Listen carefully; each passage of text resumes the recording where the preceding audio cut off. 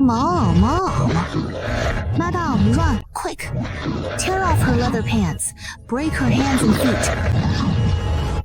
In the arena, a group of elegantly dressed young men and women sat in the high seats, their eyes filled with excitement as they stared at the square below. Several vicious chiming dogs were surrounding a girl covered in blood. The girl ran forward with all her might, but was still pinned down by a chiming dog, which tore a large chunk of flesh from her shoulder. She clenched her teeth tightly, enduring the overwhelming pain in complete silence. She lifted her head, her entire face soaked with blood. Her gaze swept over the faces of those people one by one, these people who tormented her every day. She would never forget them for the rest of her life. When she found a chance to escape this hellish place, she would make them pay 1,000-fold. The owner of the chiming dogs was an 18-year-old girl named Bailu. How strange and freakish. Eat boldly after all. Before long, this monster will just grow new flesh and blood again. Bailu, how did your royal family end up with such a monster? Sniff, sniff. Last time, when my precious bee stepped on it, it healed in just half a month. Creatures like this should be thrown into the demon realm. They're just as freakish as those damn demons. Bailu's expression darkened at these words. What royal family? She's just the low-born child of a lowly woman who seduced the emperor. That wretched woman brought shame upon our empress, so I'll torment this little monster to death. Besides, the emperor doesn't care about this daughter at all. He didn't even give her a name. She's just a nameless bastard. Bailu watched as another of the girl's fingers was bitten off, and immediately felt a surge of satisfaction. Everyone, attack together with the spirit beasts. Today's the day my cousin, the Imperial Princess, awakens her beast essence. We should celebrate properly, just wait a moment.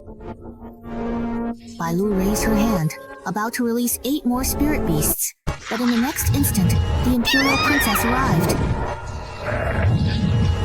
Bailu watched as another of the girl's fingers was bitten off, and immediately felt a rush of satisfaction. Everyone, attack together with the spirit beasts. Today's the day my cousin, the Imperial Princess, awakens her beast essence.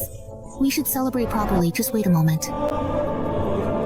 Bailu raised her hand, about to release 8 more spirit beasts, but at that moment, a sharp voice rang out. The Imperial Princess has arrived! A young girl dressed in luxurious robes walked up to the high platform, her face full of arrogance.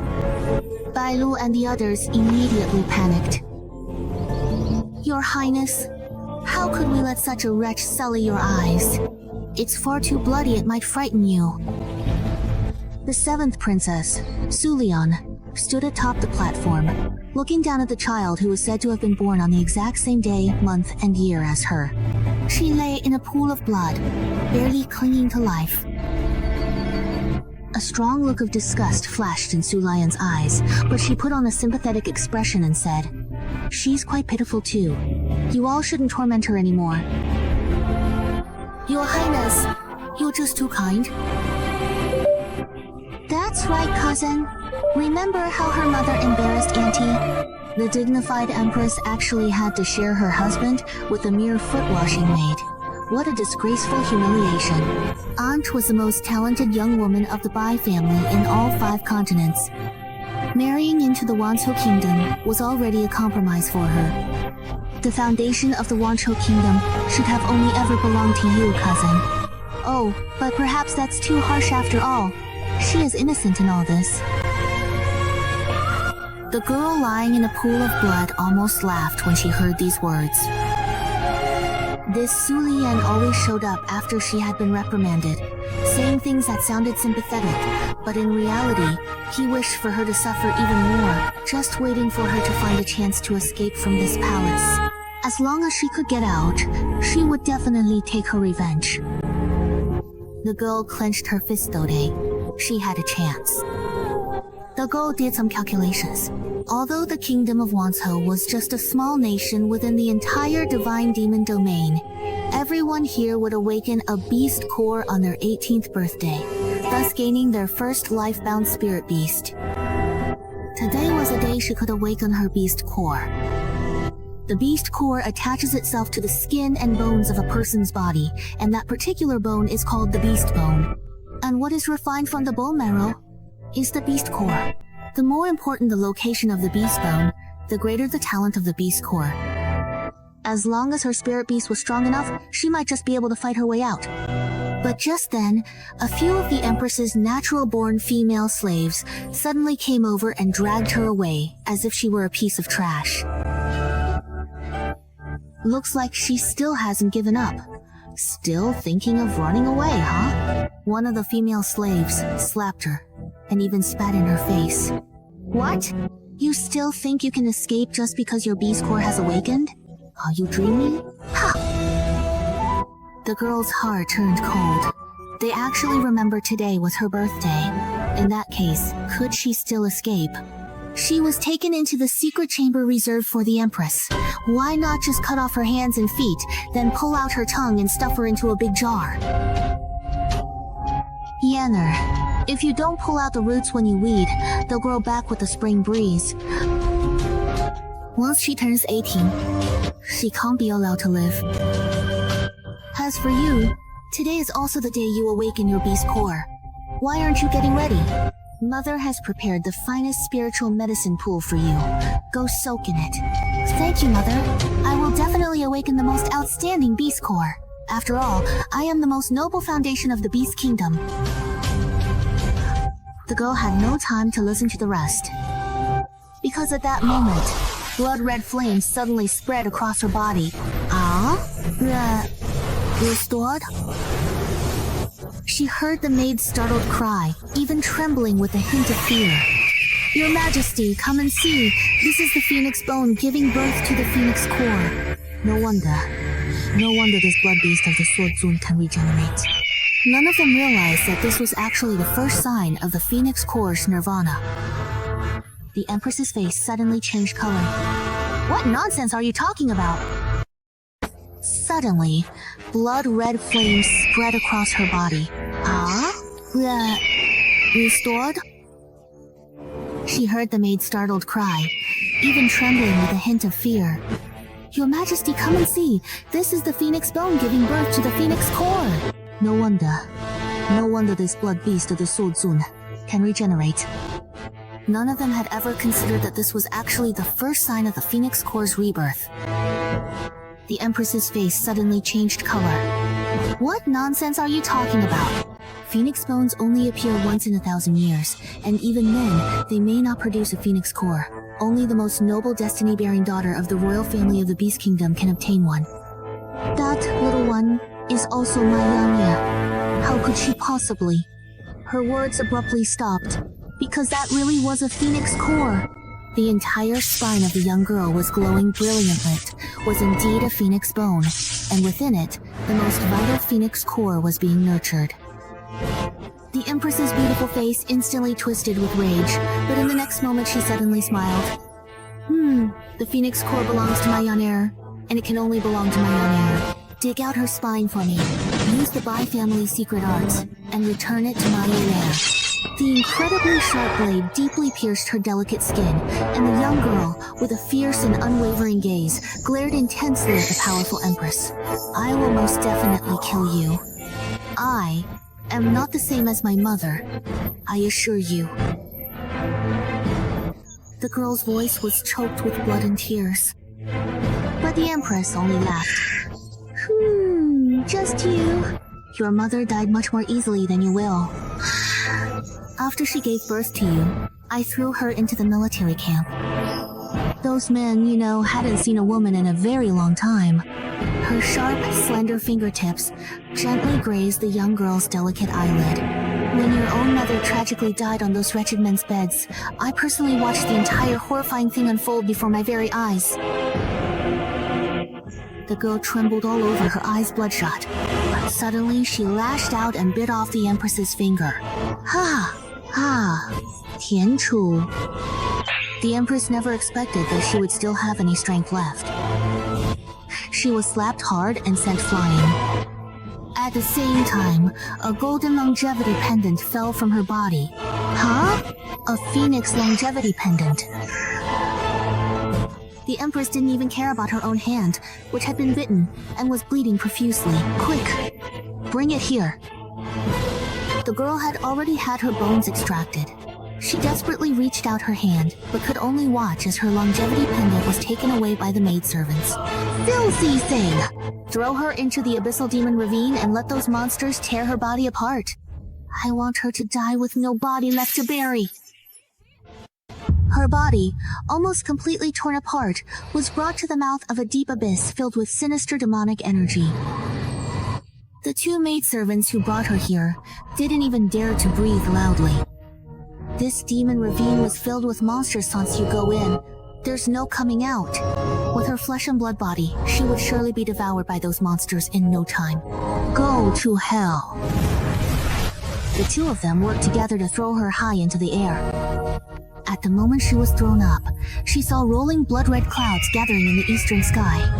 Suddenly, a beam of golden light shot down, shaking the earth, and the cry of a phoenix echoed throughout the entire Beast Kingdom. She saw those two maidservants kneel toward the east with fanatic expressions on their faces. Feng Yuan has taken root. The real Phoenix Girl is born. She was thrown into the abyss.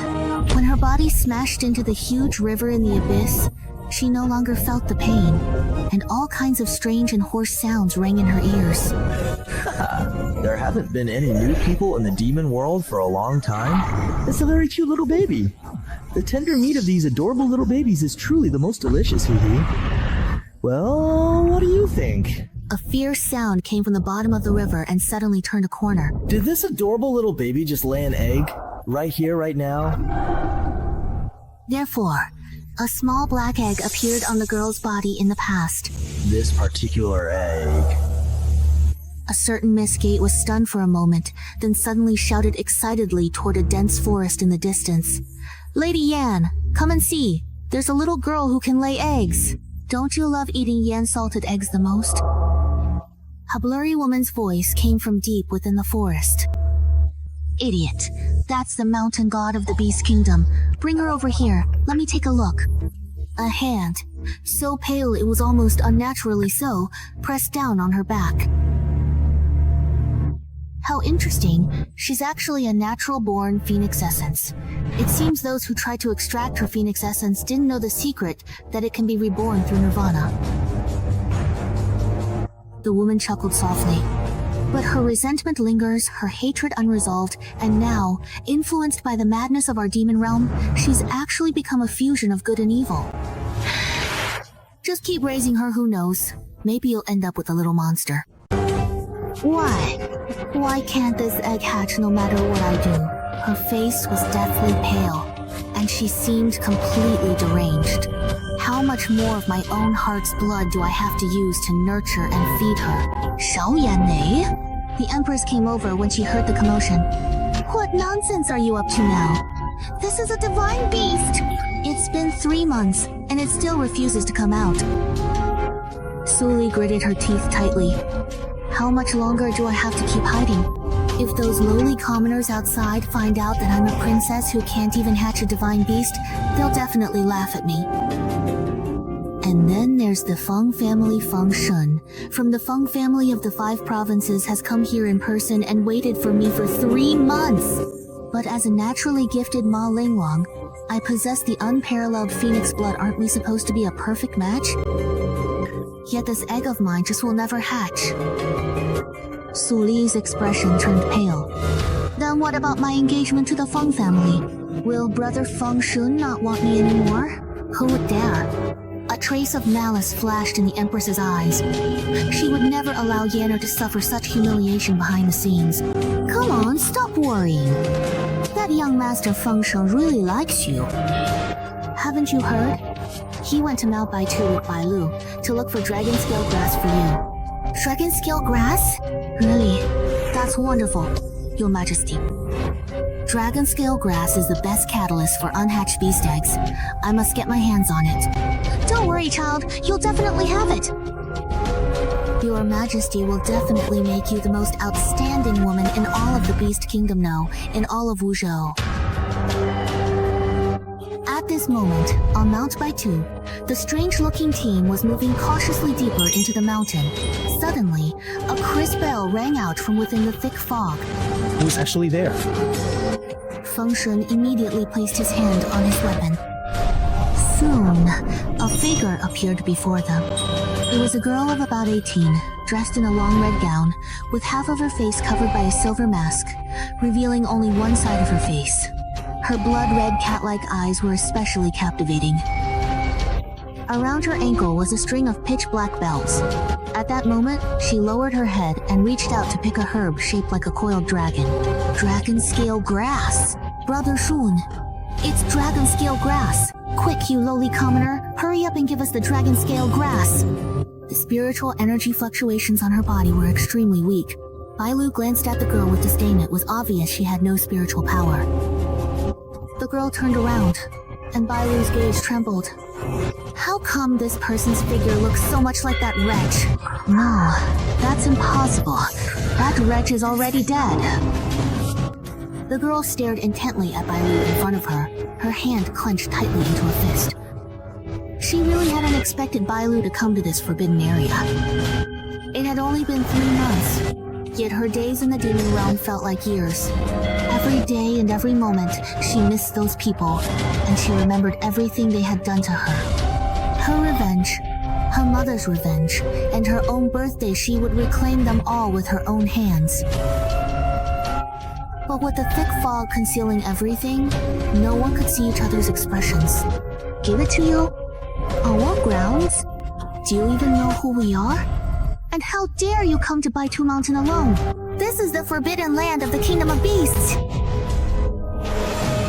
If you can walk in this forbidden land, why can't I? Bailu waved her hand, and a chiming dog rushed over. Good dog, go and catch that lowly commoner for me. The chiming dog lunged at Yin Yin, but Yin Yin drew her long whip and slammed it heavily to the ground. Bailu waved her hand, and the chiming dog rushed over. Good dog, go and catch that lowly commoner for me. The chiming dog lunged at Yin Yan, but Yin Yan drew her long whip and slammed it hard onto the ground. A surge of spiritual power erupted from Yin Yan, and her whip actually transformed into a long black serpent, which immediately coiled around the chiming dog's neck.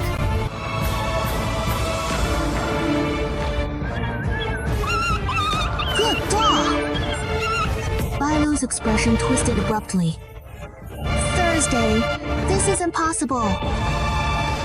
Yunong was so frightened by the overwhelming aura that he fell to the ground on his butt. He's actually a 9th tier spiritual body! Even the most perfect imperial princess of the Beast Kingdom, Sulian, only awakened her phoenix essence before she could cultivate spiritual power, and even now she's only at the 3rd tier spiritual body. What kind of monster is this woman really? Suddenly, the Netherhound let out a mournful cry as its flesh was violently torn apart, its tongue and tail still hooked around its fangs. No, stop! Bailu's eyes turned blood red. This was her life-bound spirit beast. Jian Yan finished transmitting her thoughts, then softly imitated the tone Bailu used to torment it in the past, speaking to the black serpent. Good little one, now pull out its teeth for me, one by one, and skin it as well.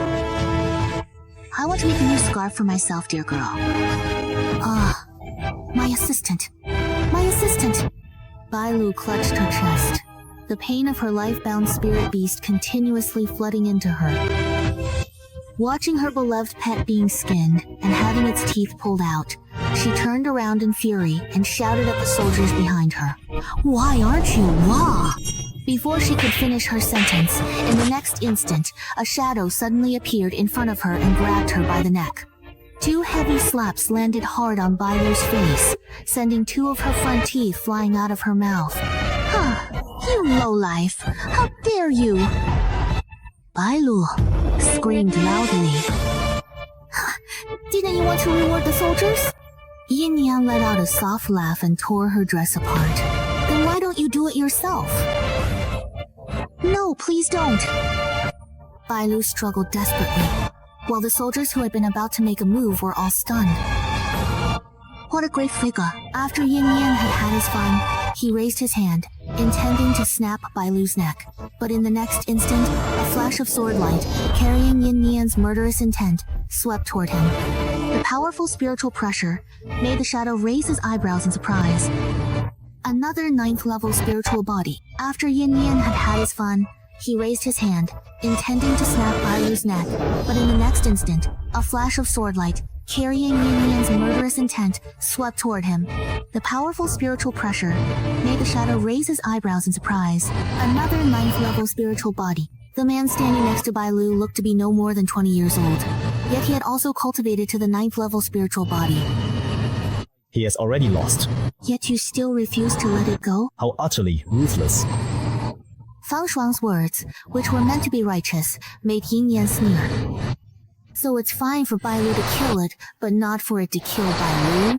Yin Yan raised his hand, using Bai Lu as a shield in front of himself. Bai Lu's face changed dramatically, blood foaming at his lips as he opened his mouth and cried out, "Ah, no, Mr. Xin!" Its legs trembled uncontrollably, and as the threat of death closed in, its knees buckled and it wet itself.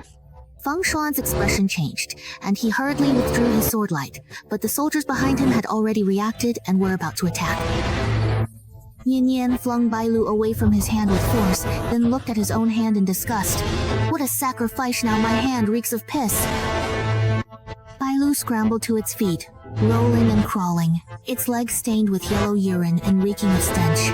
Yet, completely oblivious to its own condition, it feebly clung to the strongest person present, Feng Shuang, carrying that pungent odor with it. Brother Xin, you have to avenge me. A look of deep disgust flashed in Feng Shuang's eyes. He used his sword sheath to push Bai Lu away, giving her a bit of an advantage. He really shouldn't have let this woman come along. Only when Bai Lu saw the expression on Feng Shuang's face did she slowly realize the state she was in. Bai Lu let out a shrill scream, both ashamed and furious, wishing she could skin Yin Yan alive and tear out her bones. Your weapon is quite unique. As Feng Shuang spoke, he looked over at Yin Yan. But if you kill Bai Lu's life-bound spirit beast, you won't even need me to act. With all the soldiers here attacking you, you will surely die. Spirit beasts and their masters are one. They live and die together. Feng Shuang couldn't let Yin Yan actually kill the devouring netherhound right in front of him. Bai Lu was still shouting, "Yeah, that's right, mister. Shin, if you surrender to me now, I..." Feng Shuang couldn't take it anymore and turned around to snap, "Shut up!" What a fool, only causing trouble for him. Would the power behind a 9-fold spirit body at this age be insignificant? Could you please tell me what your name is? Fang Shuang looked at Yin Yan. Huh? Yin Yan? Yin Yan smiled and said, "Give me your dragon scale grass. You should come back to the Beast Kingdom with us as well." Fang Shuang didn't even bother to ask Yin Yan what she meant. He couldn't sense any spiritual energy fluctuations from this woman at all. She must be carrying some kind of treasure that conceals her spiritual power. Most importantly, he wanted to know this woman's true identity. She was definitely not a brainless woman like Bai Lu. What? Thursday? This one is actually worthy too? Bai Lu muttered under her breath, her teeth already bared in anger. She could barely speak with her fingers pressed against her mouth. "If you say one more word, I won't hesitate to pull out all your teeth." Yin Yan smiled at Bai Lu. Fang Shuan's face darkened with displeasure. No matter how foolish Bai Lu was, she was still someone he had brought along. How could this woman treat him as if he didn't matter at all? She definitely wouldn't be willing. Bai Lu said in a low voice, "All right then, I'll go with you all." Yin Yan suddenly laughed. He looked up, and only then did the black snake release the half-dead devouring hound it had been tormenting. The black snake transformed into a whip and returned to his hand. A look of satisfaction appeared on Feng Shuang's face. He raised his hand toward the soldiers behind him, and only then did those soldiers lower their weapons that had been aimed at the underworld. They were outnumbered and couldn't fight head-on. But Yin Yan had other ways. Jin Yan walked over to Bai Lu with a smile, and under her terrified gaze, grabbed her by the shoulder. "Ha ha ha, Brother Xing. Bai Lu, her voice trembling, pleaded for help. Feng Shuan immediately looked over. Jin Yan smiled. Don't worry, I won't hurt her. His hand pressed down on Bai Lu's shoulder, slowly tightening, his voice very soft. There's still a way to go ahead. Let's get along well, shall we? At the very moment he patted her shoulder, a tiny black bug, as thin as a strand of hair, burrowed into Bai Lu's body. The whip in Jin Yan's hand transformed once again into a black snake, staring intently at Bai Lu from the side, radiating killing intent. Jin Yan gently patted her head in a soothing manner. Don't worry, keep Bai Lu alive. I have big plans for her, he said softly. Wait, what is this? The fluctuation of spiritual energy is actually this terrifying? Suddenly, Feng Shuan's voice called out, Xiaofeng! Ahead, on a patch of barren ground where not a single blade of grass grew, a deep purple herb was emitting a dense wave of spiritual energy. The herb was shaped like a lotus, with a snow-white pearl nestled on top. Feng Shuan immediately moved forward to pick it. Don't touch it! He remembered that the old demoness at home had told him there was something on Mount Baitu that absolutely must not be touched. Don't touch it? Feng Shen smiled confidently. There's nothing in this world that I, Feng Shen, can't touch. With an air of dominance, he yanked the herb right out. Jin Yan's expression changed dramatically. Damn it, you idiot! The moment the herb was pulled out, countless streams of magma began to surge and roll out from beneath Mount Baitu.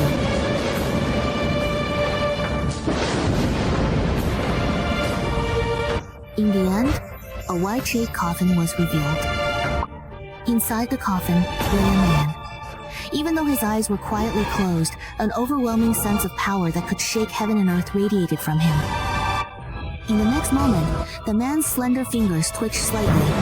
With just that small movement, the entire mountain range began to shake. Feng Shuan was instantly blasted apart with a thunderous boom. Everyone present was enveloped by that terrifying aura. No matter how powerful a 9th-level spirit body might be, in the face of this force, it was like a spark in a pile of ashes. Anyone caught in this aura would be doomed without a doubt. But now, it's already too late to run. At the critical moment, Feng Shuan gritted his teeth, took out a jade token from his waist, and crushed it. In the next instant, an equally powerful aura shot up into the sky, enveloping that terrifying presence once again. A ring of light barely managed to surround Feng Shuan, Bai Lu, and Jin Yan within it. This is a spatial jade token my teacher left me. It won't last long, and at most, it can only take 2 people. Take me with you. Bai Lu was sobbing uncontrollably. Brother Xin, please take me with you. I don't want to die. But Feng Shuan's gaze fell on Jin Yan. You just come along with me right now. As for the spatial jade, he had no intention of wasting it on Bai Lu. Brother Xing, how could you treat me like this? Come with me, and I'll let you become my personal maid. He wanted to keep this woman. If this woman didn't have anyone powerful backing her, he would definitely want to make use of such talent for himself. Jin Yan let out a cold laugh, dodged his hand, and grabbed Bai Lu, who was standing to the side. A voice that only the 2 of them could hear sounded from the depths of the earth. You've already been poisoned. In less than half a month, the entire star domain will rot away and die. Only I can cure the poison. You are not allowed to tell anyone about this. If you want the antidote, come find me at Mount Baitu in 3 days. A portion of Jin Yan's mask was blown off by the blast, and Bai Lu recognized him. You are... Bai Lu's pupils trembled violently. How could this be possible? How could this sword seed still be alive? Jin Yan didn't care about her at all. After speaking, he threw the shocked Bai Lu straight into the spatial vortex. You actually gave him the chance to live? Really? Feng Shuan stared blankly at Jin Yan. Aren't you leaving yet? Jin Yan avoided Feng Shuan's gaze and shielded his own face. He had his own way to escape if he undid the bell-shaped magical artifact at any time. He could be instantly summoned back to the demon realm before being crushed into a bloody pulp. But Feng Shuan didn't know this. In the end, Feng Shuan gave Jin Yan a deep look, then stepped into the spatial vortex and disappeared. You must absolutely survive this. he left these words behind. I never truly thought there would be a woman as genuinely kind as you in this entire world. In the next moment, Bailu and Feng Shun vanished before Jin Yan's eyes. That terrifying aura was about to engulf Jin Yan in the blink of an eye. But in the next instant, Jin Yan directly broke the spiritual treasure on her ankle, and a black vortex instantly pulled her in. The terrifying tunnels of Baekdu Mountain stretched layer upon layer. Inside the palace of the Kingdom of 10,000 Beasts, the Empress gazed into the distance toward Baekdu Mountain, her face deathly pale, murmuring, "How is this possible? Could it be that God? Is he still alive? Mother, what about my dragon scale grass?" Su Linian looked irritable, only thinking about herself, but the Empress was thinking about Feng Shun. It's over. If Feng Shun dies, how will she explain it to the Feng family? But in the next moment, that punch sent gale, snowstorm, and white deer fleeing in a sorry state. Feng Shui, are you alright? Where's my dragon scale grass? Didn't you say you'd give it to me so I went to get the dragon scale grass? Feng Shun was still thinking about Yin Yan, but then saw that his fiancée, even in such a situation, didn't ask about his safety, but instead asked about the dragon scale grass first. You're really too much. Feng Shui, you should go rest. It was the same for her. She was just startled by the sudden flash of white light. The Empress gave an awkward laugh as she spoke. Feng Shun let out a cold laugh, and for the first time seriously sized up this so-called once-in-a-millennium imperial princess. If it weren't for her innate phoenix essentia, with her exceptional talent and the phoenix essence, she could probably hatch the divine beast egg even without the dragon scale grass. Feng Shun narrowed his eyes. Or is it that the imperial princess has some unspeakable secret? How could that be? Brother Shun, I'm sorry. I was just too anxious earlier. Meanwhile, Bailu was crawling on the ground beside them as the poisonous insects began to ravage her body. She was in pain and terrified. That sword seed is still alive, and even poisoned her? Bailu looked at everyone around him with hatred in his eyes. They only cared about the dragon scale grass. Only cared about Feng Shun. One cared whether he lived or died. Bailu staggered to his feet and walked outside. He didn't want to die. He had to find a spiritual healer to detoxify himself first. No, that's impossible. I can't die, and I won't be ruined by. The festering wounds on his face kept emitting a foul stench, and he trembled all over. I have to find that girl. He has to beg Yin Yan to save him. Bailu still remembered Yin Yan's threat. He didn't dare tell anyone about what happened with Yin Yan. He couldn't afford to take that risk. What if Yin Yan refused to treat him anymore? What would he do then? That woman is so vicious. What wouldn't she be capable of? No, I can't let this go on any longer. Please save me. All of you. Think of a way to help me. He shrieked at those spiritual healers. But if it weren't for the fact that he was the Empress's cousin or a member of the Bai family, they wouldn't even bother to serve him. While they were still trying to come up with a solution, a maid suddenly burst in, stumbling as she shouted, "Spiritual healers, hurry to the Empress's side! The divine beast egg is about to hatch."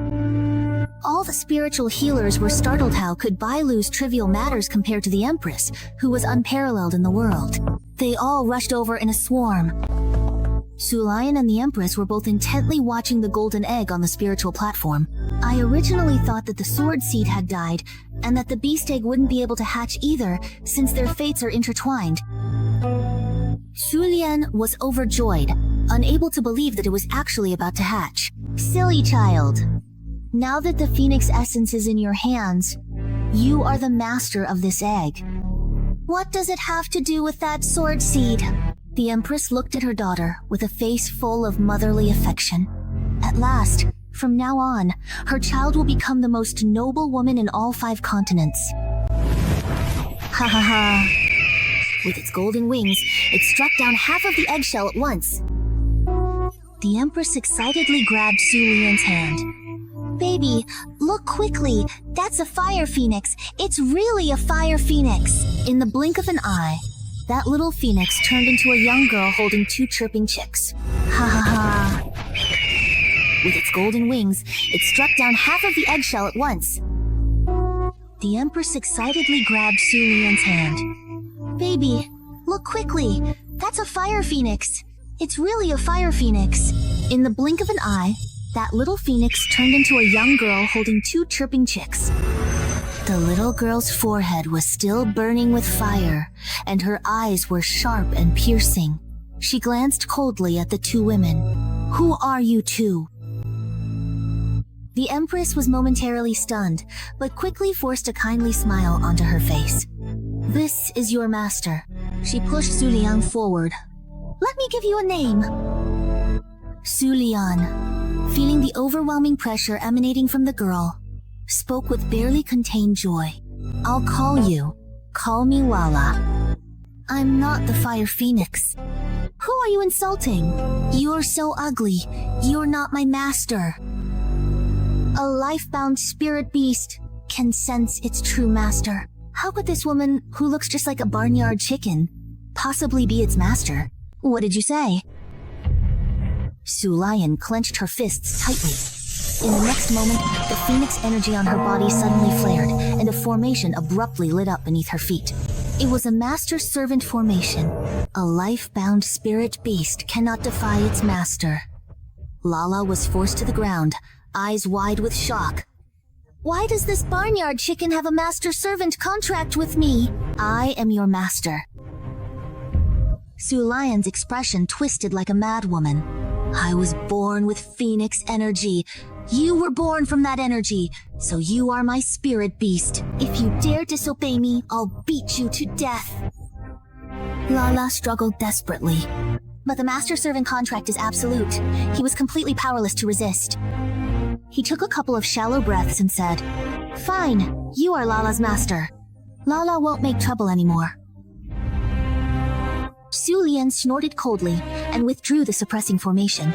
But in the next instant, Lala suddenly leapt up, transformed into a little fire phoenix, and spewed blazing flames all around. The entire room was instantly set ablaze. Not making trouble, my ass. Burn your lousy chicken coop to the ground. Fine. You are Lala's master. Lala won't make trouble anymore. Su Li also snorted coldly and withdrew the suppressing formation.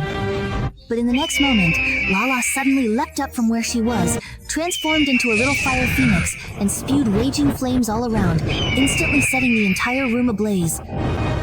Not making trouble, my ass. Burn your lousy chicken coop to the ground. I'm going to find my real master. Her innate pride was inherited from her master, but she hadn't gotten very far after splitting off. Don't even think about trying to run away from this place. An overwhelming pressure descended, directly tearing the little tamed phoenix that had just escaped back. The Empress kept a cold face, and with a wave of her hand, the flames were scattered by a fierce wind. Your Majesty, indeed! Su Li still couldn't help but sob with grievance. Yana, don't worry. The Empress looked coldly at Lala, who was still struggling. If a little pet doesn't behave, beat it within an inch of its life, and it'll listen. The Empress's whip, far from gentle, lashed down hard on Lala. Just you wait. Once Lala gets in there and finds her master, she'll smash you all to pieces. Then Lala will burn all the fur off your bodies. Ugly freak! Ugly freak! The Empress was so angry her eyebrows stood on end, but she still didn't dare to actually kill Lala. At the same time, far away in the demon realm, a sharp pain suddenly shot through Ein's chest. It seemed like he sensed his other child. When Ein woke up again, the air was thick with the smell of medicine. Little girl, you're awake. A 10-year-old child with a head full of green hair was standing beside him. Clearly just a kid, yet he had his hands behind his back, trying to act like an old man. In fact, he really was extremely old, if not 6,000 years old this year. Then at least 5,000. Huh? Old poison master! Ina sat up, clutching her chest. What happened to me? It's just nothing, really. Even Even with the old poison master's skills, he couldn't figure out the reason. After all, this kind of life bond is hard to explain. Maybe your body is just too weak. I'll prescribe you some medicine to help you recover. Huh? Please don't.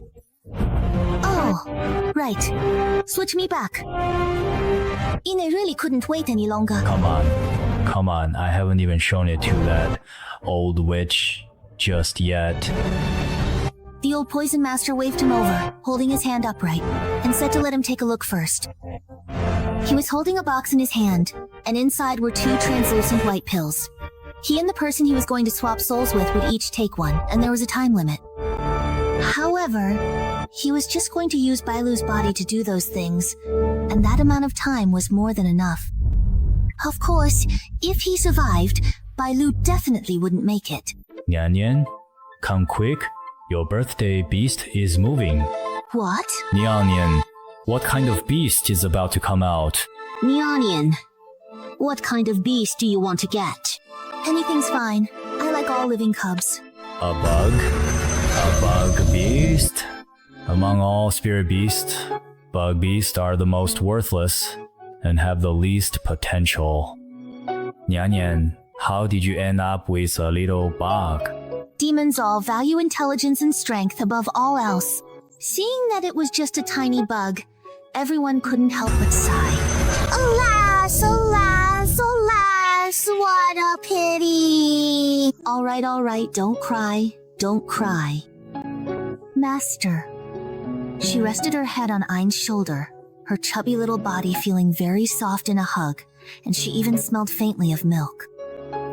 The demons had been watching with smiles, but now none of them could laugh anymore. What exactly are you doing at this very moment? Hurry up and get off our Nian Nian. Their faces were all pulled long in disappointment. You're Nian Nian's life-bound spirit beast. You have to protect Nian Nian in the future. How can you do that if you're so weak and fragile? His eyes immediately turned red, and he clenched his little beast fists. I will always protect my beloved master! Yin patted its head. It's okay. Even if your strength isn't great, your master will protect you. Master, you are truly so very kind indeed. Come on, let me give you a name. I already have a name. My name is Babian. That woman didn't die in that disaster, did she? But if that's the case, what about the couple's token? Suddenly, the lion-faced dog let out a threatening growl toward a certain spot. You came? Right on time. Bailu kept a long distance from it. You treat? You! Before the words were finished, a black snake was seen coiling around its hand, baring its fangs menacingly. Bailu instantly stopped, just pressed her lips together, and said to it, "Give me the antidote now." You want me to give you the antidote? Sure. Get on your knees and beg me. There was a murderous intent in its eyes, and the oppressive force of a 9th-level spiritual body made it almost impossible for Bailu to breathe. Bailu unwillingly lowered herself slightly. Is this sword master even worthy? But among all the best spiritual healers in the kingdom of beasts, only my son's poison. He doesn't want to die, nor does he want to be disfigured. Bailu lowered his head, and beneath the veil, his face was already so rotten it was nauseating. I'm sorry. It was my fault before. Please spare me this once. His voice was choked and trembling. It was just too humiliating. Jinian looked at Bailu, recalling that not long ago, it was he himself who had been kneeling on the ground at that moment. He had knelt to these people for a full 18 years. Eat him? Bailu looked a bit hesitant. Could Nian Nian really be so kind-hearted? Seeing this, Jinian put a smile back on her face. It does me no good if you die. I'm still counting on you to get me an identity in the kingdom of beasts. Bailu's eyes lit up. That's right, this woman could have killed him, but she let him live. Doesn't that mean she needs something from him? You don't believe me? Seeing that she still would need it, Jinian sneered, took out another identical pill, and tossed it into her own mouth. Don't worry, it won't poison you. She even took the pill herself. Bailu instantly believed her and threw the illusion soul pill into her own mouth as well. But in the next instant, his whole body trembled, and a heart-wrenching pain shot through him. No! Are you trying to kill me? Are you trying to kill us?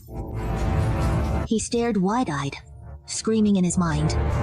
At this moment, Nian Nian was also in great discomfort, the glass-like pain in her soul making her suffer intensely.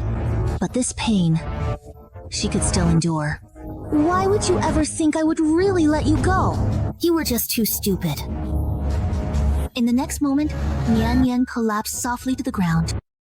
After Bailu's soul was dissolved by the illusion soul pill, a part of the soul left the body and entered Bailu's body. Master? Fabian called out tentatively. It's me!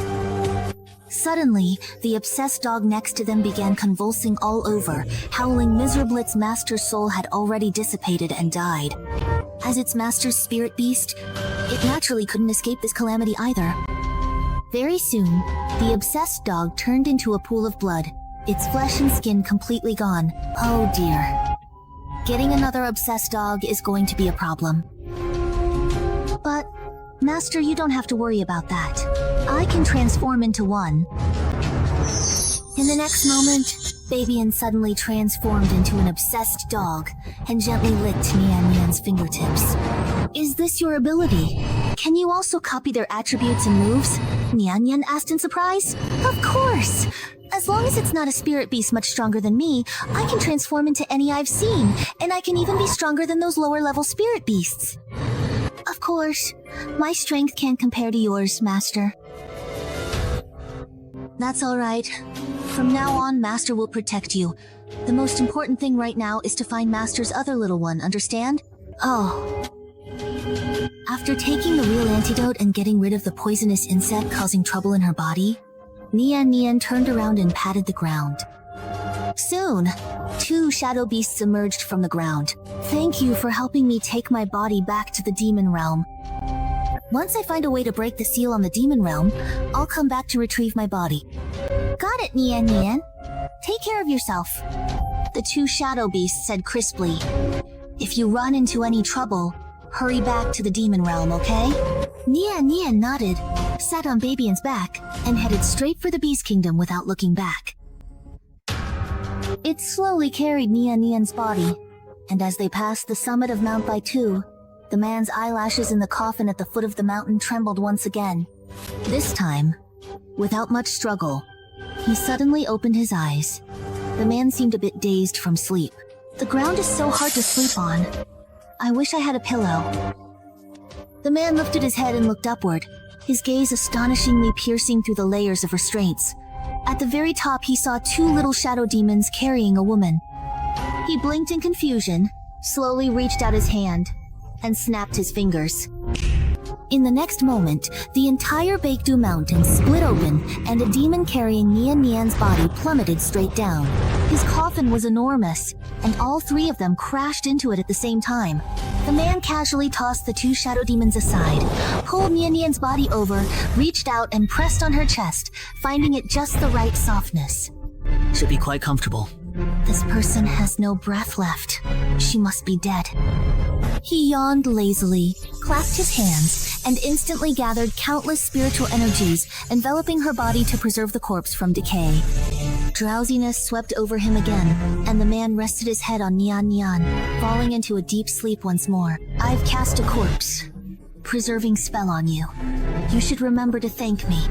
The 2 shadow demon beasts trembled in fear, clinging to each other. There were formation arrays everywhere down here. If even the edge of a small array was disturbed, they would instantly be reduced to ashes. It's over, Nian Nian has been taken away. Nian Nian had no idea she was being used as a natural pillow. She was still lecturing Bai Chang Chang. By the time Jin Yan arrived at the palace, it was already dawn. Oh, sister, where have you been? With a face like that, you actually have the nerve to go out? Jin Yan turned around to see a woman standing in front of her. The woman looked to be about 15 years old. She was Bai Lu's younger sister, named Bai Qiangqian. Although these 2 sisters were born of the same mother, they never got along. In fact, you could say they had been at each other's throats since childhood, fighting over the family's limited resources. Still wearing a veil. Sister, why don't you take it off and get some fresh air? Let your little sister see if there's any hope for you. With a loud smack, Bayayue was sent flying and crashed heavily to the ground. A sharp aura surged up and down around the shadows. Seeing Bayayue, she was completely stunned. Ha! Impossible! You clearly have no talent for cultivating spiritual power. How can you use it? Yeah, after being poisoned by that strange toxin, it seems I actually benefited from the misfortune. He found a suitable excuse, and suddenly I discovered I could cultivate spiritual power. Sister, you should be happy for me. What are you two arguing about now? A gentle yet commanding voice came, making Shadow freeze completely. She slowly turned around, and sure enough, saw Sun Lion standing right behind her. I heard you awakened your spiritual body. With your face like that, why don't you cover it up? It's not like you're that good looking yourself. Why are you so confident? What did you say? Cousin? Just because your face is injured doesn't mean you can't stand to see others doing well. The Bai family is Yan Er's maternal family. For their sake, I'll let you off this time.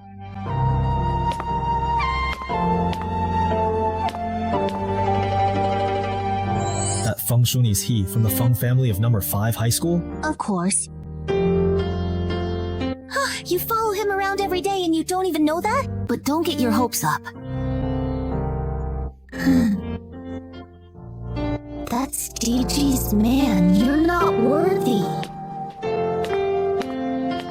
Bai Bian, can you please turn into Bai Lu? I can keep it up for 3 hours, as long as you give me a drop of your blood essence.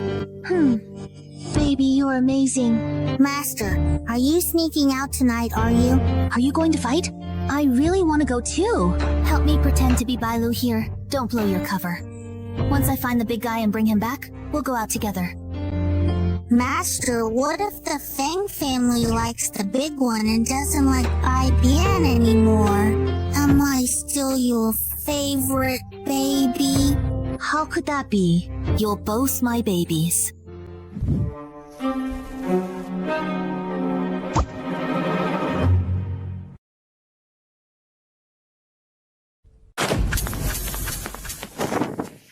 Yin Liang was quite familiar with the palace, so she easily avoided the patrolling soldiers and wandered almost all over the imperial city, but she didn't find her baby at all. That just leaves the Empress's chambers and the dungeon. We can't go there, or that woman, the Empress, will catch us. I, Feng Jia, really am a genius.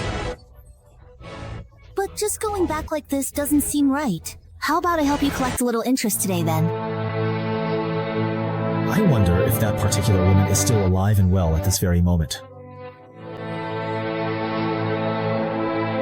Being too kind is just foolishness. What a pity. That beautiful woman is as lovely as a blooming flower. A woman like her is truly worthy of being taken by me.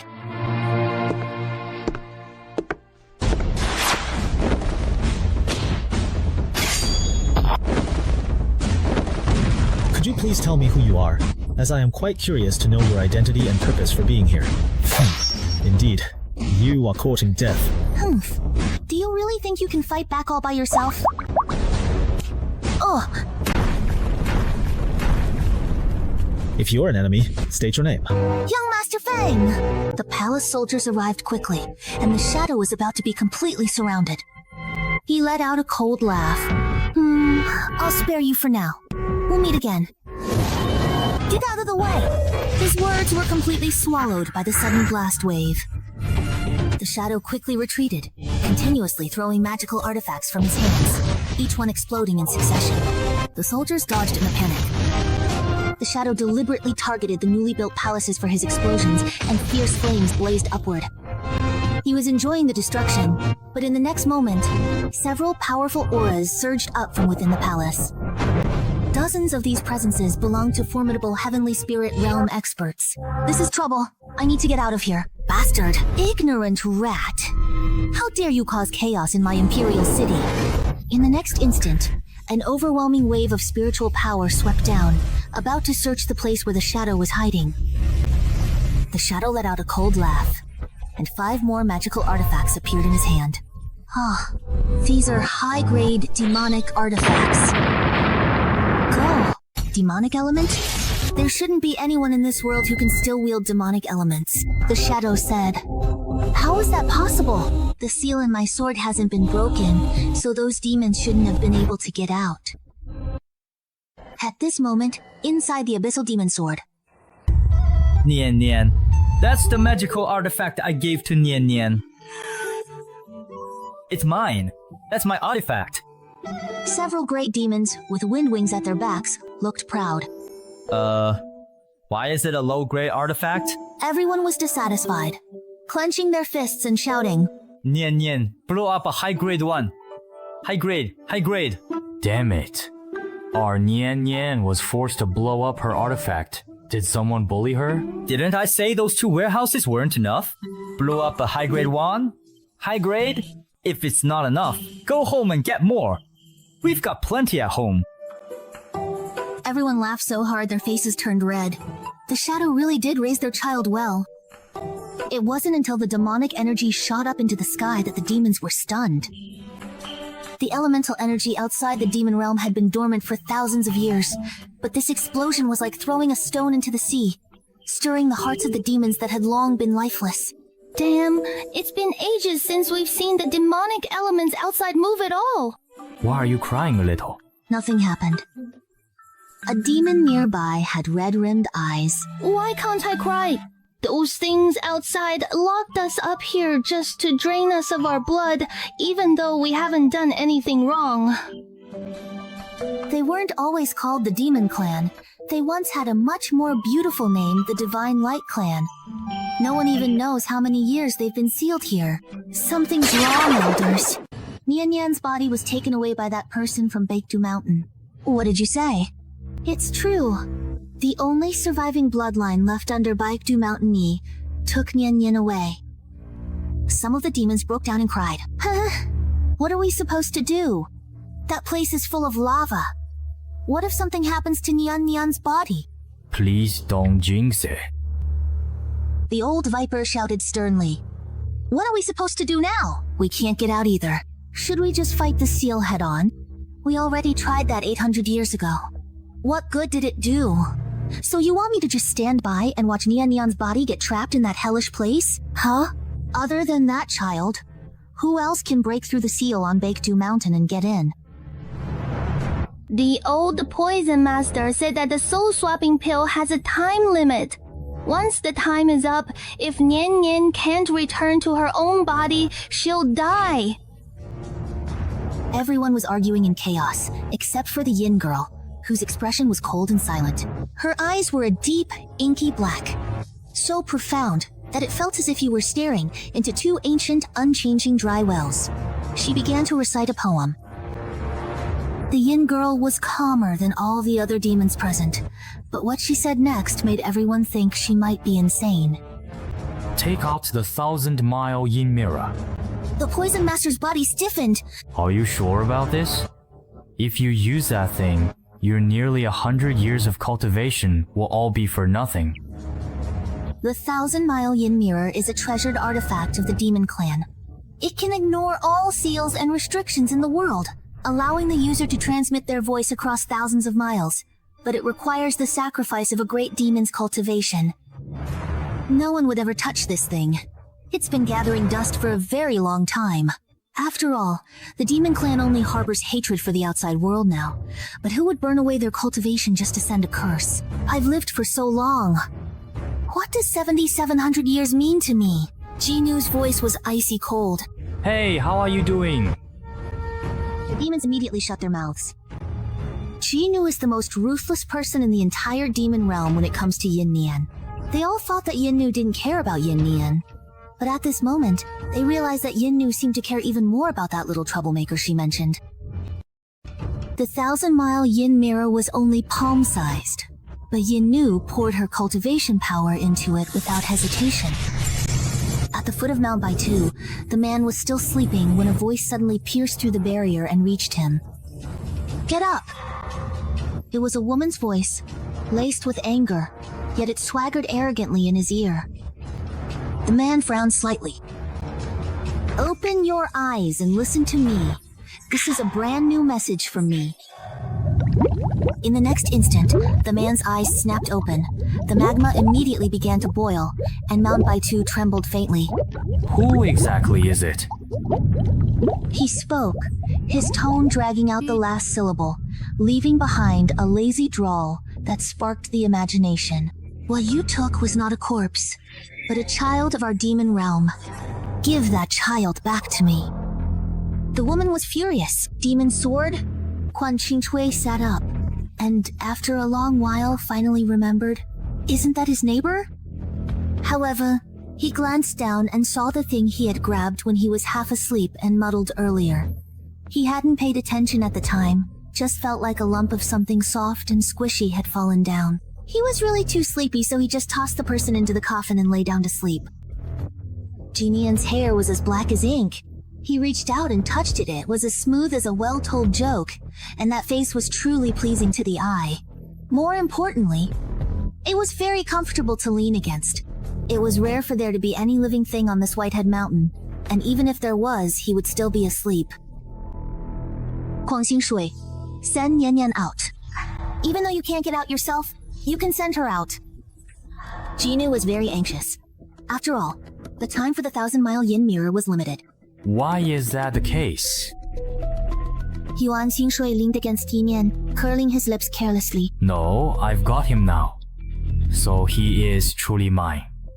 He is absolutely mine. In the demonic formation, Yinyu was so angry that she shattered a mountain with a single palm. She took 2 deep breaths. Nian Nian absolutely cannot stay with Yuan Qingxui. Otherwise, who knows what might happen. Kuang Xingxui, how about this? Let's make a deal. Jinu spoke quickly. You've been trapped under Whitehead Mountain since you were a child. Don't you want to get out? Although I can't do anything about the seal of our demon realm. But there is a way to break the seal of your Thread Clan. As soon as those words were spoken, the faces of the demons were filled with surprise. Yinyu had never mentioned this to them before. But if the only surviving bloodline of the Thread Clan were to be released, just the thought of it made everyone shudder. Yinyu tightly closed her eyes, as if she had made a tremendous decision. Return Yan Yan to us, and I'll teach you how to get out. Yuan Xingxui was stunned for a moment, and her previously nonchalant gaze finally turned serious.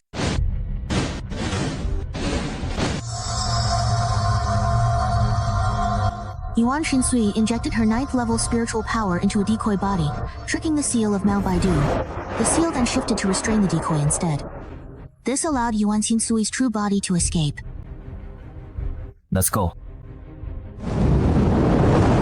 Directly opposite Baidu Mountain was the demon realm. Carrying Yinian's body, he walked forward for a while and saw countless demons crowded in front of the demon sword seal. Feed Nian Nian, hurry and bring her over. Oh dear. Our Nian Nian must have suffered. Without her soul, her body would also be affected. Look at that little face. It's gotten so thin. Hey, she hasn't gotten thin. The demons widened their eyes.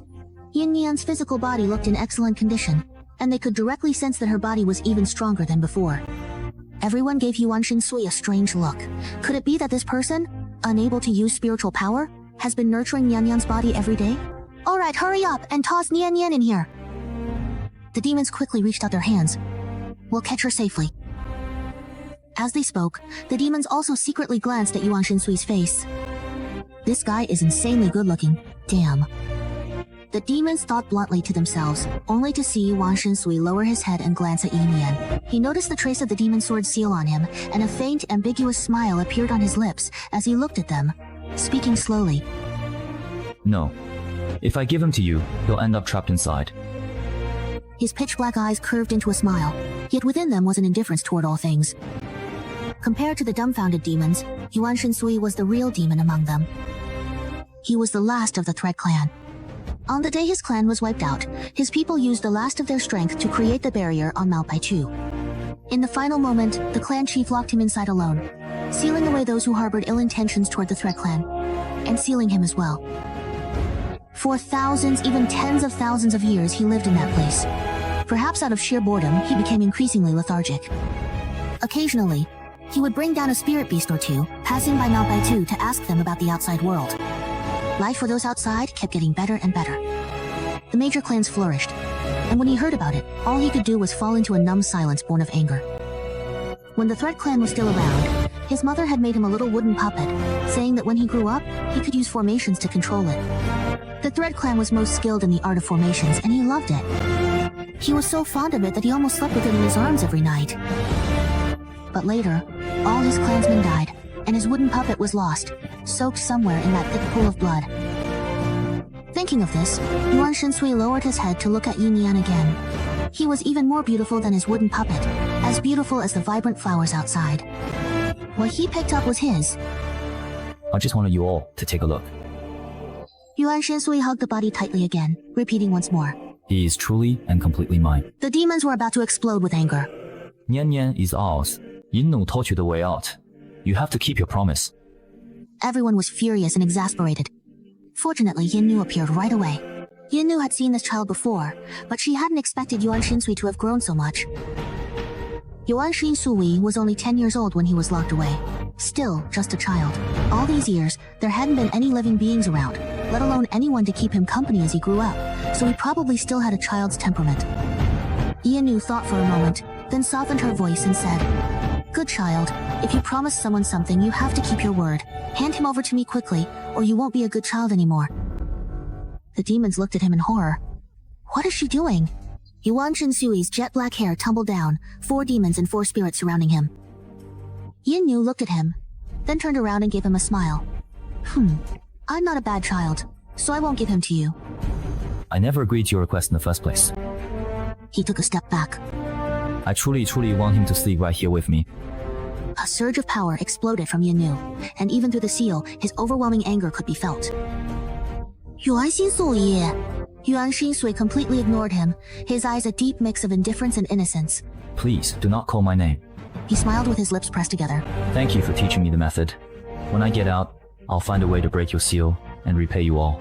Where are you going? You can't go outside. Yinnu's eyes suddenly narrowed. Have you forgotten why your people died? If they discover you, your identity.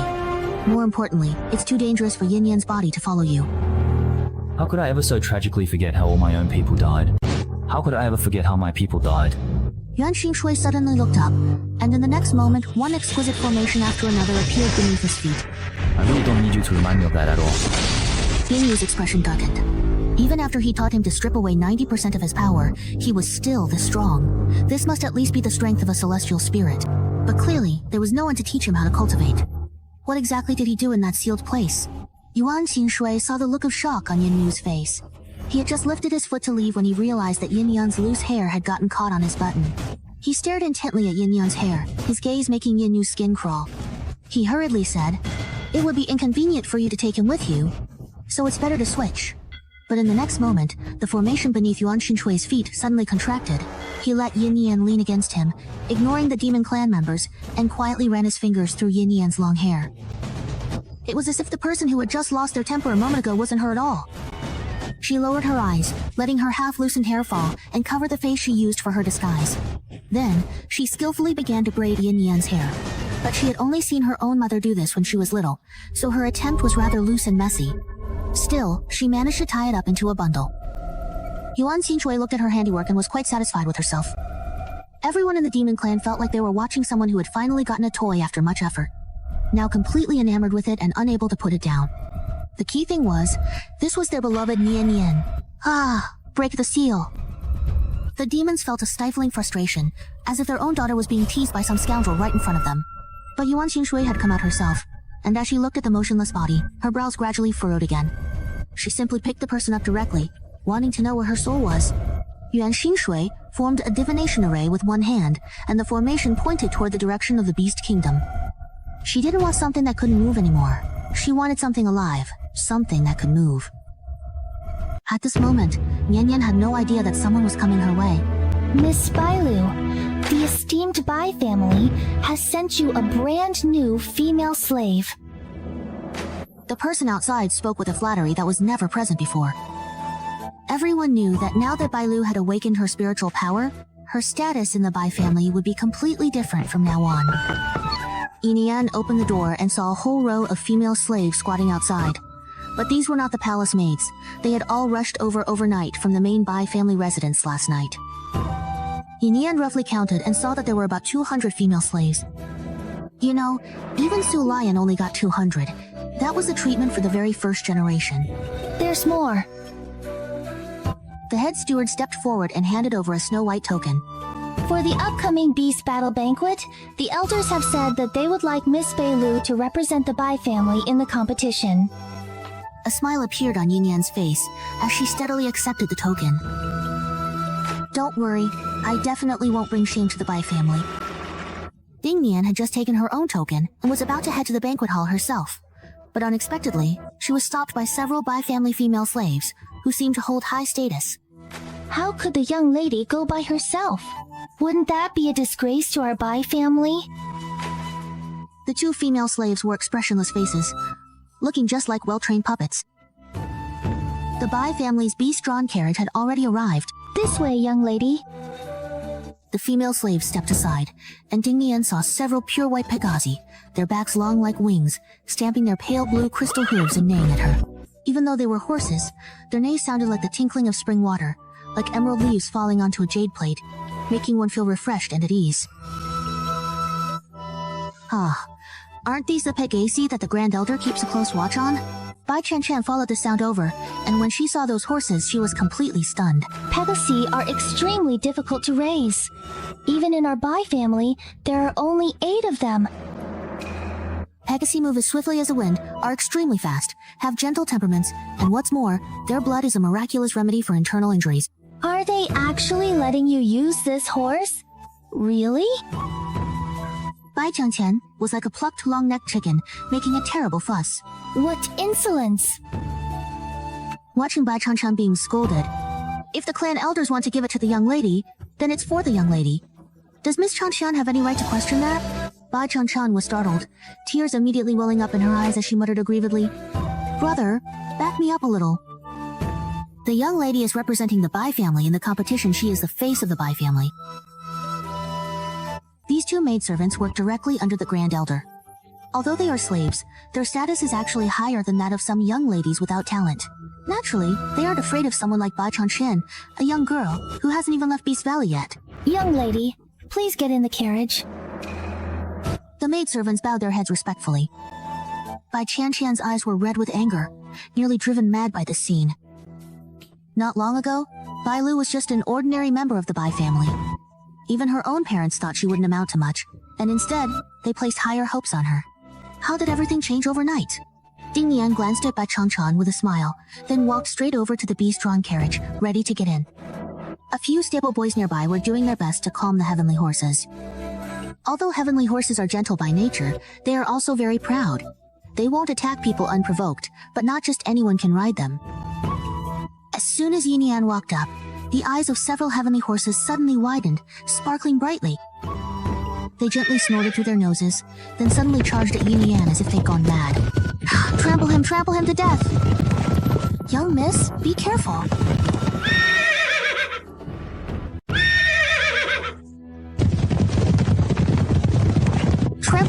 Trample him to death. Young miss, be careful.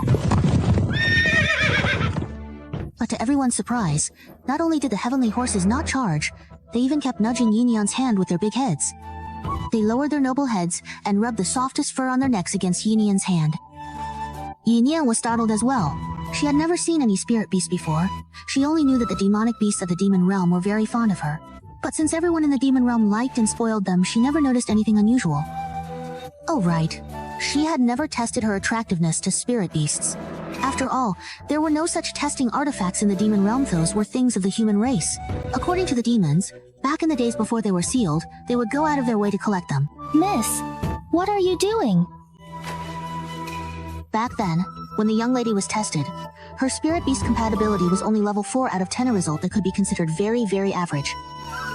Yin Yan wasn't the least bit flustered. He was completely calm, even as he was surrounded by 4 heavenly horses. After awakening my spirit body, I do feel like my compatibility level has increased, but I haven't tested it yet. The two maidservants were overjoyed, truly a blessing in disguise. Congratulations, miss. Is there even a need to test it? Even without testing, we know it's definitely above level 8.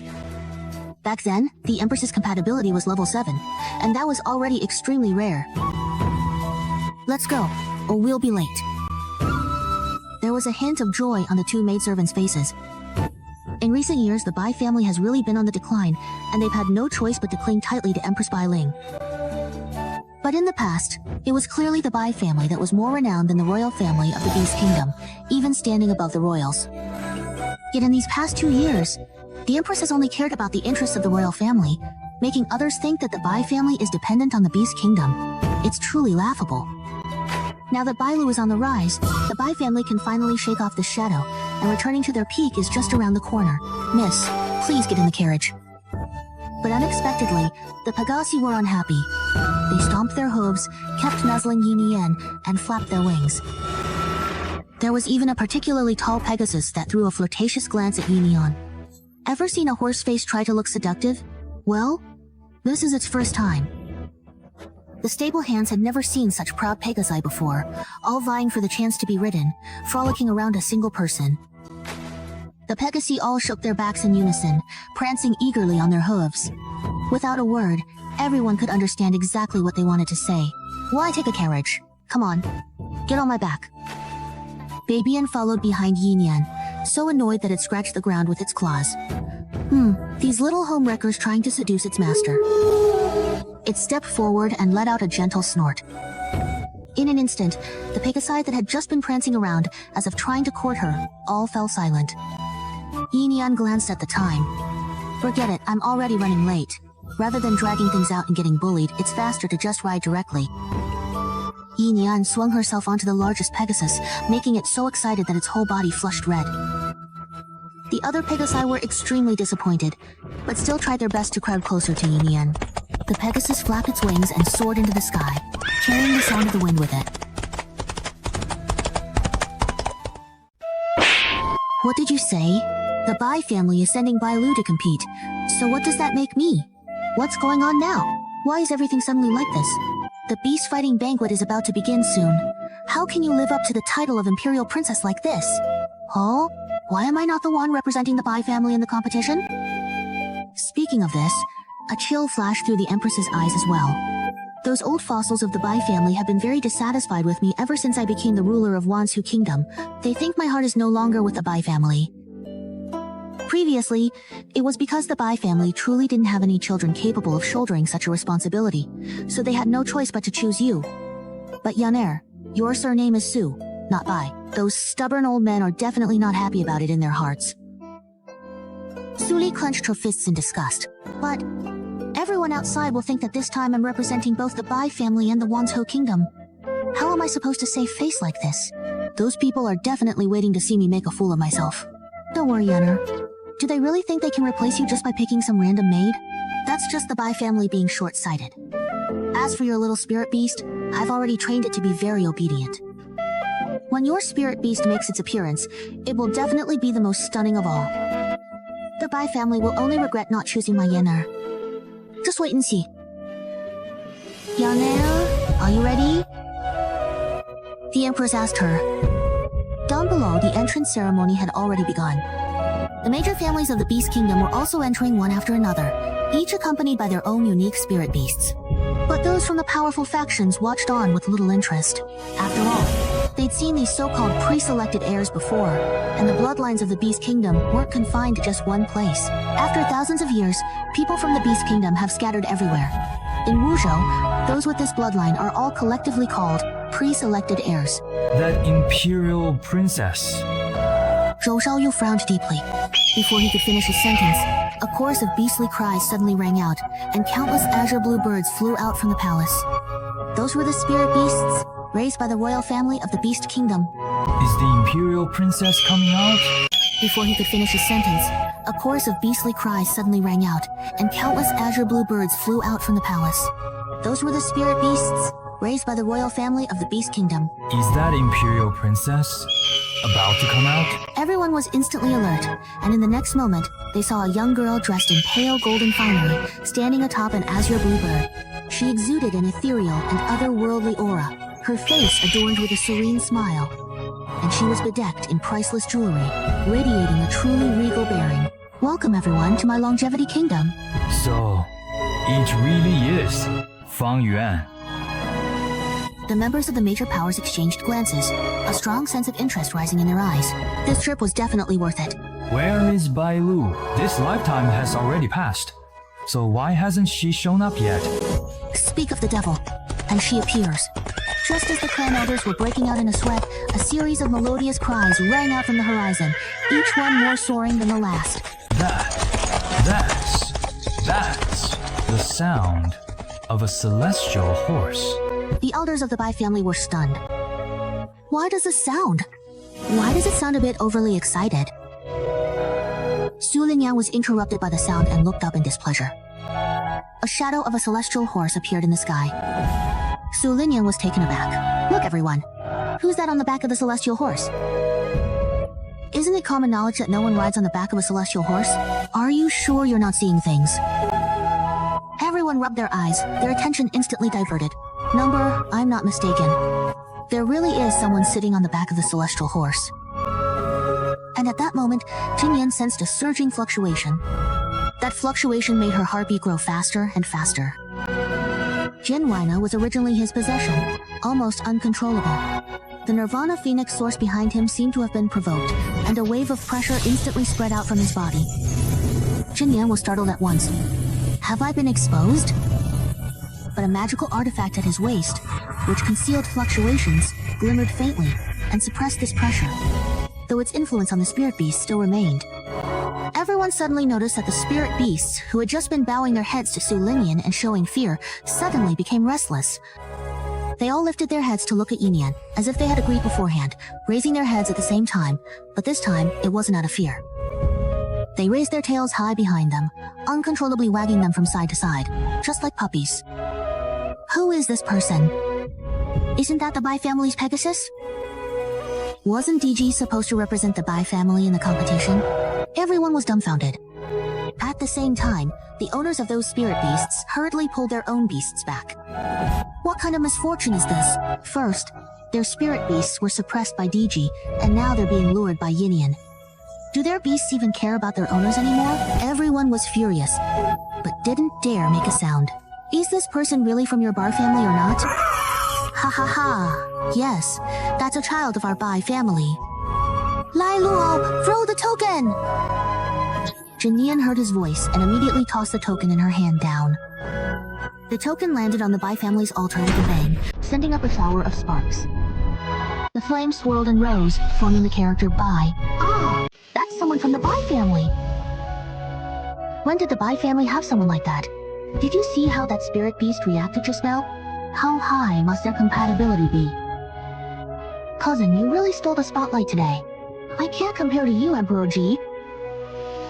Jin Yan turned and glanced around the arena, spotting the Bai family section. The clan elders were all looking at her with delighted expressions. What on earth were they thinking? But only Jin Yan herself knew that, ever since she was young, the people who hated seeing her the most were these very members of the Bai family. Elder Su, I apologize for being late. The celestial horse was a bit unruly at first. You call that unruly? Did that celestial horse just never see them as people before? Take a seat.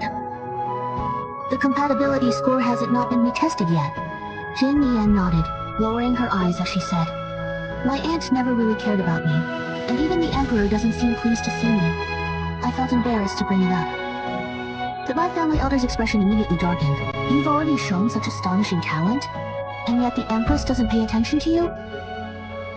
Although Bai Ling is now the pride of the Bai family, her concern for the family has waned year after year. It's just that they think the Bai family has grown weak and can no longer provide them with any support. Jin Yan looked at the elders, each with a gloomy expression, and turned her face slightly, curling her lips into a faint smile. If you want to bring down the Empress and take revenge, the first thing you have to deal with is the Bai family behind her. It's fine if you can't uproot a great clan completely as long as you sow discord among them, isn't that enough? Rifts always start small and gradually widen, eventually turning into irreparable cracks in relationships. The Empress isn't happy about it either. Mother, look at them. If the Bai family really had my interests at heart, they wouldn't have let this Bai Lu out. Even if they liked Bai Lu, couldn't they have waited until after the state banquet? This is the first time since I gained the Phoenix Source that I've looked down on these major powers in front of everyone. Don't worry, Yin. For the Bai family and the Wanshu royal family, there will only ever be one person they devote all their efforts to nurturing, and that's you. Any obstacles, he will help his daughter eliminate them all. But this time she's already stolen the spotlight, What are you so anxious about? Empress Jin gave a soft rebuke, and then smiled. Look up at the sky. What's that? Su Lingyan was startled. She looked up and saw a massive ball of fire flying out from deep within the palace. That blood-red flame made Jin Yan instantly feel a sense of dread. However, Jin Yan broke out in goosebumps, and everyone heard the clear, resounding cry of a phoenix. She lifted her head, wanting to see clearly, but was dazzled by the bright flames. The phoenix beast has appeared. Zhou Shaoyan suddenly straightened his back and closed his eyes, looking up at the sky. Although it was just a young beast, the overwhelming pressure it exuded made everyone from the major powers present feel their hearts race. Just like humans, spirit beasts also differ in their innate talents. And among spirit beasts, the phoenix beast is a top-tier existence. If it can be successfully raised in the future, it will be comparable to a great spirit god-level powerhouse. Bai Bian, who had been lounging lazily, suddenly narrowed his sharp eyes. It's different from the others. Its gaze isn't hindered by those flames at all, can see straight through to what's happening inside. In the next moment, Bai Bian suddenly sat up straight, a surge of murderous intent flickering in his eyes. Bai Bian, what's wrong with you? A ball of fire flew out from deep within the palace. That mass of blood-red flames instantly made Jin Yan experience a sense of dread. Bah! Goosebumps rose all over Jin Yan's body. Everyone heard the clear and resounding cry of a phoenix. He lifted his head, wanting to see what was happening, but was blinded by the dazzling flames. The Phoenix Beast has emerged. Zhou Shaoyun suddenly straightened his back, closed his eyes, and looked up at the sky. Although it was just a young beast, the overwhelming pressure it exuded made everyone from the major powers present feel their hearts race. Just like humans, spirit beasts also differ in their innate talents. And the Phoenix Beast is one of the top-tier existences among spirit beasts. If it can be successfully raised in the future, it could even surpass a great spirit god expert. The usually lazy Bai Bian Zhuili narrowed his eyes with interest. It was different from the others. Its gaze was not hindered by the flames at all, and could directly see what was happening inside. In the next moment, Bai Bian suddenly sat up straight, a surge of murderous intent flickering in his eyes. Bai Bian, what's wrong? Bai Bian, what's wrong? Just as Jin Yan was about to calm him down, she heard the startled exclamations of the people nearby. Huh? What is that? What exactly just fell down from up there, and what was that sound? Countless blood-red beads rained down, landing in everyone's hands. A rich vitality and spiritual energy radiated from those beads. Xin Yan also caught one, but when he saw clearly what it was, his heart throbbed with pain. This is Phoenix blood! So much blood! Jin Yan felt a chill run through his entire body. Honored guests from afar, this Phoenix Dew is a small token of goodwill from our Beast Kingdom. The Empress's cheerful voice rang out, and she herself appeared above the arena. Now, I declare the Beast Flame Tournament officially open! Thunderous applause erupted in the arena, and even those from the major powers couldn't help but smile. Phoenix blood is a rare treasure, whether consumed directly or used as medicine. This Phoenix blood is truly valuable. The Empress is being unusually generous this time. Here, Lue, I'll give this to you. Feed it to your spirit beast, and try to win some honor for our Bai family this time. Jin Yan remained silent, and didn't even look up, because if he did, the murderous intent swirling in his eyes would be exposed. He asked the Elder, in a hoarse voice. Elder, I remember that today's selection is by drawing lots, but for tomorrow's competition, we get to choose our own opponents, right? That's right. Jin Yan raised his head coldly and looked at Su Lingyan on the stage. Actually, even if it wasn't by drawing lots, tomorrow he would still make Su Lingyan bleed just like Zai Zai did. The phoenix circled once and then returned to the palace. As soon as it arrived at the palace, Lala was immediately suspended in midair. There was a hole gouged in his stomach, causing him to curl up in pain in the corner. Around his left ankle, a silver chain was fastened. At first glance, it looked like an anklet. But in reality, it was viciously embedded into his animal hide, burrowing into the gaps of his bones. Whenever the owner of the chain wished, they could make Lala suffer unbearable pain at any moment. The hole in Lala's stomach was slowly healing. Hurry up and get up, don't delay the fight later. If you lose, just wait and see how I'll deal with you. Normally, hearing something like that would have made Lala fly into a rage, but this time, he remained completely quiet. Just now, he seemed to sense his master's presence. Lala's eyes turned red. It must be. The master has come to save him. Sulian looked at Lala's rapidly recovering body and couldn't help but think of Yinyan. Truly, they were monsters cut from the same cloth. Get up quickly, my dear friend. You are absolutely leading the charge in today's incredibly important match. If you, by any chance, make me lose face, I will personally break your bones one by one with heavy chains tonight. After all, you will undoubtedly recover by the very next day, won't you, my champion? Sulian showed a menacing grin, while Lala shrank into the corner, breathing in shallow, trembling breaths. He had to heal his injuries quickly so he could take out those who bullied him. He still needed to protect his master. But right now, he couldn't act rashly and expose his master's identity. These people were powerful, they would definitely kill his master. I don't really think that innate Phoenix Flame is anything special, it's just a slightly better talent. That's all. There are plenty of people in Wuzhou with good talent. Personally, I think there's more than just one or two who have the ability to reach the highest realm. Actually, I think that one from the Bai family looks even more dangerous. The Grand Elder was surprised. Oh, really though? Is that true? Zhou Shaoyu's intuition could be frighteningly accurate at times. Of course, that's why I want to spar with him. Zhou Shaoyu let out a laugh. Can he do it or not? We'll know after a fight, won't we? But it can't be now. Look, the Imperial Princess is making her entrance. Naturally, the first match will be Su Lion's. It's tradition for the royal family to open the event.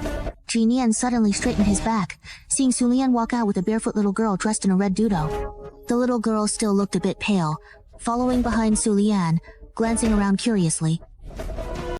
Jin Yan clenched her hands tightly. That was her child. Lala looked at the sea of people in the crowd, and she could clearly feel her heartbeat getting faster and faster. The master must be here. Lala was so excited that even the wounds on her body didn't seem to hurt as much anymore.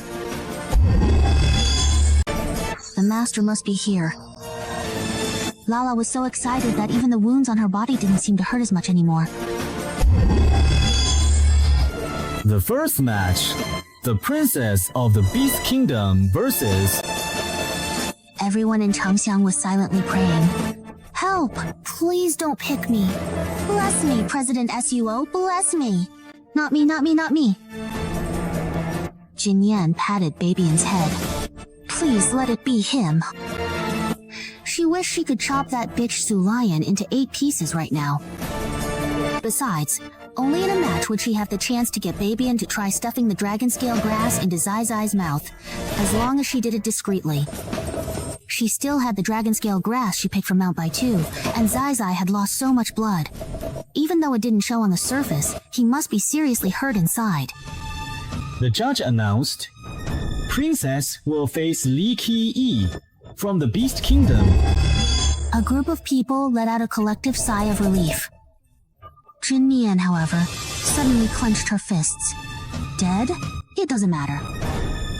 She patted Babian's head. If luck wasn't on her side after she won the match, he could make his own choice. Su Lion stood on the stage with Lala. After quite a while, Dali Ke finally came up, bringing with him a wolf beast whose fur was all bristled up. Oh! It's a Yuanhan wolf! Someone exclaimed in surprise. Is it a carnivorous spirit beast, or one of those strong offensive types? The Lai family's luck, did they step in something on their way out today? Ha ha ha. Everyone showed a gloating smile. The Lai family probably had been holding back for a while, planning to make a splash. But running into Su Lion's side, now they probably just want to die. The head of the Lai family looked ashen, as if he hadn't slept at all. Truly pitiful. But no matter what, they should at least be able to last 2 or 3 moves, right? Maybe 2 moves.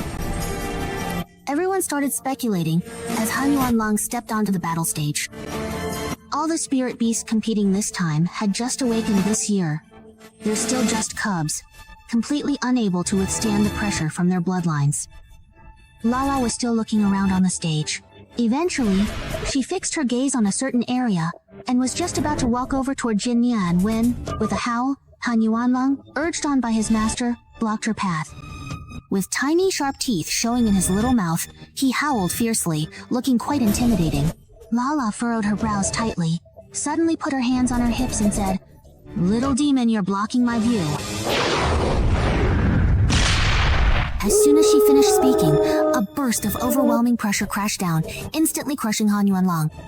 Even his master was stunned, not expecting such a huge difference between spirit beasts. Huh? This is way too powerful. No wonder she's the Empress. In this competition, isn't everyone else just here to make up the numbers? A smile appeared on Su Lion's face as she looked smugly at Jin Nian. Now you probably know who the real star of this contest is, right? But why is that wretch applauding? Jin Nian was genuinely happy. Her Zizai had won, so she clapped enthusiastically. Even Baby End raised its two furry hooves and started clapping enthusiastically. In the silence that filled the venue, the two of them looked especially odd with their actions. Everyone stiffly turned to look at Jin Nian, thinking the same thing. Is this member of the Bai family provoking the Empress? Bringing her dog along for double the trouble. What are you doing? Are you clapping? That's provocation. If you're going to provoke someone, now's not the time.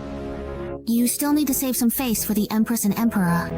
Besides, doesn't Ancestor Lao think Jin Nian can beat Su Lian? Isn't this just asking to embarrass herself? Jin Nian shrugged indifferently. Got it, I'll provoke her later. Su Lian's heart was trembling with anger, but she couldn't show it. She still had to keep smiling in front of everyone. Lala didn't buy it. Following the sound of applause, he immediately spotted Jin Nian. The moment she saw Jin Nian, Lala felt a strange sensation in her heart. Even the beast core inside her felt warm, as if it were soaking in hot water. Lala instinctively waved at Jin Nian. "Is that my master? Is that my master?" Everyone present was stunned. The princess's spirit beast was showing affection to the white deer? Is she really that powerful? Seeing Lala's gesture, Jin Nian also felt a pang of bitterness in her heart. That was her life-bound spirit beast.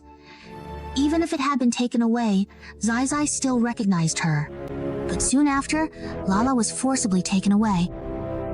The arena was empty once again. The teachers from Lingshan Academy exchanged glances. Keep an eye on that girl too. Don't let the people from Sacred Mountain Sect or those old geezers snatch her away first. But she already has a family background. So what if she has a family? If we need talent, we take it no matter what. Compared to the sex, our academy values talent even more. Once they succeed in the future, they'll always remember the academy's kindness. If you ask me, royal family talents aren't that great. In the end, they always return to the royal family. As for the sex, well, they have plenty of kids anyway. Who knows? Maybe they'd rather stay at the academy.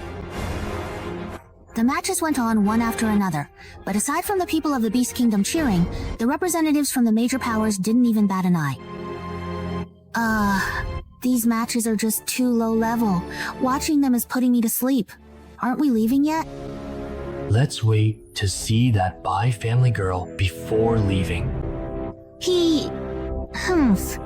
Still can't compare to someone born with a phoenix bloodline. Besides, Elder Zuo, did you see? At his feet is just a chiming dog. In the carnivorous beast palace, that's only considered average. It's not even as good as that Han Yue wolf that got scared and peed itself earlier. Almost as if to prove Wu Shui's point, Yi Nian's name was suddenly called from the stage.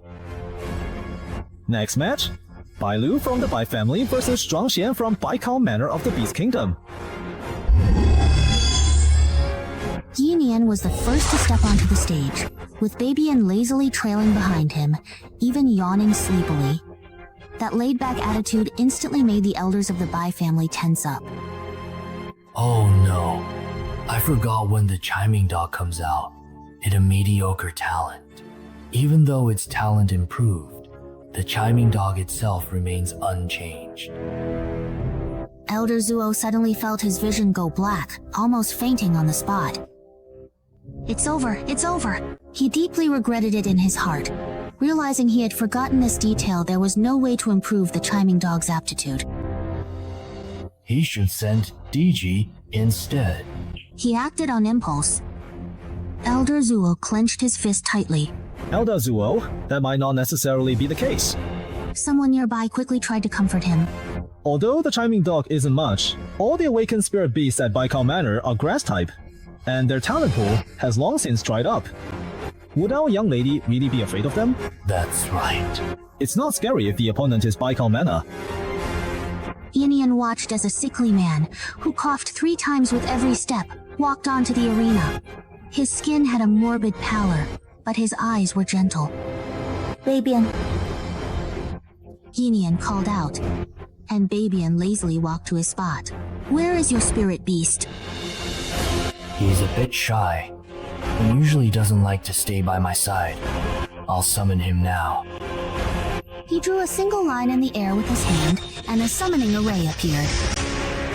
At that very moment, a powerful pressure from the spirit beast, accompanied by a roar, surged out from the array.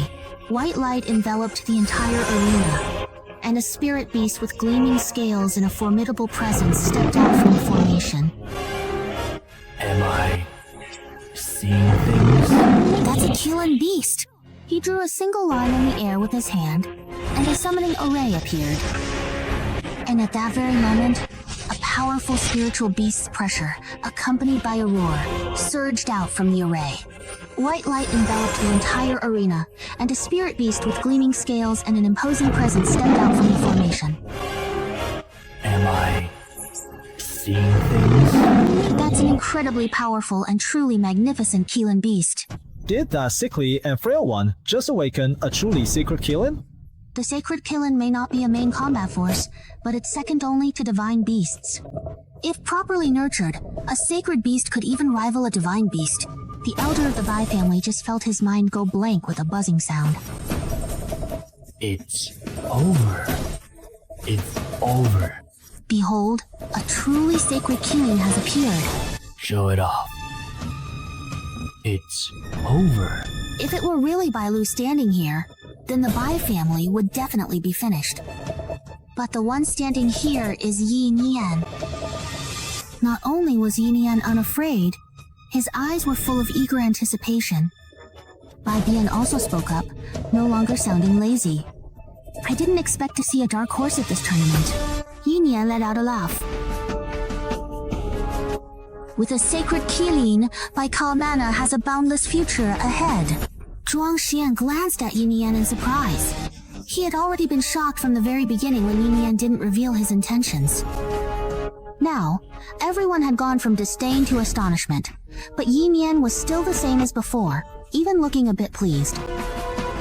Zhuang Xian found him quite interesting and nodded, saying, Please, could you enlighten me? In the next moment, the Keelan beast radiated a brilliant holy light, the glow igniting with searing flames as it suddenly charged straight at Babian. Everyone in the audience had just 2 words left in their minds. It's over! How could a dog possibly fight a sacred beast? The overwhelming pressure even stirred up a biting wind, causing Yi Nian's clothes and skirt to billow backward. He glanced at Babian. Wen Gao, can you do it?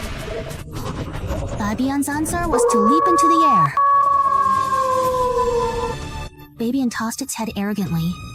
It had disguised itself as a chiming dog, and these people actually believed it was a dog?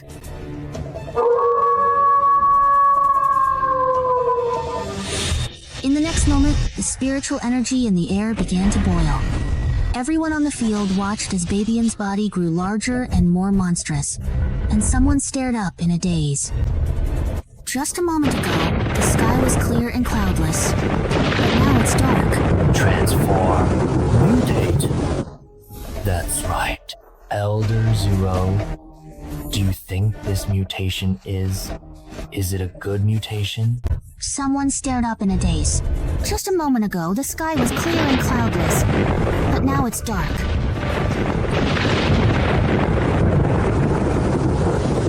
Transform. Is it a mutation? That's right, Elder Zu. Do you think this mutation is? Is it a good mutation? Of course, it's a good mutation. That's a child of the Bai family. I knew this person wasn't ordinary. Then, let's now begin then. Chuang Shan looked at him against the wind, a trace of shock appearing in his eyes as well. Behold, the formidable mutant beast, the majestic sacred Kirin. It stands as a powerful and ancient creature. The sacred Kirin, named Lin Shu, suddenly charged toward Babian. In the next moment, white halos and black Buddhist chants intertwined and collided, sound of rushing, and thick smoke instantly exploded across the arena, with a dazzling light engulfing both Ine and Zhuangshan. A spirit beast can actually create this kind of effect? This strength is comparable to that of a human spirit realm expert. This is bad. Zhu Ran suddenly shouted. The two of them are still near the arena did. They get caught in it. Beastmasters from Myriad Beasts' kingdom have great power controlling spirit beasts, but they themselves can't cultivate spiritual power. Everyone got so caught up watching, they forgot. Hurry, please. You must save them immediately. Are all these old guys really this sly? The Sacred Mountain Sect was a step too late. Seeing these two trying to snatch people and score some goodwill, they weren't even trying to hide it anymore. A teacher from Lingxin Academy frowned and waved his hand, instantly dispersing the thick, billowing smoke. Everyone held their breath and looked over. The Sacred Kilin won, right? No matter how you look at it, that's a victory. Before anyone could finish their sentence, Director Zhu's eyes widened as if someone had grabbed him by the throat. That massive Sacred Kilin had already collapsed to the ground at some point, completely unconscious. Zhuangshan was also caught in the aftermath and couldn't dodge in time, coughing up a mouthful of blood. Already frail to begin with, he now looked even more on the verge of collapse. Meanwhile, Baibian was enveloped in black flames all over his body. This was the first time he had unleashed his true power. Baibian looked up at the dark clouds in the sky, feeling a bit speechless. What the heck? In his inherited memories, he clearly remembered that the natural phenomena his clan could trigger were powerful enough to destroy an entire beast kingdom. Was this little dark cloud looking down on beasts? Still in Yuzu's form, Baibian flicked his tail in dissatisfaction, and the dark cloud in the sky instantly dispersed. But everyone's attention was not on Baibian. Everyone was looking at Ain, who was intact despite the impact. At this moment, his body was covered with a faint milky white halo, which formed a translucent armor and blocked all the aftermath. 0. The spirit, perhaps? Duran spoke in shock. Is that spiritual power? Spirit armor is something anyone can do after awakening their spirit. If this were in the 5 continents, it wouldn't be a big deal at all. Anyone can do it, but this is the kingdom of beasts. Zhou Shaoyu and Wu Shui stood up at the same time. Beast tamers already have a natural talent for foresight, and if they can also cultivate spiritual power, they are enviable no matter where they are. Lala pressed against the window, eyes wide open. His master is so strong! But then, Lala looked unhappily at that shapeshifter. Who is he? So annoying. Isn't the master's contracted spirit beast supposed to be only me? Lala's face twitched, her fair little face full of anger. Bastard! Bastard! Shuli was so annoyed she was about to go crazy. The Bai family. Does the Bai family even see me as their younger brother anymore? How could they let that wretch take the spotlight? The elders of the 8 families responded to the furious Suli with hearty laughter. Luer, come down quickly. The clan elder, having swung from deep sorrow to great joy, then back to sorrow, and finally to joy again, was now so excited that he had entered a half-crazed state. That's really good. Very good. He repeated good several times, and the family heads beside him all glared at him with unfriendly eyes. Look at how lacking in self-control he is, truly embarrassing. He doesn't have a shred of the composure expected from a great family. But inside, he felt a pang of jealousy, as if a bottle of vinegar had been knocked over. Why couldn't their family produce a prodigy like that? If their family had someone like that, he'd be willing to strip naked and run wild around the arena.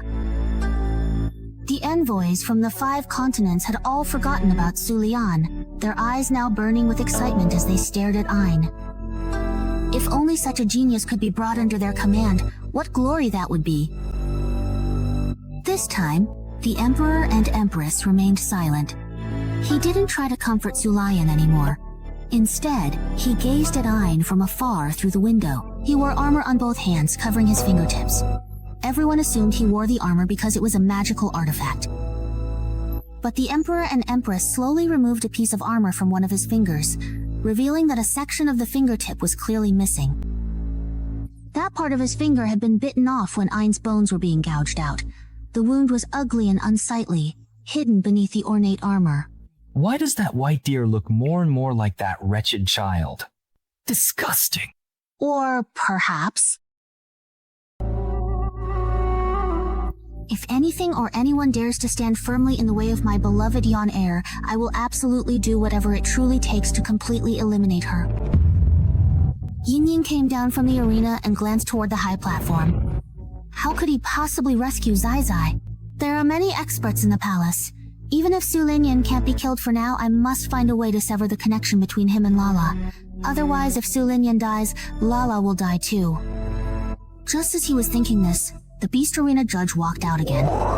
The list of those who have passed the trial is as follows. With a wave of his hand, countless streams of spiritual energy gathered to form the names of those who passed, suspended in midair. The judge spoke with an expressionless face. The matches are divided into attacking and defending sides, with the attackers decided by drawing lots. Once that's settled, they will choose their own opponents for tomorrow. What the heck? They pull this every year. If your luck is bad, you're done for. If the princess or someone from the Bai family picks me, then I. Congratulations, buddy. Then you'll go up on 2 legs and come down crawling on all 4s. Why is it that women are dominating everything this year? Don't we guys actually have anyone here who can truly fight? Sure we do. Isn't that Saint Keeling one of them? He's already been knocked down. Just accept your fate. This year's batch isn't looking too good. Everyone below was already so nervous they started swallowing hard. The judge started calling out names one by one. Old Bai from the Bai clan was in a great mood and even had someone pour him a cup of tea. Luo, just watch. No one would dare choose you. Absolutely not. Of course not. They'd have to have a death wish. Even the Imperial Princess wouldn't pick our young lady. I think our young lady might not be any worse than the Imperial Princess. After defeating the Sacred Keelan, everyone became quite arrogant. Yin Yin really does have the strength to make them feel that way. Next challenger, Bai family, Bai Lu. Everyone felt a chill in their hearts, and those who were weaker looked utterly dejected. It's over. Everyone likes to pick the easy targets. Bai Lu is definitely the same.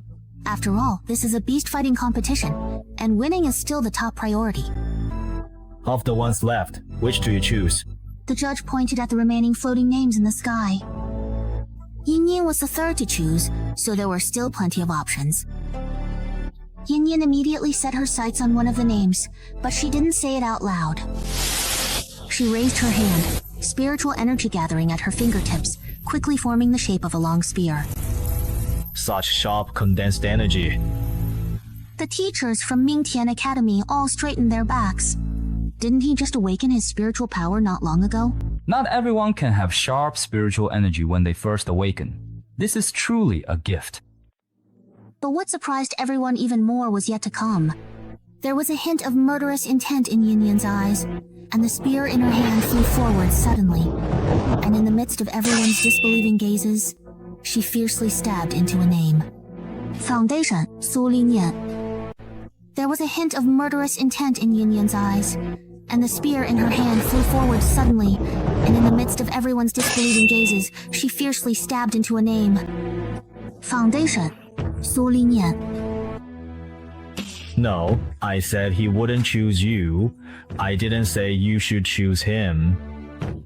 She's pretty, but I don't like the kind that picks on the weak. Humph! You little little bitch who got lucky halfway. Dare you compete with me? So good? Now that things have come to this, don't blame me for not giving face to the Bai family. Tomorrow, I will make your Bai family lose face. Go, Luo. From today on, you will live in your family home and not in the palace anymore. Okay, Grandma. I want to go back and live there too. Luo, are you confident about tomorrow? Tonight, when you come home, I will impress the other clan elders and help boost your strength. Yin Yin raised her eyebrows. Oh? There's such a good thing? Thank you, Grandmother. So, what happened? It's that the mistress of Hongyan Pavilion has taken a liking to a man. The mistress of Hongyan Pavilion is a woman who stops at nothing. She loves to abduct good-looking men and women who have no background or power and force them into Hongyan Pavilion to become her money-making tools. If anyone disobeys her, she can kill them right on the street. Such a domineering and cruel person, yet no one can do anything about her. Because she herself is also a powerful 8-star Emperor Spirit Realm expert. That person... Just ignore her, or you'll end up with a heap of trouble. But judging by the commotion, it must be an extraordinary beauty. I wonder which family is so unlucky to have caught her eye and caused such a big scene.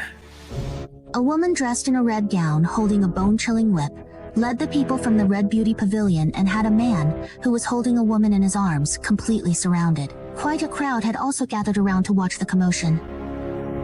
Yuan Xinshui's gaze did not fall on the woman in front of him. Instead, he looked around.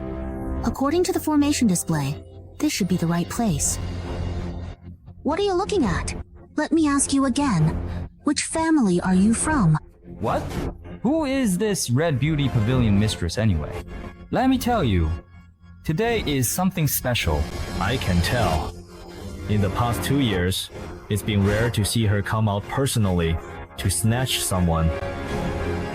Who is it, that man? She had never seen such a handsome man before. From his eyelashes down to his lips, there wasn't a single feature that wasn't perfect.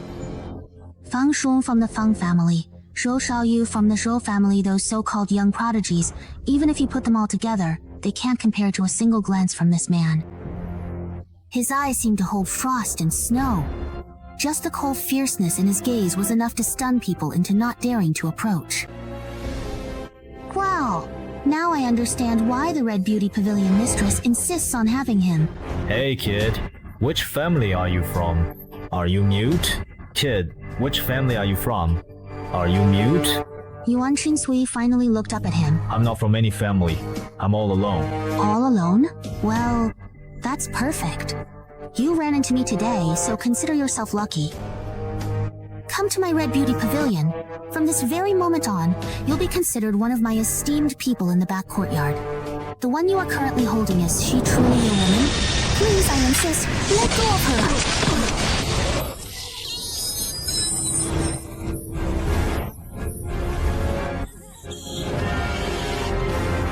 The Lawkeeper.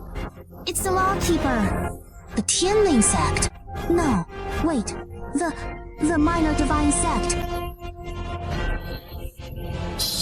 The Lawkeeper from the Minor Lunatic sect. Ah, sir, please spare my life.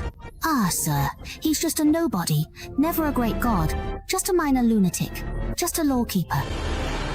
Even if his master were here today, he wouldn't be able to save him. Hongyan was trembling all over. Would he get angry? Would he, in a fit of rage, kill them all? Everyone was trembling with fear under such terror.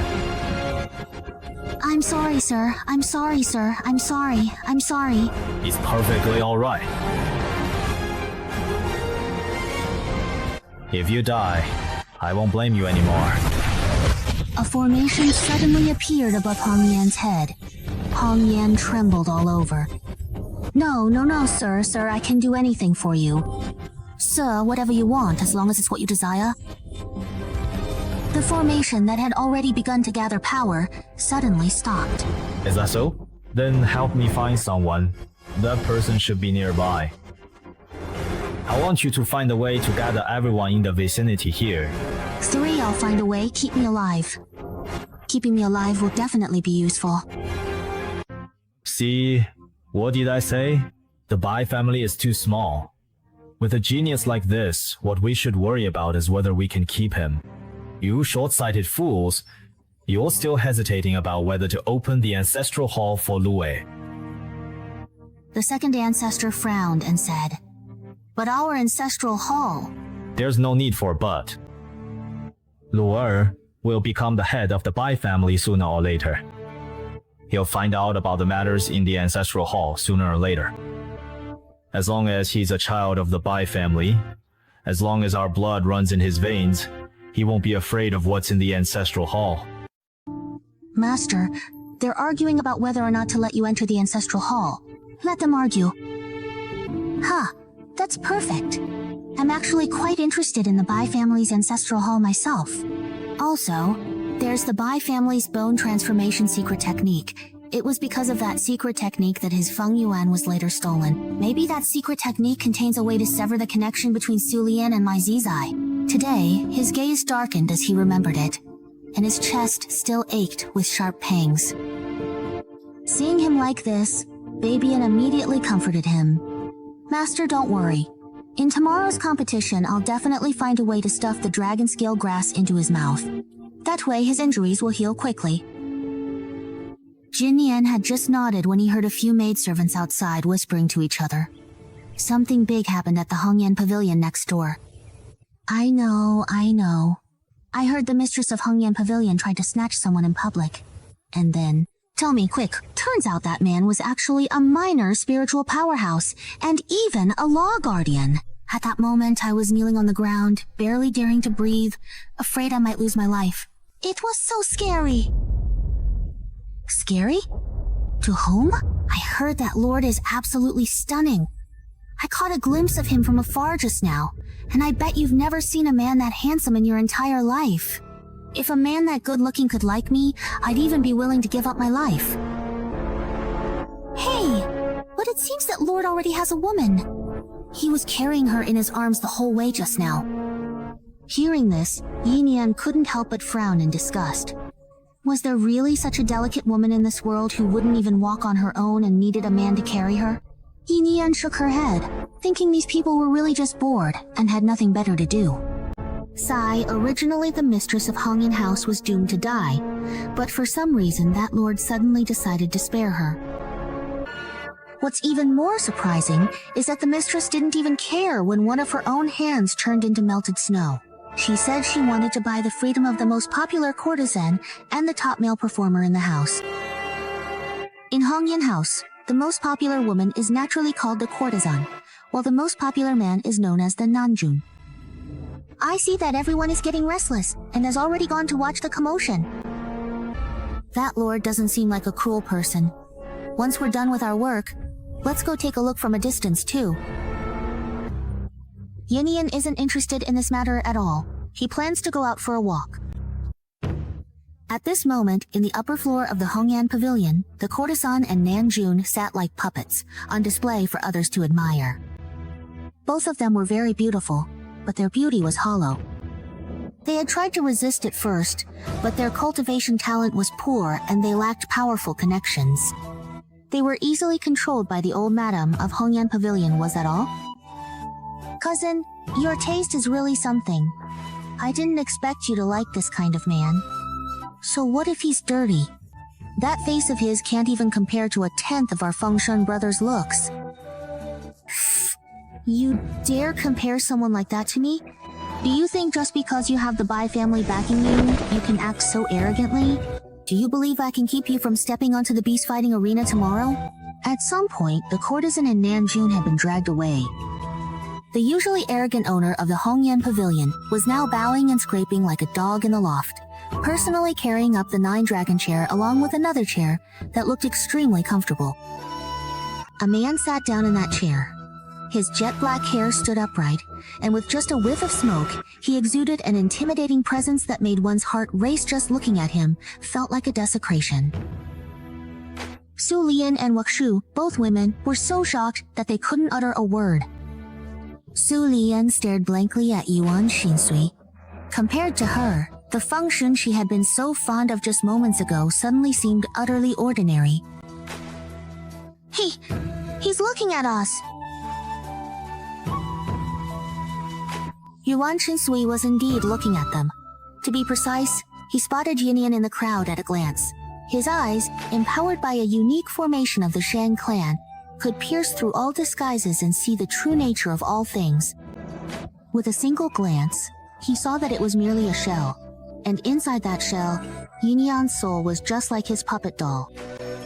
Puppet dolls are what the Shang clan call the little wooden puppets bestowed upon them by their elders. Most of the time, these are handcrafted by the clan elders themselves, designed to work in tandem with the clan's unique formations, making them extremely powerful in battle. A person will only ever have one puppet doll in their entire life. At first, Yuan Xinsui, still groggy from sleep, grabbed it at random to use as a pillow. Later, he thought that it could actually serve as his own puppet doll as well. Yuan Shinsui curved his lips into a smile at Yinian, and that smile made everyone feel as if their vision blurred, leaving them dazed for a long time. But in the next moment, he saw Feng Shun gripping Yinian's hand, and his smile vanished. Suddenly, he extended a finger, gave it a shake and a press, and a massive formation appeared in midair. A tremendous pressure crashed down with a roar, forcing everyone to their knees, including Feng Shun, Wuxu, and the others. As expected, it's the little maniac's formation, Wuxu shouted, his face pale. Bow your heads! Don't meet his eyes! But out of all these people, only Yinian seemed completely unaffected. He didn't feel the slightest bit of pressure. Master, this person is very dangerous. The ever-changing Divine Lord tensed up and made a snap decision. He should kneel too, otherwise he'll stand out too much. But just as he was about to bend his knees, a tremendous force held him up, refusing to let him kneel, and actually forced both his knees to stay straight. Yinian kept his head down, cold sweat pouring from his forehead in nervousness. Could it be that this person already knows he's from the Demon Clan? Otherwise, why would he be treating him like this? Feng Shun, who was beside him, had no idea what was going on either. While the Shen family members only had to kneel, he himself was directly forced flat to the ground by the pressure, half his body sinking into the dirt hand right in front of him. There was even a pile of stinking dog poop. That pile of stinking dog poop was shoved straight into his mouth, and at this moment it felt like every bone in his body was about to break. Yuan Qinsui, seeing that Yinian still refused to lift his head, frowned in displeasure and snapped his fingers. Next moment, Yinian involuntarily lifted his head, while everyone else was forced to bow theirs. Only he raised his face and saw her smile. Yinian's entire body was frozen, and inside, waves of shock crashed through his heart like a raging sea. Yuan Qinsui, seeing that Yinian still refused to lift his head, frowned in displeasure and snapped his fingers. Next moment, Yinian involuntarily lifted his head, while everyone else was forced to bow theirs. Only he raised his face and saw her smile. Yinian's entire body was frozen, and inside, waves of shock crashed through his heart like a raging sea. Found you, my puppet doll! In the next moment, Yinian suddenly felt his body become light, and he was instantly pulled up to the attic. He watched as Yuan Xin's beautiful face drew closer and closer, but he truly had not the slightest intention of admiring her looks. Wait, how much more energy do I have left to unleash? Yinian's mind was in turmoil. No, unleashing all my energy still wouldn't be enough to kill off a powerhouse with nerves of steel. He felt a wave of suffocation, especially when Yuanqing reached out her hand toward him. Yinian was filled with utter despair. It's over, old devils. Your precious Nian is about to be held hostage here. But in the next moment, Yinian felt someone gently cradle his head, and then warm lips pressed against his forehead. Yinian froze completely. Was that a kiss from a real person? When he was little, Yuan Xin had always cherished his doll. Every night before going to bed, he would press his face against the doll's face. He never thought there was anything wrong with that. It seems like he doesn't want to kill him, so maybe he hasn't discovered his true identity. You count as my don't you? Isn't this his very own body, a physical manifestation of his being? At that startling and unexpected sight, Yin Yan was almost scared completely out of her wits, her mind reeling from the sudden realization. But seeing all the people kneeling on the ground nearby, Yin Yan swallowed the rest of her words. She couldn't care less about danger anymore. Damn it, give me back my body! Don't use foul language. Yin Yan was speechless. After the two of them left the attic, the oppressive atmosphere at the scene finally disappeared. Everyone felt their bodies relax and looked up, only to realize their clothes were soaked with cold sweat. Where did Bai go? Zhou Shaoyu immediately looked at the now empty spot beside him, his lips pale as blood. He was taken away by that lord. It's probably not going to end well for him. That lord is just far too unpredictable. Su Li gritted his teeth as well. I have to tell my mother about this when I get back. How can someone so ruthless be allowed to stay in Wanzhou Kingdom? To think he actually made him, a dignified emperor level, bow his head, this is simply outrageous. Wu Shui, standing nearby, sneered. When Master Huyan was so over the top before, I never saw you ask your mother to come out and uphold justice. Why is it that you can't stand it just because you had to lower your head today? He was really fed up with this guy who always ran to his mother for everything. In his own bad mood, he couldn't help but mock him. You Brother Yin, look at him. Ha ha ha. Brother Yin. Su Li turned his head, only to see that Feng Shuan was still lying on the ground, unable to get up. Ha ha ha ha ha. Feng Shuan, Feng Shuan. There's even a little formation on you. What on earth did you do? You must have offended someone. You really look like a big turtle gnawing on dung. At this moment, Feng Shuan, who was usually so sharp-tongued, couldn't say a word, but his whole body was trembling with anger. What are you standing there for? We can't break this formation. Go find an elder to come save your turtle brother. Oh, sorry, Brother Ying. Laughs. You go find someone to save Feng Shuan. I'll go find someone to save Bai Zhe. Although he was smiling, his movements were quick. I have to hurry. Zhou Shaoyu was afraid Yin Yan would be killed by that ruthless formation master. Really? Is that so? Do I look like I'm in the mood to eat right now? Yin Yan looked at him, completely puzzled. Then what exactly do you truly want? I want my body back. Yin Yan asked tentatively. Number. Who would have thought? Yin Yan's expression suddenly changed. I have found you. When will you be able to come out and join me? Yin Yan then looked at him. The body you're borrowing now won't last much longer. And besides, it's really ugly. Tell me, exactly where did you just find my body then? Beitu Mountain. That's where I live. Ah, so the one the old witch talked about, the one trapped inside, is you. What will it take for you to give my body back? You're just my puppet doll. Why should I give it back to you then? What on earth is a puppet doll? Yin Yan looked completely defeated. He really wanted to say something tough, but the problem was, he didn't have the strength to back it up right now. Yin Yan sneaked a glance at his own body, wondering if he could somehow steal it back.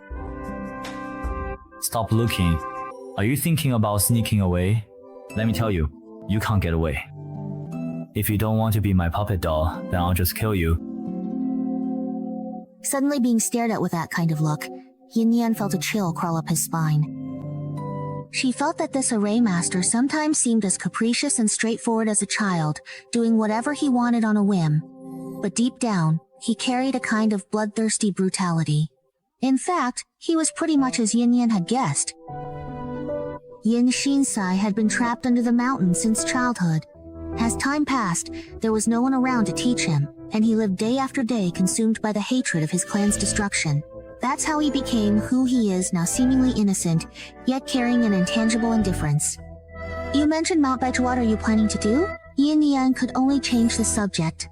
Her eyes fixed anxiously on her own body, her mind constantly racing. What should I do? What should I do? Kill someone, I guess. Kill who? Everyone I see, I want to burn them all. He was caught by Yin Yan and broke into a smile. That smile was incredibly alluring, yet for no reason at all, it sent chills down one's spine. Yin Yan's hand, resting at her side, slowly clenched. At this moment, There wasn't a trace of innocence left in Yin Shin's expression. Don't be afraid. I won't kill my little doll. I actually like you quite a bit. Alright. I noticed there's a demon sword seal on your body. If your body ends up in the demon sword, you'll still be sealed, won't you? That's also one of the reasons why he's unwilling to send Yin Yan back to the demon sword. Of course, the biggest reason is that he can't bear for you to die. I can remove that for you. Huh? Are you serious? You can remove this seal? Yes, I can remove it. The demon sword seal mainly targets demons. I've seen it in my clan's books. Since you don't have demon blood, the seal's power is only about 1/10 as strong. If I put in some effort, I can erase it. He can say he wants to kill everyone with a fearless face. But when it comes to analyzing something like this, he's strangely serious. Yin Yan thought that this person truly had 1,000 faces. So, when are you coming back? You don't have to worry about being pulled back by the demon sword. Do you want to come back now? I want to, but not yet. The most important thing still isn't done. This can only be done using Bailu's body. You said before, you wanted to kill everyone, right? I advise you not to do that, because there are many people here who are stronger than you. Before you can get your revenge, you will be besieged and killed by the strong. Yin Yan heard some noise outside and quickly spoke faster. And don't be fooled. It's not a wise thing to do if you take the initiative. Lure, huh? The voice of the elder of the Bai family was heard outside. Yin Yan immediately said to Yuan Shinshui, "Put my body away for now. When people come in later, let me do the talking. You just nod and don't say anything. Do you understand?" Yuan Shinshui looked a bit unhappy, but since his little doll said so, he still reluctantly put the body into his own spatial treasure. "Elder, I'm here." Lure, are you alright? Huh? I'm fine. This esteemed one is a minor divine Mara array master. Of course, he saw my talent in array formation and wanted to take me as his disciple, so he called me up here. Isn't that right, sir? He turned his head and winked hard at Yuan Xinshui. Yuan Xinshui looked at him indulgently. His little doll not only knew how to curse, but also how to lie. Yuan Xinshui graciously responded with a sound of agreement. Seeing him cooperate, Yin Yan finally felt relieved. He couldn't reclaim his own body, nor did he dare to truly anger Yuan Shinshui, for fear that a single word kill you would really lead to the destruction of his body. But all he could do was try his best to keep this person tied down right under his nose. Even if it felt like dancing on the edge of a blade, he simply had no other choice. Is this actually true? The clan elder never expected that not only would a fierce battle be avoided, but they would also be handed such a huge windfall. Does our Lua really have a talent for formations? Really? The clan elder's voice even turned sharp with excitement. Yuan Xinshui, however, didn't bother to put on a pleasant face for him. Propping up his face with his hand, he lazily sized up the Bai clan elder in front of him. Yin Yan felt as if he were sizing up a pig that could be slaughtered at any moment. Of course it's true. Everyone is tired today, so please, sir, come rest at our Bai family residence. Yes, of course. Lore, we'll open the ancestral hall tonight. The clan elders will work together to help you improve your strength. Lore, don't publicize the fact that you've become this gentleman's disciple for now, to avoid unnecessary trouble. Let's wait until the beast fighting tournament is over before discussing anything further. No. Come with us to the ancestral hall. All right, elder. Come on, go inside now. Oh, the ancestral hall is huge, Yin Yan exclaimed in surprise. You could easily fit several thousand people in here. Of course, this place is enhanced with a spatial spiritual treasure. It may look like a small room, but in reality, not to mention several thousand PP, even 10,000, wouldn't be a problem. By the way, there were simply too many people present earlier for me to comfortably ask the question that has been on my mind. Did that distinguished gentleman truly and sincerely want to take you on as his personal disciple? That is indeed very good news. Please, make yourself comfortable and sit down cross-legged. Now, rise. Rise, I say. In the next moment, Yin Yan suddenly saw the statues in front of her begin to tremble, and milky white pearls were drawn out from the statues one after another. That strange chant seemed to grow even heavier. Before Yin Yan could even feel puzzled, she saw the Great Elder already merging those milky white pearls together. Flames blazed fiercely in his palm, refining them into a single bead that radiated an astonishing pressure of spiritual power. The war. Apply this to the center of your forehead. Elder Bai spoke quickly. Yin Yan nodded and applied it. In the next moment, a surge of pure spiritual power exploded within him. Instantly, his muscles, veins, and internal organs all began to ache faintly. Large beads of sweat rolled down from Yin Yan's forehead. He had both spiritual power and demonic power within him. If he were to ingest this thing, the elemental forces would also try to enter his body. And that just wouldn't do. Yin Yan hurriedly suppressed the demonic elements inside him, causing the surrounding spiritual energy to surge violently. The demonic elements had been about to surge as well, but just as they started to stir, the connection was abruptly cut off, and they could only settle back down, unwillingly falling silent again. I'm about to break through! A surge of joy welled up in Yin Yan's heart as he thought to himself, fortunately, the commotion from breaking through to the divine spirit realm isn't visible to the naked eye, otherwise it would be hard to hide it from these people in front of me. His skin became even paler, and although he appeared calm on the surface, every inch of his meridians was actually twitching violently.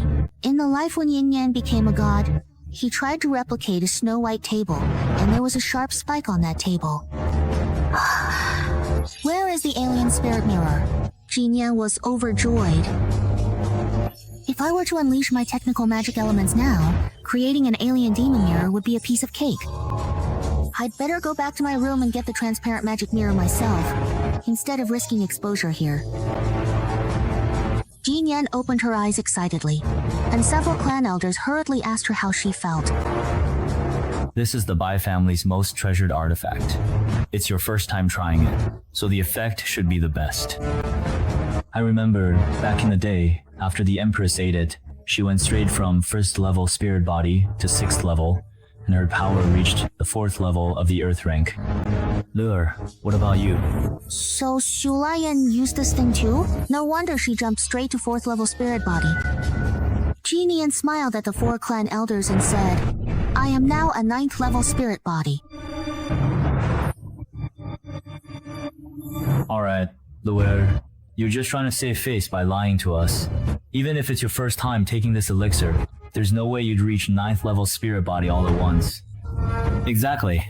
What's your real level? Seeing that they didn't believe her, Jin Yan simply raised her hand. Since when could a 9th level spirit body's flesh not be pierced by a blade or rot away? For her, an alien spirit mirror with a 9th level spirit body is no problem at all.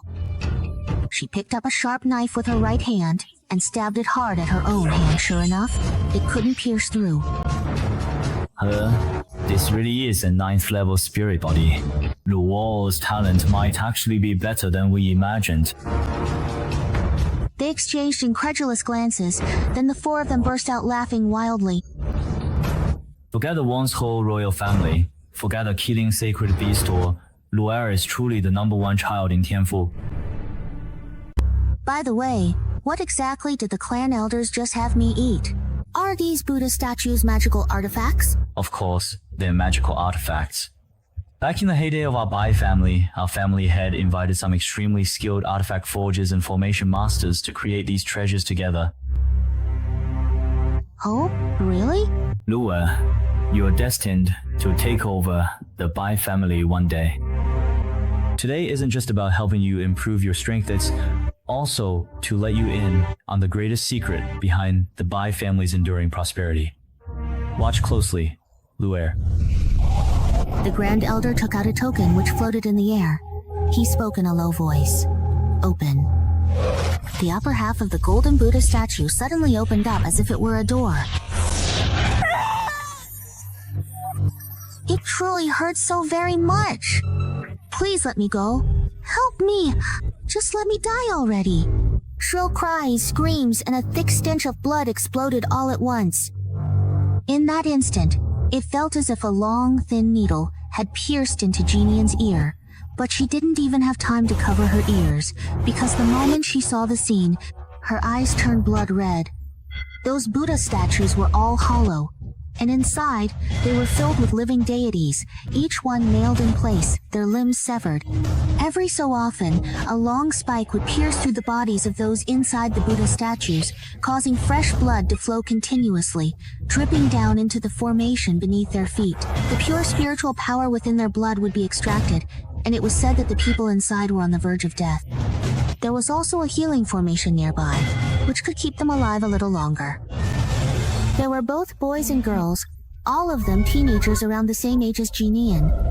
They stared wide-eyed. Their hollow, despairing gazes were like a giant net, completely enveloping Jinian. He had actually used something like this to increase his own strength just now. Nausea, terror, and an uncontrollable surge of anger all rushed up inside him. Behind the impeccably well-dressed appearance of the prominent Bai family members, there truly lies a veritable hell on earth.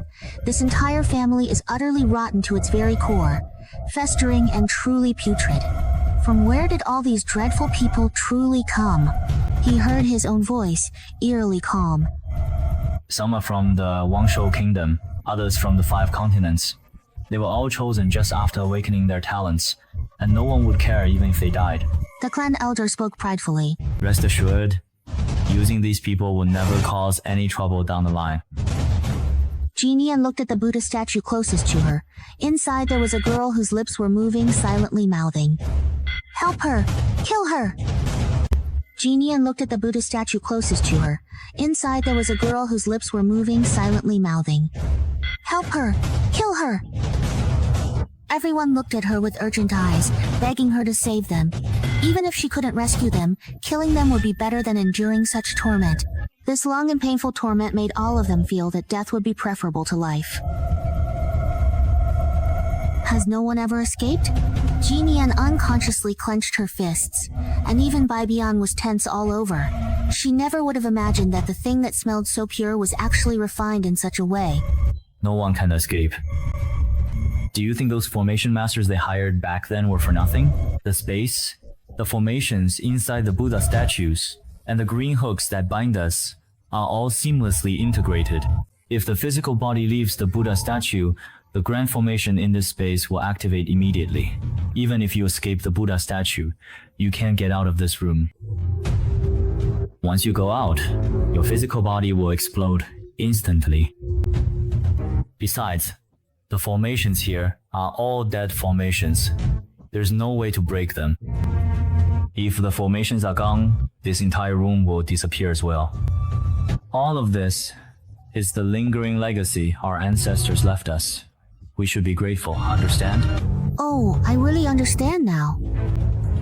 Alright, good child. Go get some sleep. You still need to prepare for tomorrow's competition. The Grand Ancestor Doctor raised his hand, and the Buddha statues were sealed up again. The cries and screams disappeared, turning back into the song that Yin Yan had heard at the door earlier. This was also designed by the master our ancestors invited. If his voice disturbs us, as soon as the Buddha statues are closed, it turns into a beautiful melody. Pleasant, isn't it? Yin Yan didn't say a word. He felt cold all over, standing behind them, gloomily staring at those Buddha statues. The Buddha statues looked compassionate, their faces still wearing the smiles of saving all beings. How ironic. Yin Yan didn't even know how he got back to his room. Babian instantly transformed into a human. Master, they sure. Yin Yan's face was deathly pale. Babian, do you think those people want to keep living like that? Or would they rather die? If it were me, I definitely think dying would be better. Sucha right. Let's go and find them, all of them, right now. Find out exactly who specifically? Suddenly, Yuan Xiansheng's voice came from behind, startling Yin Yan so much that he trembled all over. When he turned around, he realized that Yuan Xiansheng was somehow already lying on the bed in his room. Come here and sleep. Yin Yan's eyes lit up. What did you say? Can you break the death array? Yuan Xiansheng lifted his eyelids and replied lazily and vaguely. No, the dead can destroy it. The living can undo it. Yin Yan immediately deflated. Then those people can only wait to die in there. The demonic energy in your body is so full it's about to overflow. A tiny formation appeared in Yuan Shangsheng's eyes, and it was clear that his current state was actually very unstable. You're about to ascend to the next level. You can even see that? Hey, little doll, it's time for you to level up. Holding it back too long isn't good for your body. Sometimes I just level up while I'm sleeping, and when I wake up I feel terrible. Because there's no silver spiritual energy. You can actually level up in your sleep, is that right? Are you Heaven's favorite child or something? Isn't that how everyone is? When he was young, he never met anyone outside his clan, and later he was kept all alone. How would he know how other people cultivate? Everyone else works really hard to cultivate, okay? Yin Yan immediately exploded. You don't know how to cultivate? Then where do you think all that spiritual energy comes from? Why do you need to cultivate? Yuan Shenshen frowned, clearly not understanding. Doesn't spiritual energy just naturally enter your body on its own then? Yin Yan was about to lose it. Are you even speaking human language right now? Yin Yan recalled the days when he was whipped by the old witch just to gain a bit more strength, and was overcome with sorrow. Yuan Xiangsheng glanced at him, speaking indifferently. Maybe the spiritual energy around you just isn't very well behaved. Well-behaved spiritual energy moves on its own. But rather than talking to me about this, you'd better hurry up and break through. Yuan Xiansheng raised his hand and directly set up a formation. I've set up a barrier. People outside won't be able to sense the demonic element, so don't worry. At least you know not to let others discover my demonic element. Yin Yan immediately sat down cross-legged. Yin Yan immediately sat down cross-legged. Those ugly creatures of yours have mentioned it before. Yuan Xianshan said, "Since you helped me set up the formation, I won't hold it against you for calling my adorable little demons ugly creatures." He really couldn't suppress the demonic element in his body any longer. As soon as he let go, the demonic element in the entire room visibly grew restless. Without Yin Yan even needing to call them, they swarmed over with a loud boom, rushing toward him and leaving him completely stunned. Has it been tens of thousands of years since the demonic element outside the demon realm saw a demon? Why are they so enthusiastic? He had spent 3 months in the demon realm, and under its influence and the old witch's various treatments, his body had already become a fusion of spirit and demon. Isn't he the only little darling in the world who can drive the demonic element crazy? Yuan Xiansheng glanced over hazily and said with a smile, See? It moved on its own. Yin Yan finally got to experience what it truly means to be a genius. Breaking through to the human spirit realm was even easier than before. Effortless. Another black bead, with a protruding corner, appeared in his lower abdomen. These two beads seemed quite hostile toward each other, keeping a considerable distance apart, each ignoring the other. Demonic General of the alien race. Jin Yan looked happily at his own hand. His strength now was much greater than before. At the very least, if he saw Feng Shun again, he wouldn't need to blow up his magic weapon. He could handle him with just one hand. But soon, he couldn't smile anymore. He had managed to break through thanks to the people inside those Buddha statues. He had received their favor, yet had done nothing in return. Jin Yan fixed his gaze on Yuan Shansheng and asked earnestly, "Can you teach me how to break this formation?" Your strength is too weak. You can't break this formation. Yuan Xiansheng rejected the idea, without even thinking about it. "Can you do it?" Jin Yan asked. Of course I can. Yuan Xiangsheng raised an eyebrow. I can even take you in and out of many places freely. His puppet seemed to have no idea how strong he really was. "Really?" Jin Yan hurried over and asked eagerly. "Then, can you sneak me deep into the Imperial Palace right now without anyone noticing? If you can, then why wait until tomorrow to teach Su Lian's brat a lesson? He could do it right now. And as for that deadly formation, there was a way to deal with it too." You want to enter the Imperial Palace? What is all of that for? "To bleed someone." Be someone. I like that. Let's go! Jinian didn't think too much about it and decided to get things done first. Alright, Bian. You turn into me and stay here. Just in case. Okay. I still need to improve my strength. If I'm strong enough, Master won't need to ask anyone else for help. While Bian was psyching himself up, Jinian experienced the power of a high-level spirit formation for the first time. One moment, he was still at the Bai family's gate, and the next, he was already on the roof of the Imperial Palace. The formation that conceals one's presence only lasts for the time it takes to burn an incense stick. Just as Yuan Shensheng finished speaking, Jinian heard a sound from below it was Su Lian's voice. Shh. He crouched down with a heavy expression, only to witness a scene that made his heart tremble. Dala was being choked by Su Lian, her head forcefully pressed down and slammed again and again against the corner of the table, blood splattering everywhere. There were also harsh, angry curses. You're just a fake phoenix, a worthless imposter! My master will come back! He'll make you pay for everything you're doing to me right now. Every single thing! Dala's voice trembled with pain. In your dreams, Yuan Shensheng looked deranged, shouting, Your master has been dead so long, even his bones have rotted. He drew a dagger from the side and pressed it against Lala's mouth, his eyes bloodshot as he cursed. Say it again, I dare you. Let me see how you'll talk after I cut out your tongue. What? This isn't the first time I've cut your tongue, is it? You should be used to it by now. Today, I'm going to use your tongue as a snack with my wine. As he spoke, he was about to stab down hard with the knife. Witnessing the whole scene, Jinian couldn't control the overwhelming hatred inside her. The demonic energy, already more volatile than spiritual power, exploded violently. What? Jinian had already leapt down from the rooftop. Lala's entire body was covered in bruises from the beating, and when she saw him, her eyes immediately filled with tears.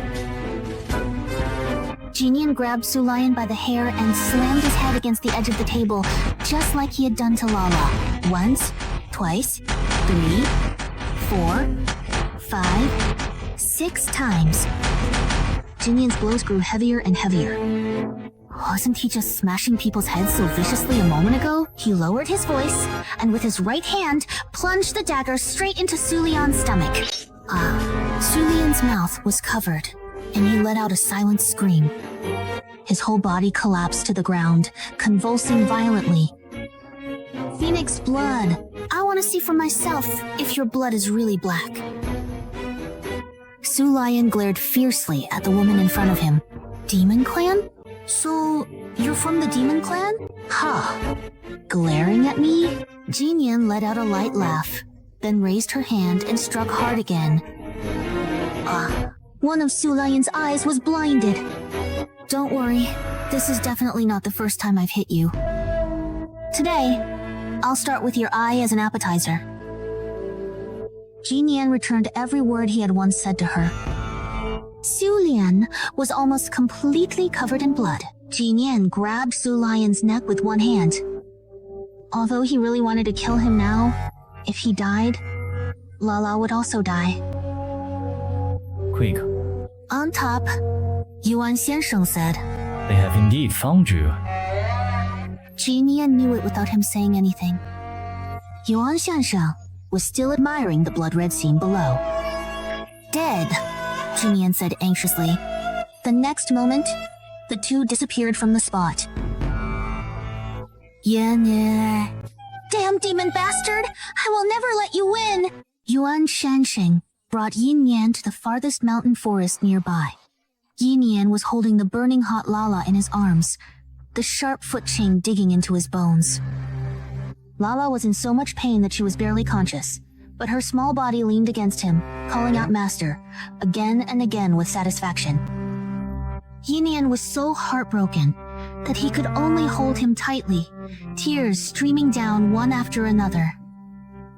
He tried desperately to cut the magical device with his dagger, but no matter what, he couldn't break it. Step aside. Yuan Shensheng easily pushed it aside. He gathered his spiritual power and slammed into it hard. With a crack, the magical device controlled by the Empress shattered.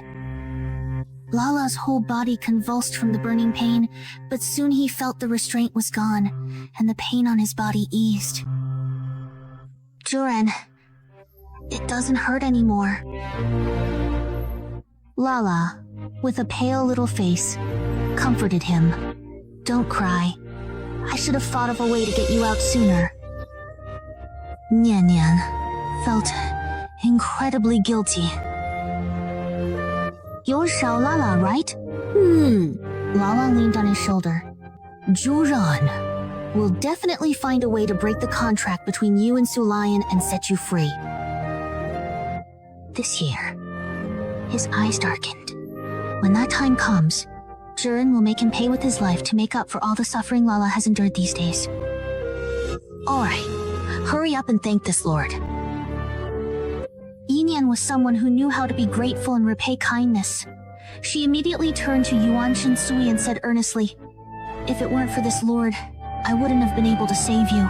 Even if I had, he wouldn't have been able to deal with that magical artifact, and Lala would still be suffering." Thank you, big brother. At this moment, Lala wasn't spicy at all.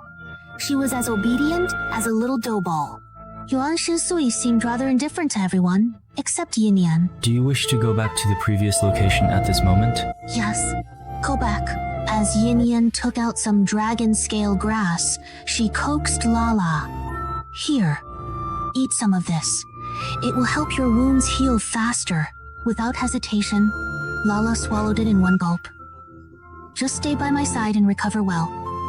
Can you shrink down? Yinian was quite happy at this moment. You have a younger brother named Babian. If you shrink down, I can hide you.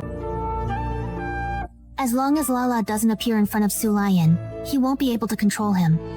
Besides, Sulayan is seriously injured and was just disciplined by Kung Fu. By now, the entire Imperial City must be in an uproar. Jinian sneered as he looked toward the direction of the Imperial City. But I still have something very important to do. Yuan Xinsui grabbed Yuan Xinsui and entered the ancestral hall. Is this the death formation you mentioned? Yuan Xinsui entered, fixed her gaze on those Buddha statues. Blood Qi, is it? Yes. Can you open up these Buddha statues?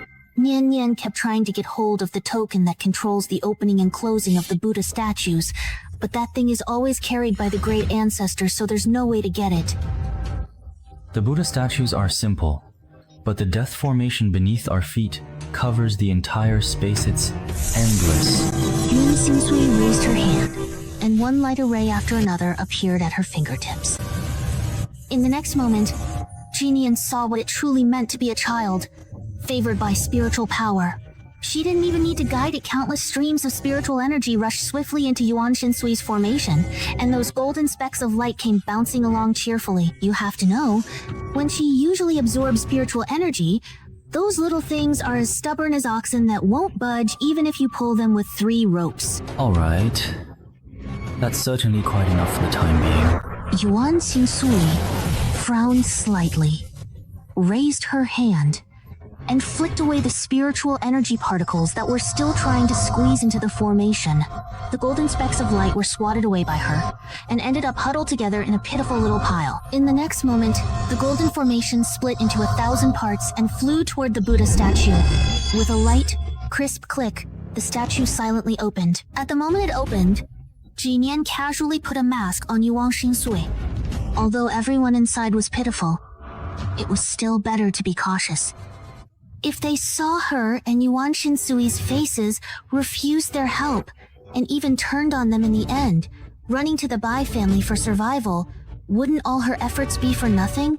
The people inside all looked up, and upon seeing that face again, he was entranced. What a strange mask. Are you here to save us? Someone opened their muddled eyes. Smells like it. Save us?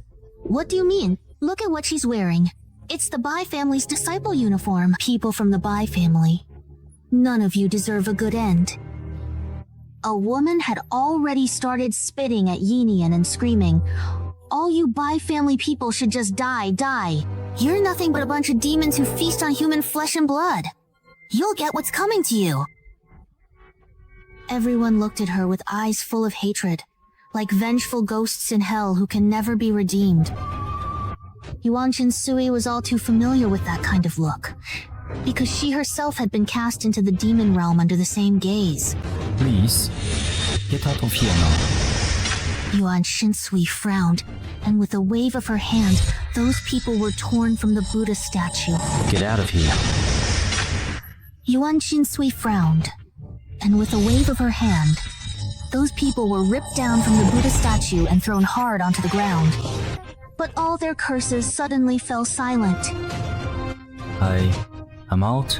Their bodies were covered in pits and scars, having been gouged and drained of blood. Some of them couldn't even stand up.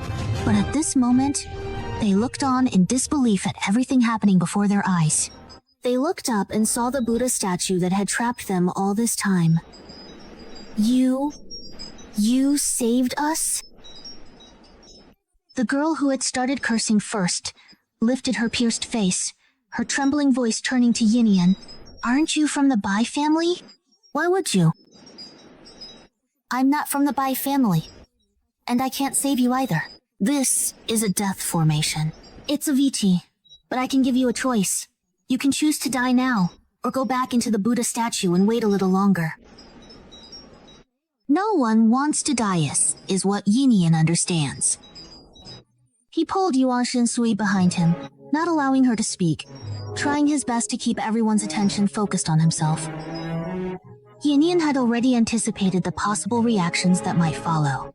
These people might curse him, or they might remember his voice and appearance, then go to the Bai family to report him, hoping to earn a reward and gain their freedom.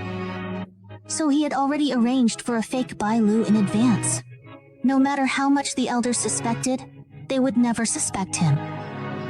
As for Yuan Shinsui, he would naturally find a way to completely distance himself from her later. Yinian took a deep breath. He was already prepared to be blamed and betrayed by these people. With a thud, a man missing a leg suddenly knelt down before Yinian. One after another, more and more people knelt down to him. Yinian was momentarily stunned and instinctively took a step back, but Yuan Shinsui, standing behind him, pressed a hand to his shoulder, stopping him. Thousands of people knelt down at the same time. Some of them were badly injured, their knees unable to bend anymore. Rather than kneeling, it was more like they were forcefully breaking their already twisted legs again and slamming them hard onto the ground. Honored ancestor, you all. Yinian looked at them solemnly. "What are you doing?" "Miss." The woman who had been shouting the loudest earlier lifted her head. Half of her face was actually quite delicate, and if you looked closely, you could see a faint red mole between her brows. Yinian kept feeling that this half of her face looked familiar, as if she had seen it somewhere before. "Miss, you are our benefactor." Blood and tears flowed from the woman's only remaining eye. "I'm truly sorry for insulting you just now." Yinian had imagined countless possibilities, all of them the worst outcomes. But not everyone in this world is utterly wicked and shameless. There are those who have suffered greatly, yet do not resent fate, and still retain their conscience. Rest assured, we will never speak a word about what we saw of you two today. Among the women, Yinian showed a smile, and the wounds on her face split open from it.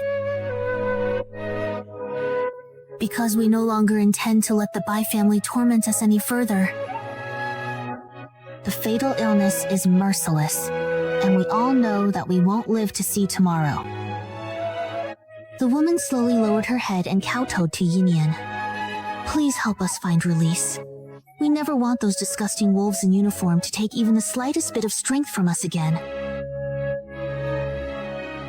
The woman's voice choked with emotion. "Just destroy this damned place. Don't blame me." Yinian looked at the scene before her, feeling more and more distressed inside. We have no way to repay this kindness. We only hope that good people like you two will have smooth and peaceful lives.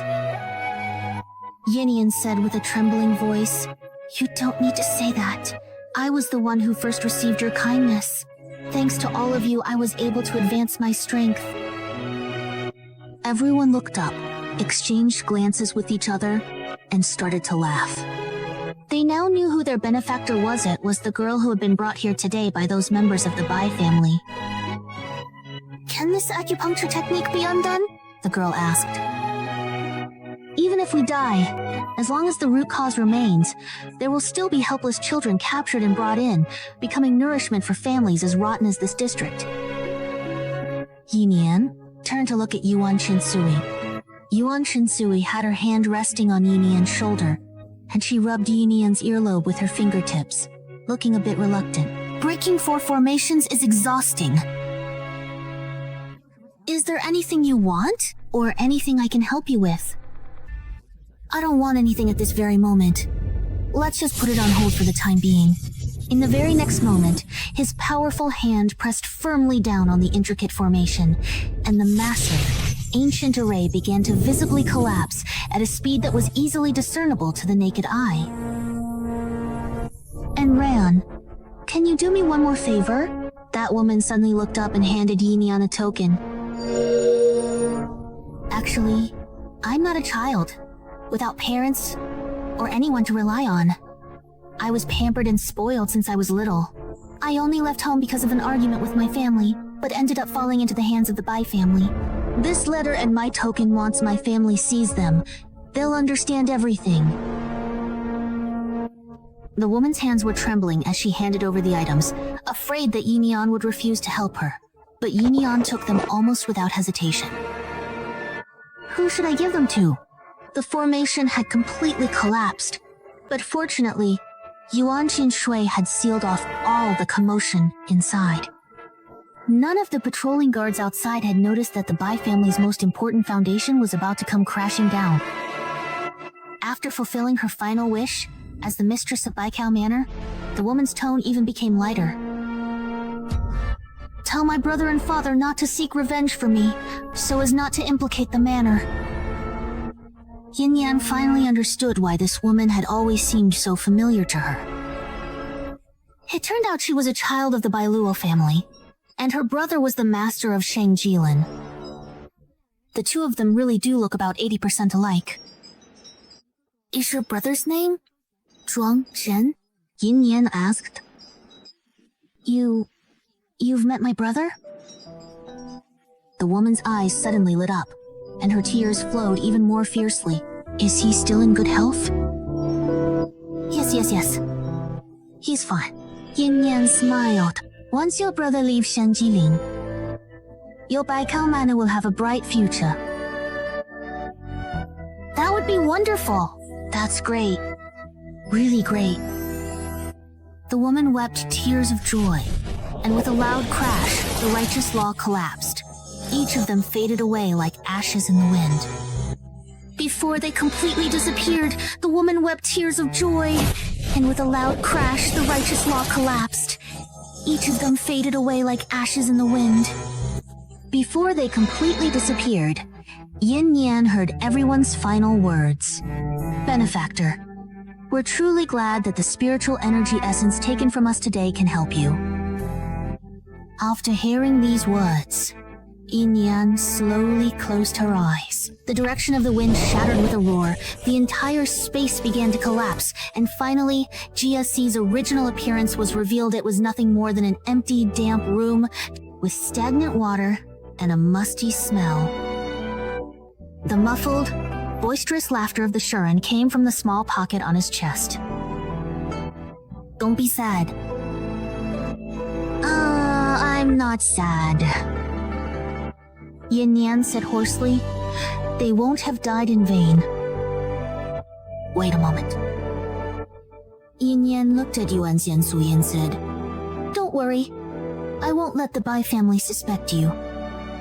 Yuan Xiansui raised his eyebrows indifferently. It's fine even if they find out. As long as the money's burned, it's all good. Yuan Xiansui even seemed a little eager to give it a try, Yin Yan said calmly. There are quite a few capable people in the Bai family, and the Empress is on your level. This is my business. I can't let you be restricted because of it. He took a deep breath, controlling the magic elements within his body to leak out just a little, but not too much. Black magic elements appeared before his eyes, lining up, floating, forming rows of words. Yuan Xiansui burst out laughing seeing those lines. It says unless one refrains from wrongdoing, someone will always refuse to accept things as they are. First kill Emperor Ji, then destroy the Bai family. Demons must be eradicated, blood debt settled. Yin Yan was already looking forward to seeing how those clan elders would react when they saw the empty Jia Ci and these words. He left behind the magic elements. So, those people would think it was the work of the remnants of the demon clan.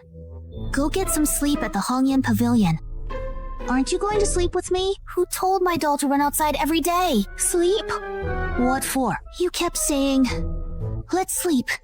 Let's sleep before. No, I really meant just sleep. Back under Mount Bay too. Didn't you pull my body to sleep together? Who told my doll to run outside every day? You're my puppet doll. If you don't sleep with me, who do you want to sleep with? No. That's not it. When did we sleep together? How did we sleep together? At first, when he mentioned a pillow, did he actually mean sleeping?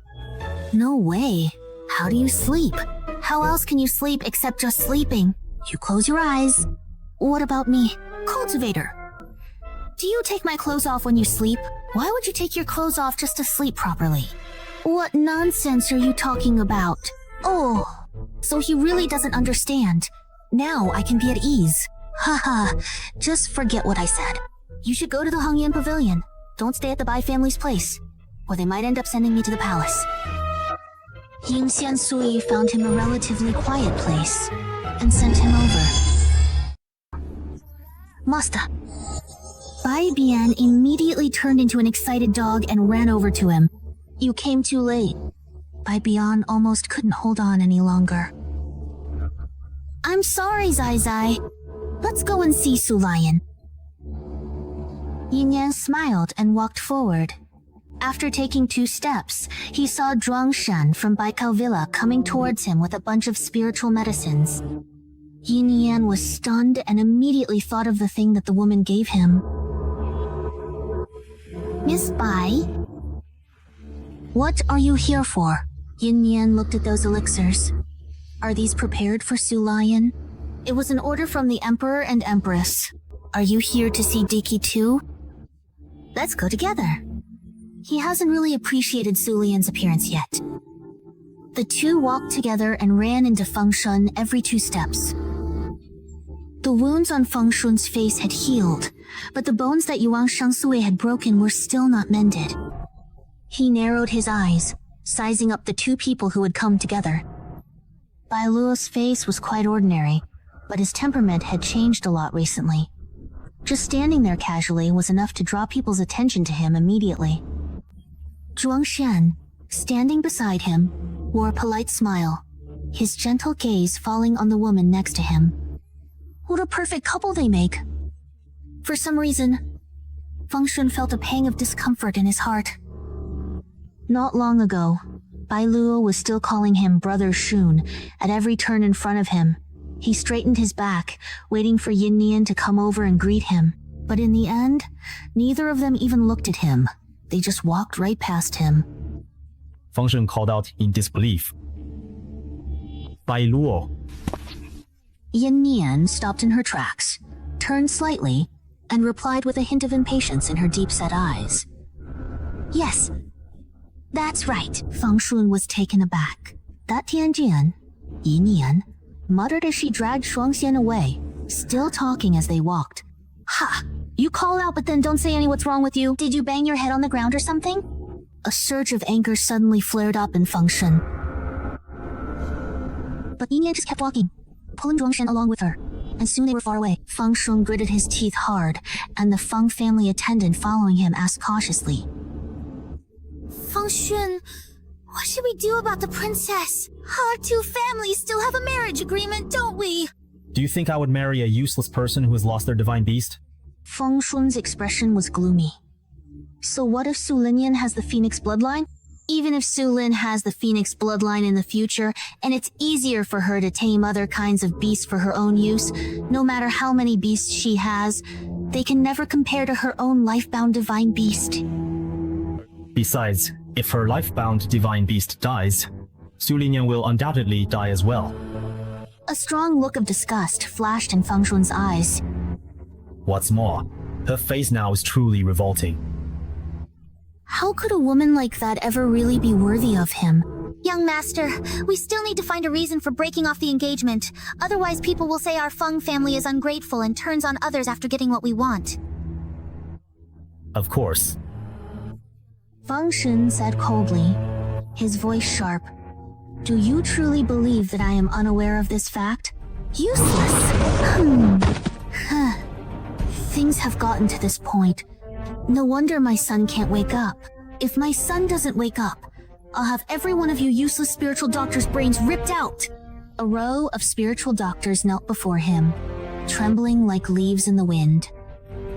Zhuangshan watched this bloody scene, a flash of disgust in his eyes. But in order not to anger the powerful empress, he concealed his expression well. Zhuangshan is here. The empress's voice was cold as ice, her gaze landing on Yinian as if laced with poison. You came too. Yinian put on a sorrowful expression. Cousin will get better, aunt. Please don't be too upset. And as for the Bai family, you don't need to worry, aunt. Yinian stepped forward, the corners of her lips curling up in a deliberately provocative way. With me here, everyone can just let cousin focus on recovering from her injuries. The implication was that you can just rest now. The future head of the Bai family is me, not your sickly daughter. These words instantly drove the empress, whose nerves were already stretched to the breaking point, into a frenzy. How arrogant!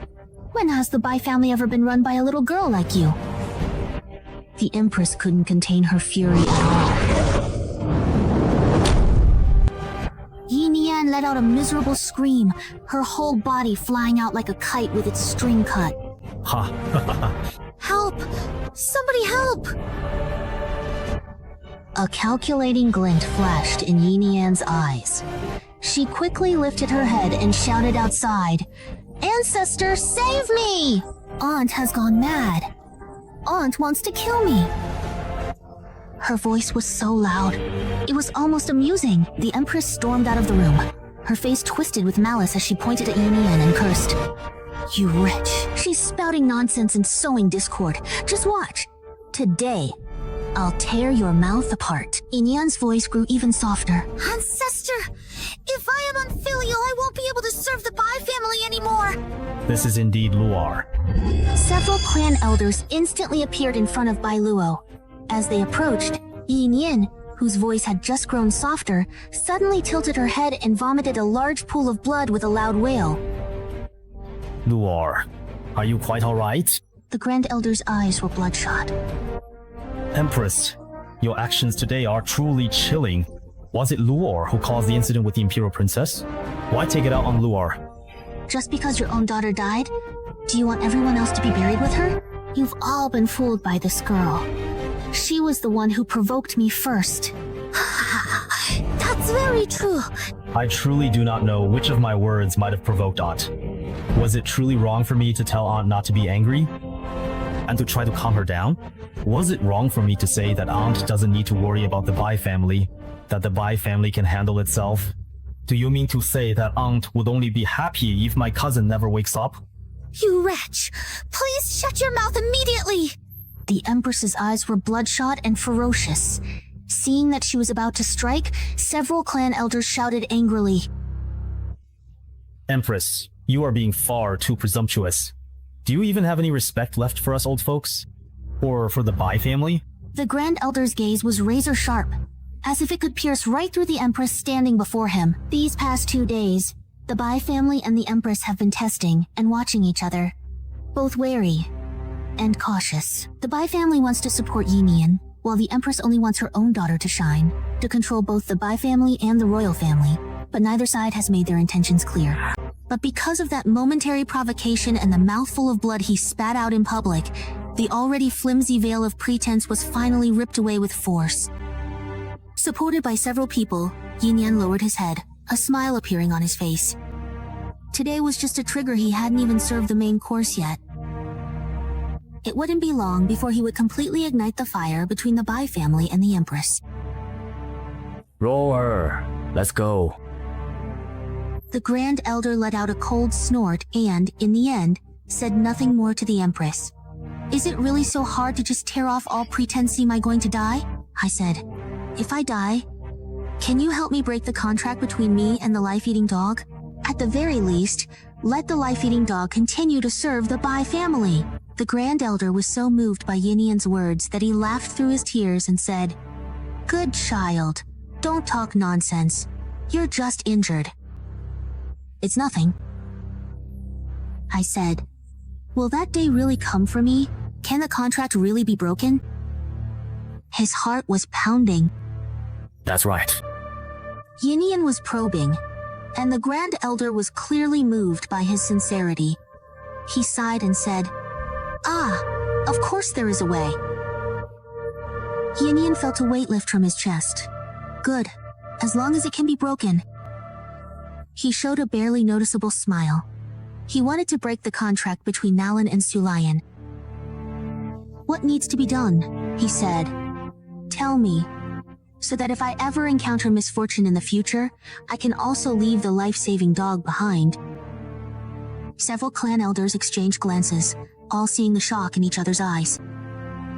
Since Luo is so loyal to the Bai family, they had previously worried that Luo might be lured away by another powerful force.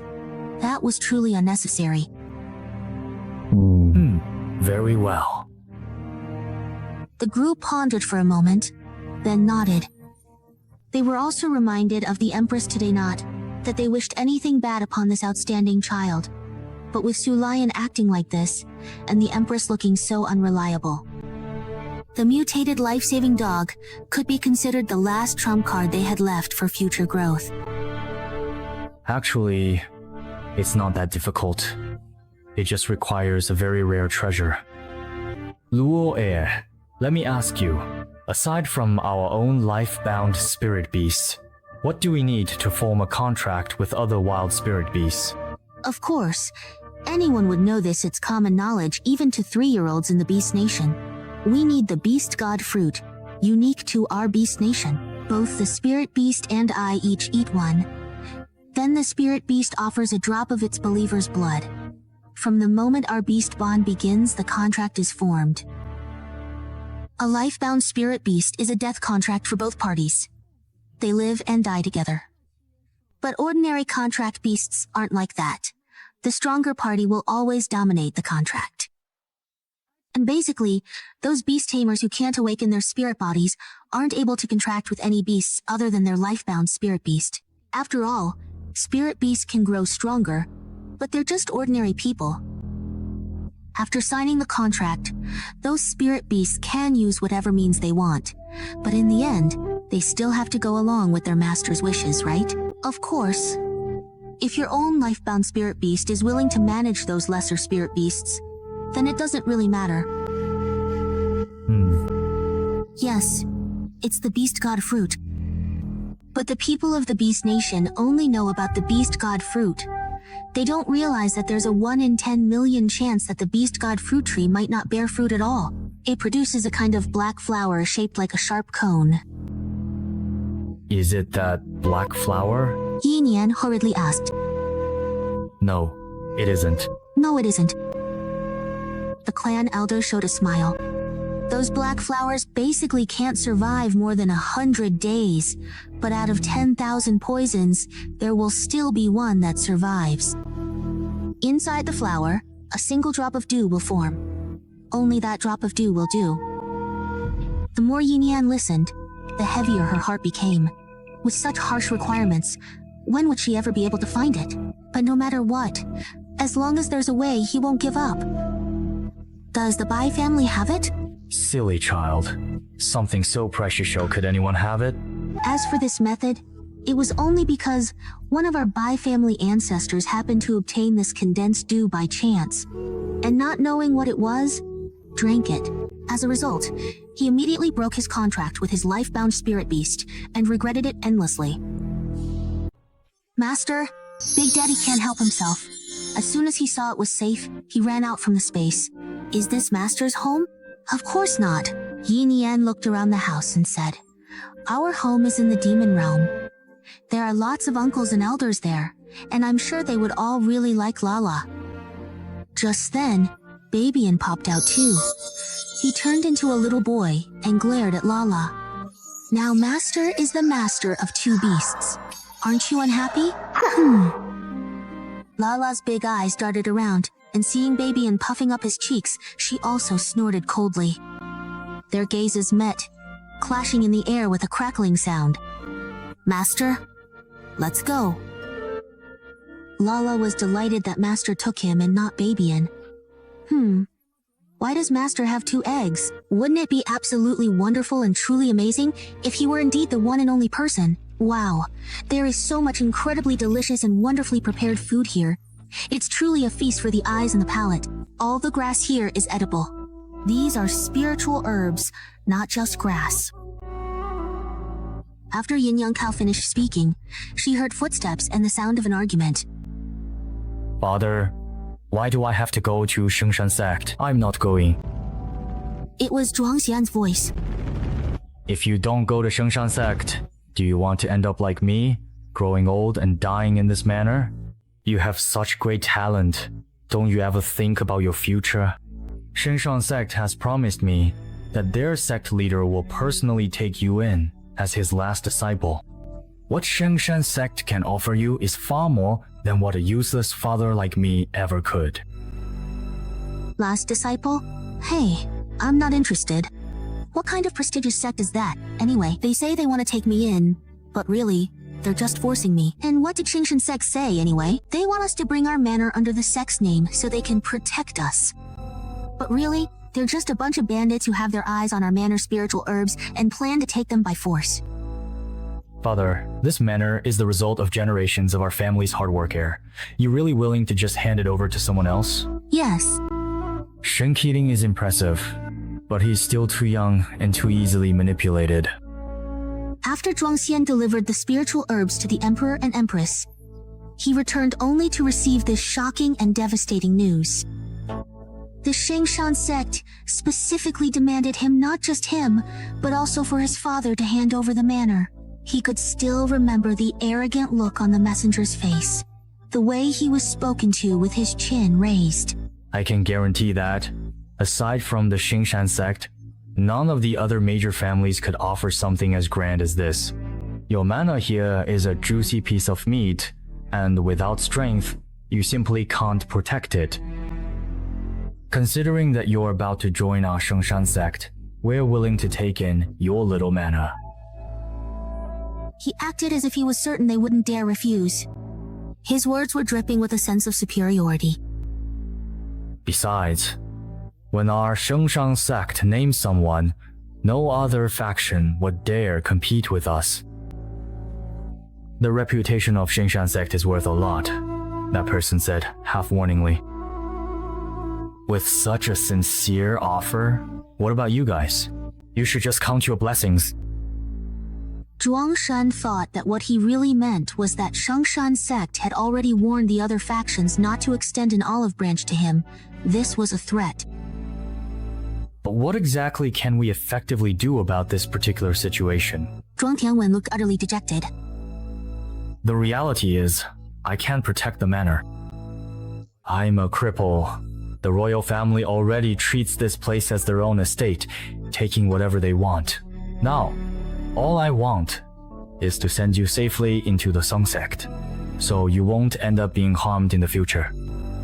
How many formidable rivals are truly out there who genuinely want to completely strangle this promising young talent in its very cradle? All those individuals who once bullied our Beikao manor are now watching us very closely, like hawks. Zhuang Tianwen wiped his face hard. They're afraid you'll grow up and come after them. Shouldn't they really be afraid at all? Zhuangshan's eyes were bloodshot. How many of our family did they kill just to seize our spiritual herbs? And my little sister? Yin Yan's whole body trembled. So it was true Zhuangxian did have a younger sister. If the manor is gone, my little sister won't be able to find her way home. Aren't we going to wait for your sister? Yin Yan silently glanced at the letter in her arms. Your sister? Your own sister might already.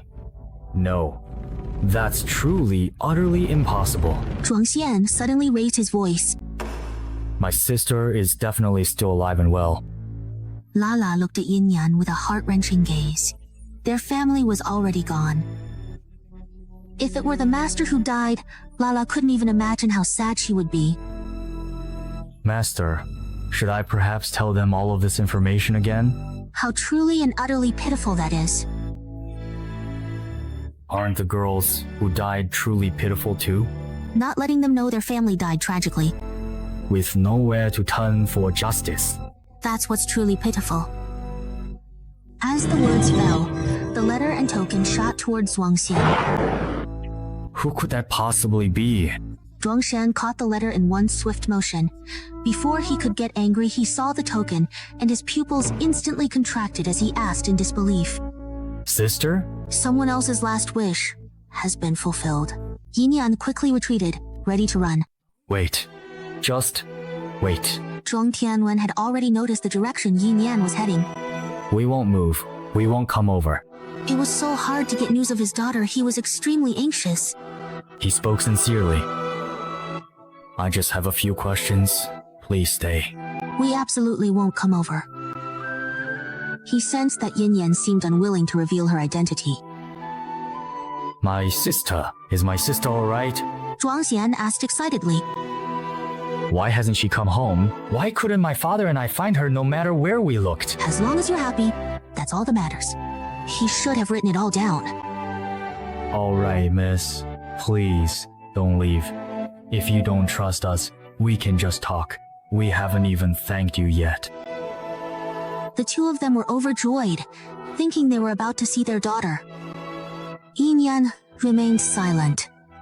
Zhuangxian eagerly opened the letter, but when he saw what was inside, he froze. His hand began to tremble slightly. The words inside were like knives, slicing away at the hearts of father and son, one cut at a time. The Bai family. How could the Bai family dare? Zhuang Tianwen suddenly clutched his chest. Overwhelmed by grief and anger, he coughed up a mouthful of blood and collapsed straight to the ground.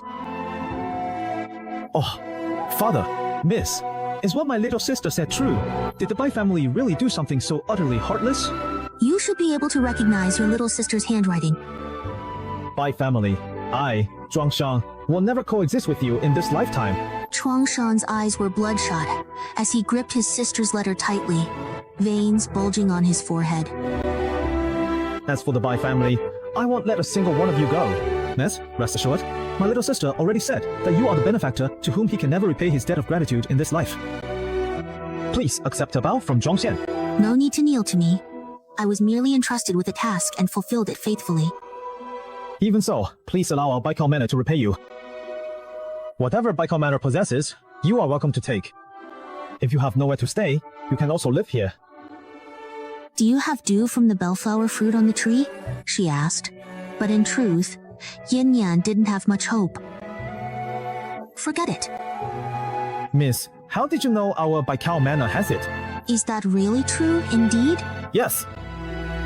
Zhuangxian was still grieving in her heart, but she dared not neglect her benefactor. Come with me to get it. Never mind. Let me go get it for you, miss. Wait, stop right there. I'll go with you. Master, you simply cannot show yourself. It's fine. Let her go get it. Even if she brings it, I wouldn't feel at ease letting you use it. What if something happens? Just in case.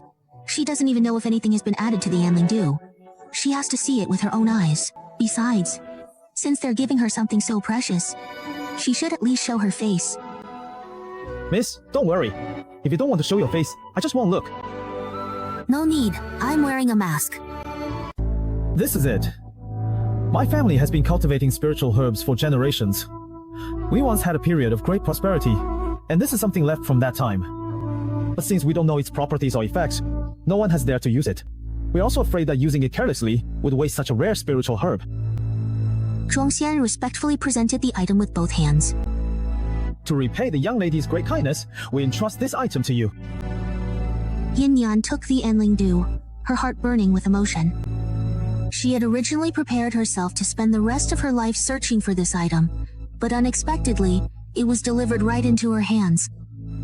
If Yin Yan had been a bit more ruthless and ignored those innocent people, she wouldn't have met the youngest of the Zhuang family, and she never would have received this Anling Du. Oh, right. This is for you. Zhuangxian took off her own waist token. With this token, you can freely enter and leave my family's manor. However, these days, it seems anyone can come and go from my family's manor as they please. Thank you. I need this. Yin Yan took the waist token. A proper waist token could easily serve as an identity card, and Yin Yan didn't have any identification in the kingdom of myriad beasts.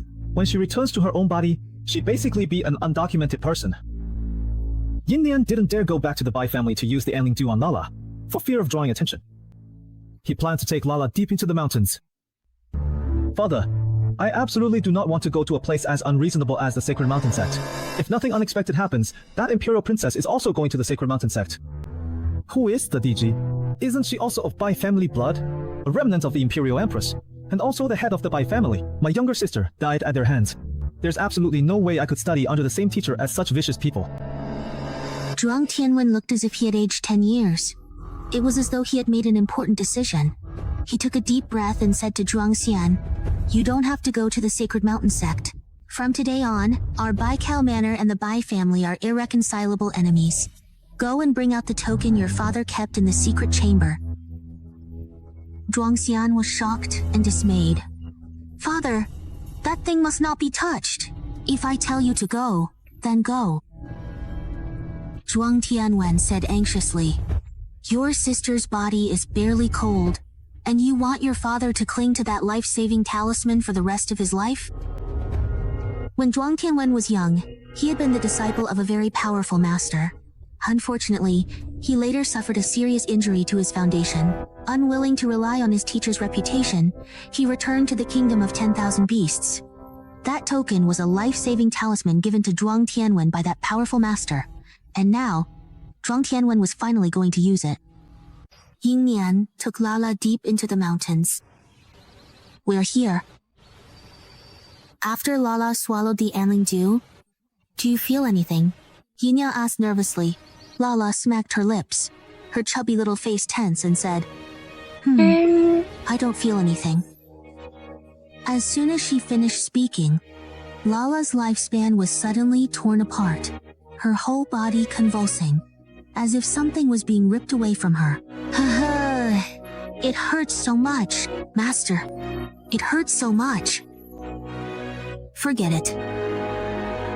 Yin Yan picked up Lala directly, but in the next moment, the lifespan within her began to surge and heat up. A massive formation spontaneously appeared beneath her and Lala's feet, and Yin Yan could feel an overwhelming sense of joy. At the same time, it felt as if her heart was gradually being filled, as though a piece of her lifespan that had been taken away was finally being restored bit by bit at this very moment. Meanwhile, ow!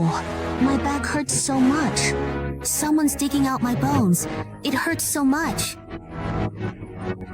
He felt as if the muscles and bones in his back were being forcibly ripped out by someone.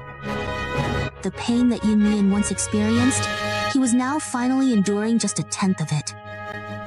But even this mere tenth was enough to drive Su Lion completely insane. Such a loud noise immediately caught the attention of Feng Shuan, who happened to be cultivating nearby. He quietly approached the doorway to the room, but did not go inside. Because he didn't want to see Su Lion's ugly face. One of his eyes was completely blind, and that bloody, gaping eye socket was truly disgusting to look at. But what Feng Shuan never expected was that just as he reached the doorway, Su Lion's voice, sounding utterly deranged and on the verge of collapse, screamed hoarsely from inside, "Mu Hei! Mulhey! My divine beast is gone. Su Lian coughed up mouthfuls of blood. I can feel that my connection with my divine beast has been severed. The contract is broken. What? Feng Shuan was shocked. Could the contract really be broken unilaterally like this? Wouldn't that make Su Lian a cripple now? How is that possible? The Empress was utterly shocked. No one can break a contract, unless... He suddenly thought of that matter with Ninglu. Only the Bai family knows about this. He was convinced that the Bai family had no reason to do such a thing.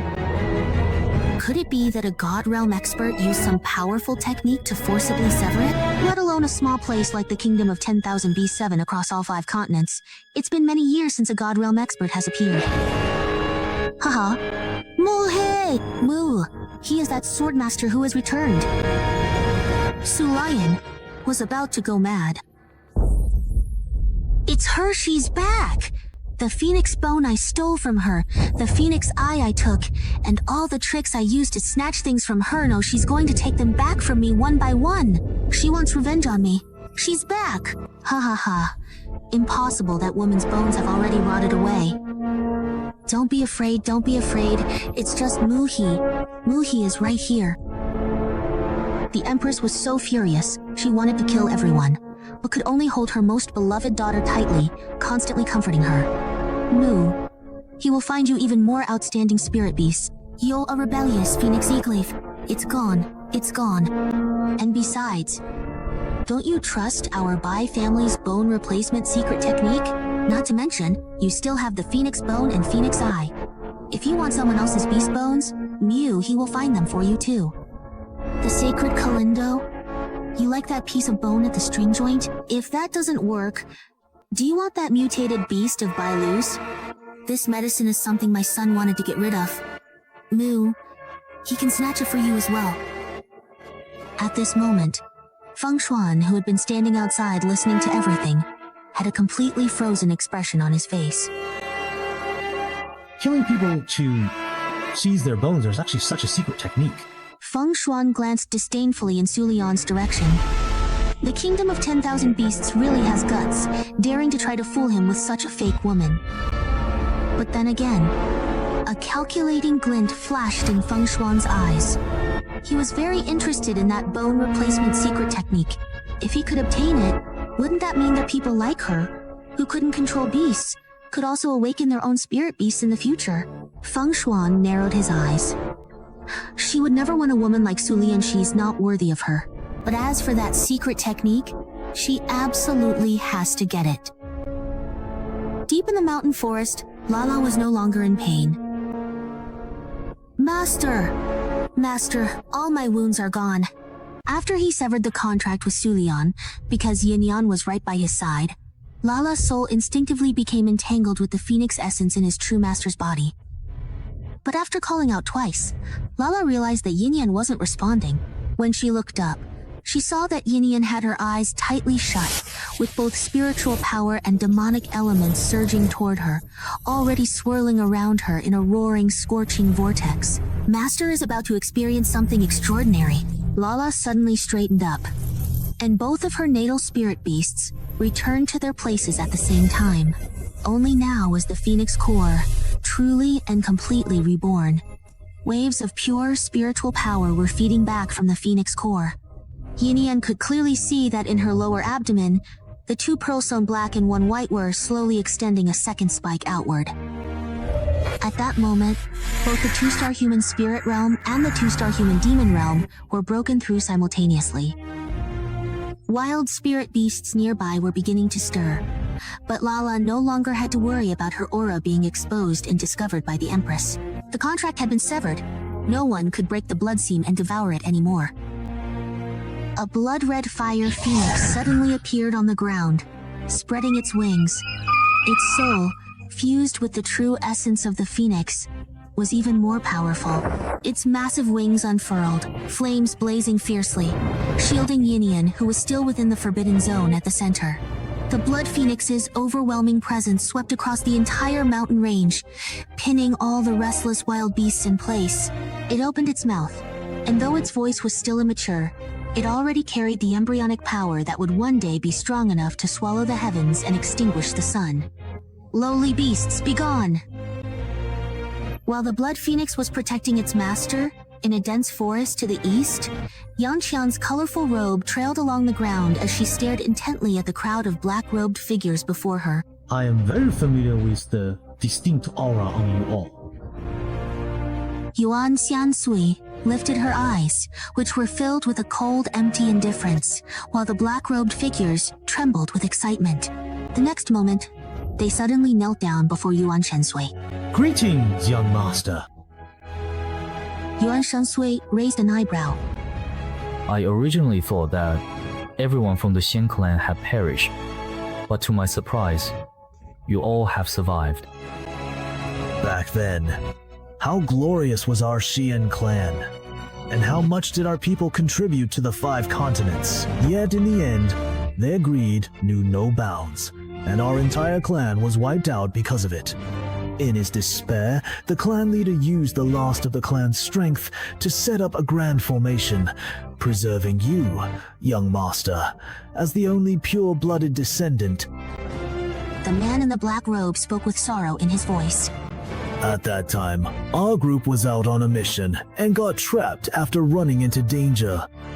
The clan elders all thought we were dead, but fortunately, heaven did not completely cut off the Shan clan's path. When we finally made it out alive from where we were trapped, we discovered that you were the only one left of the Xian clan, young master. We couldn't enter Mount Baitu, so we could only keep watch outside, year after year, day after day. Not long ago, we sensed your presence, young master, and rushed over as soon as we could. Oh, my dear young master. The men in black robes were all quite old. Their strength was not as great as Yuan Xiansui's, and naturally, their lifespans were not as long either. We're already nearing the end of our strength, like a lamp running out of oil. But with the great vengeance of the Xian clan still unavenged, we cannot rest in peace, even in death. So, we just need to completely kill them all, right? Of course.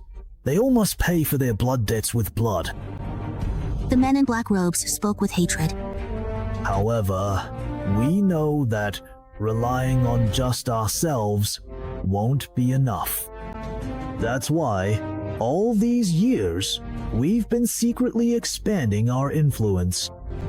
The Jiggy Valley of the 5 continents was established by us, your subordinates. The position of Valley Master has always been kept vacant for you, young master. Now, at last, we can hand over the entire Chigi Valley to you, young master, intact. If the people from Sacred Mountain Sect and Lingtian Xuan were here, their jaws would definitely drop in shock. On the surface, Chigi Valley came this time for Su Lion, the naturally blessed imperial princess. But in reality, they were here for Suan Yuan Shansui. Is there any better smokescreen than the imperial princess? Young master, come with us to the 5 continents. The Grand Elder of Chigi Valley lifted the hood of his black robe, revealing an aged face. The 5 continents is where you truly belong, young master. Perhaps there, we can find a way to break the seal on Mount Baitu. The seal beneath Mount Baitu holds all the savings and foundational techniques of their clan. It absolutely must be retrieved. Alright. Then there's just no time to lose. Let's leave right now. No, I have to go with my Udo. You all go ahead without me. Udal? Ah. We were worried that, with the clan leader gone, there would be no one to activate or deactivate your Udal for you, young master. If you already have one, that's even better. Ah, but young master, where did you put your Udal? He went to take care of something. Take care of something? How is he really taking care of it exactly? Udals can go handle things on their own? Yes. Young master, your Udal can actually run and move even without the support of an array. Is that truly possible? The Grand Elder couldn't help but ask. Yes. It can not only run and move, it's also very beautiful. That is certainly not an Udall, my dear young master. I'm going to look for it. You all go ahead. No. We subordinates will go with the young master. Young master. We can wait. Suit yourselves. Oh no, we completely forgot to ask the young master exactly where he's currently staying now. Yuan Shansui returned to the Bai family gate in the blink of an eye, soaked from head to toe. It's Yuan Xiansui. Are the clan elders still bedridden? Yes, miss. The maidservants looked terrified. They didn't know what had happened, but judging from the elders' reactions, it seemed as if the sky was about to fall. I understand. Yin Yan sneered inwardly. In the end, it's just that evil deeds will be repaid. Bai knows retribution is coming. Miss, someone from the palace has arrived. They said someone from the Bai family needs to go over. The Empress wants to question you. The palace is in a hurry. They want someone right now. I'll go inform the elders. But wait. Since the youngest is unwell, and the Empress just needs someone to question, I'll go myself. Now that the elders are bedridden, this exceptionally gifted young lady is the highest ranking person in the household. How could the maidservants possibly refuse her? Once the Grand Elder wakes up, just tell her that I've gone to the palace to see the Empress. What are you planning to do? I knew it. Next, I have to use this body to do one last thing. Nian Yan doesn't plan to keep using Bailu's body anymore. She's going to return to her own body so the seal on me can be lifted. Are you sure? Yuan Xinshui curved her lips in a smile. I've already removed the seal for you. Thanks. In 3 hours, I'll return to my own body. I want to leave together with Brother Sui Sui. The next moment, Lala appeared as well. Me too. I really want to go along with my dear brother Sui Sui.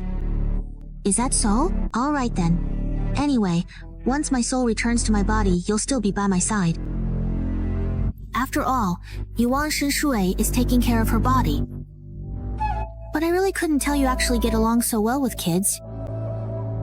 Yuan Shinshui didn't say anything, just looked at the 2 little ones who barely reached her knees. Then I'll be going now. I'll take good care of my master's body. I'm warning you, if you dare do anything to my master's body, 3 won't let you off when I grow up. Yeah, I'm watching you. Baby-Yin pointed at her own big grape-like eyes, while Yuan Xinshui stared at the 2 of them with a cold, indifferent gaze. That look, completely emotionless and even tinged with annoyance, made goosebumps rise all over the 2 little ones. It was as if a giant beast that could squash them with a single slap had appeared before them. And this giant beast raised its hand, hesitating over whether or not to end their lives, but the 2 little ones still didn't take a single step back. They had to protect their master's body. Yuan Xinshui irritably twitched her fingertips. The next moment, she withdrew her fingertips and let go of these 2 annoying little things. Nian Yan would get angry, so she suppressed her murderous intent and turned to walk outside. The 2 little cubs immediately followed, as if trailing behind a murderer, their 2 little tails swaying back and forth. Miss Bai, the eldest daughter of the Bai family. What a coincidence this is. The eldest miss actually came to the palace too? Looks like it's the 2 of us running into each other again. Although Zhuangshan was smiling, his expression didn't look good. After all, he had just received the bad news about his sister. He tried hard to suppress the emotions in his eyes, not wanting the woman across from him to realize that whenever he saw someone from the Bai family now, he just wanted to kill her. But he could never have imagined that the Bailu standing before him would be the benefactor who had once saved his life with a single kneel. Nian Yan wasn't thinking about any of that. She looked at the 2 identical beast-drawn carriages. At this hour, why would Zhuangshan, someone unrelated, show up at the palace? Did the Emperor and Empress summon you here? Nian Yan asked urgently. Zhuangxian was taken aback. Yes, that's right. Is it for the spiritual medicine? Did they want you to bring the spiritual medicine? Zhuangxian shook his head. No. They said they wanted to ask me some questions. They only called for you? They didn't summon your father? They specifically named you and wanted to see you? She had already asked 3 questions in a row today, and the more she thought about it, the more something felt off. If they're questioning someone from the Bai family today, can you guess why? Because the contract was broken. And only the Bai family knows how to break the contract. The Emperor and Empress are suspicious. They want to know if there's a traitor in the Bai family. But why did they call for Zhuang Xian? Ha! No, that's not right. A sudden chill ran through Jin Yan's heart. Although she had broken that contract, the Bai family's secret manual was still around. Now that Su Lion, that vicious woman, has lost her life-bound spirit beast, she still has the phoenix essence. But how could the Emperor and Empress possibly accept their daughter's wings being broken? Maybe she has her eyes on the Zhuang family's longevity and the sacred Qilin. As long as Su Lian replaces Zhuang Shan's lifespan with her own, the sacred Qilin, just like Lala, will have no choice but to obey Su Lian. This move is vicious, but effective. For the sake of their daughter, the Emperor and Empress are capable of anything. The more she thought about it, the more likely it seemed. Miss, let's go in together. Zhuang Xian stepped aside, wanting Yin Yan to go first. Yuan Luoman couldn't help but show an admiring look when she saw Zhuang Xian. Zhuang Xian is a true gentleman, gentle even to servants. And now that he has awakened the sacred Qilin, his future is limitless. But, unexpectedly, after her expression changed this year, she directly raised her hand and shoved Zhuang Xian away. Get lost! What are you, trying to get close to me? Zhuang Xian was stunned. Before he could finish speaking, Yin Yan interrupted him. You got my dress all dirty. Yin Yan vigorously brushed off the hem of her dress, looking domineering. You owe me a new dress. Yuan Luoman sneaked a glance. Where is it dirty? It's clearly a snow-white dress, isn't it? Zhuang Xian still smiled, good-naturedly. All right, after I meet with the Emperor and Empress. You got my dress dirty and you still want to call me Aunt? But Yin Yan just wouldn't let it go. A magical whip appeared in his hand, and he struck it against the ground. Fine. I want you to go buy me a brand new dress right now. Zhuang Xian's expression darkened. The women of the Bai family are really going too far. What? Still want to fight me? Didn't I teach you a harsh enough lesson last time? She sneered coldly. Humph. I'll give you 2 hours.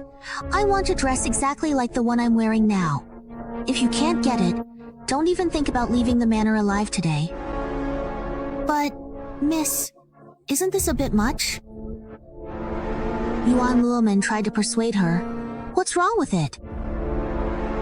She fixed her deep gaze on Zhuang Xian in front of her and said, He's just a down-and-out young master from the mountains. Even if he dies in the palace today, it doesn't matter. I'm the eldest daughter of the Bai family. If I want to kill him, I can. Rage surged through Zhuang Xian, his face flushing red as he practically ground out the words through clenched teeth.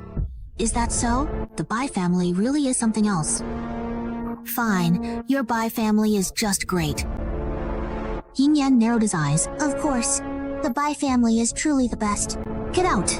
She shouted harshly, pointing toward the window. Get out, and never set foot in the palace again.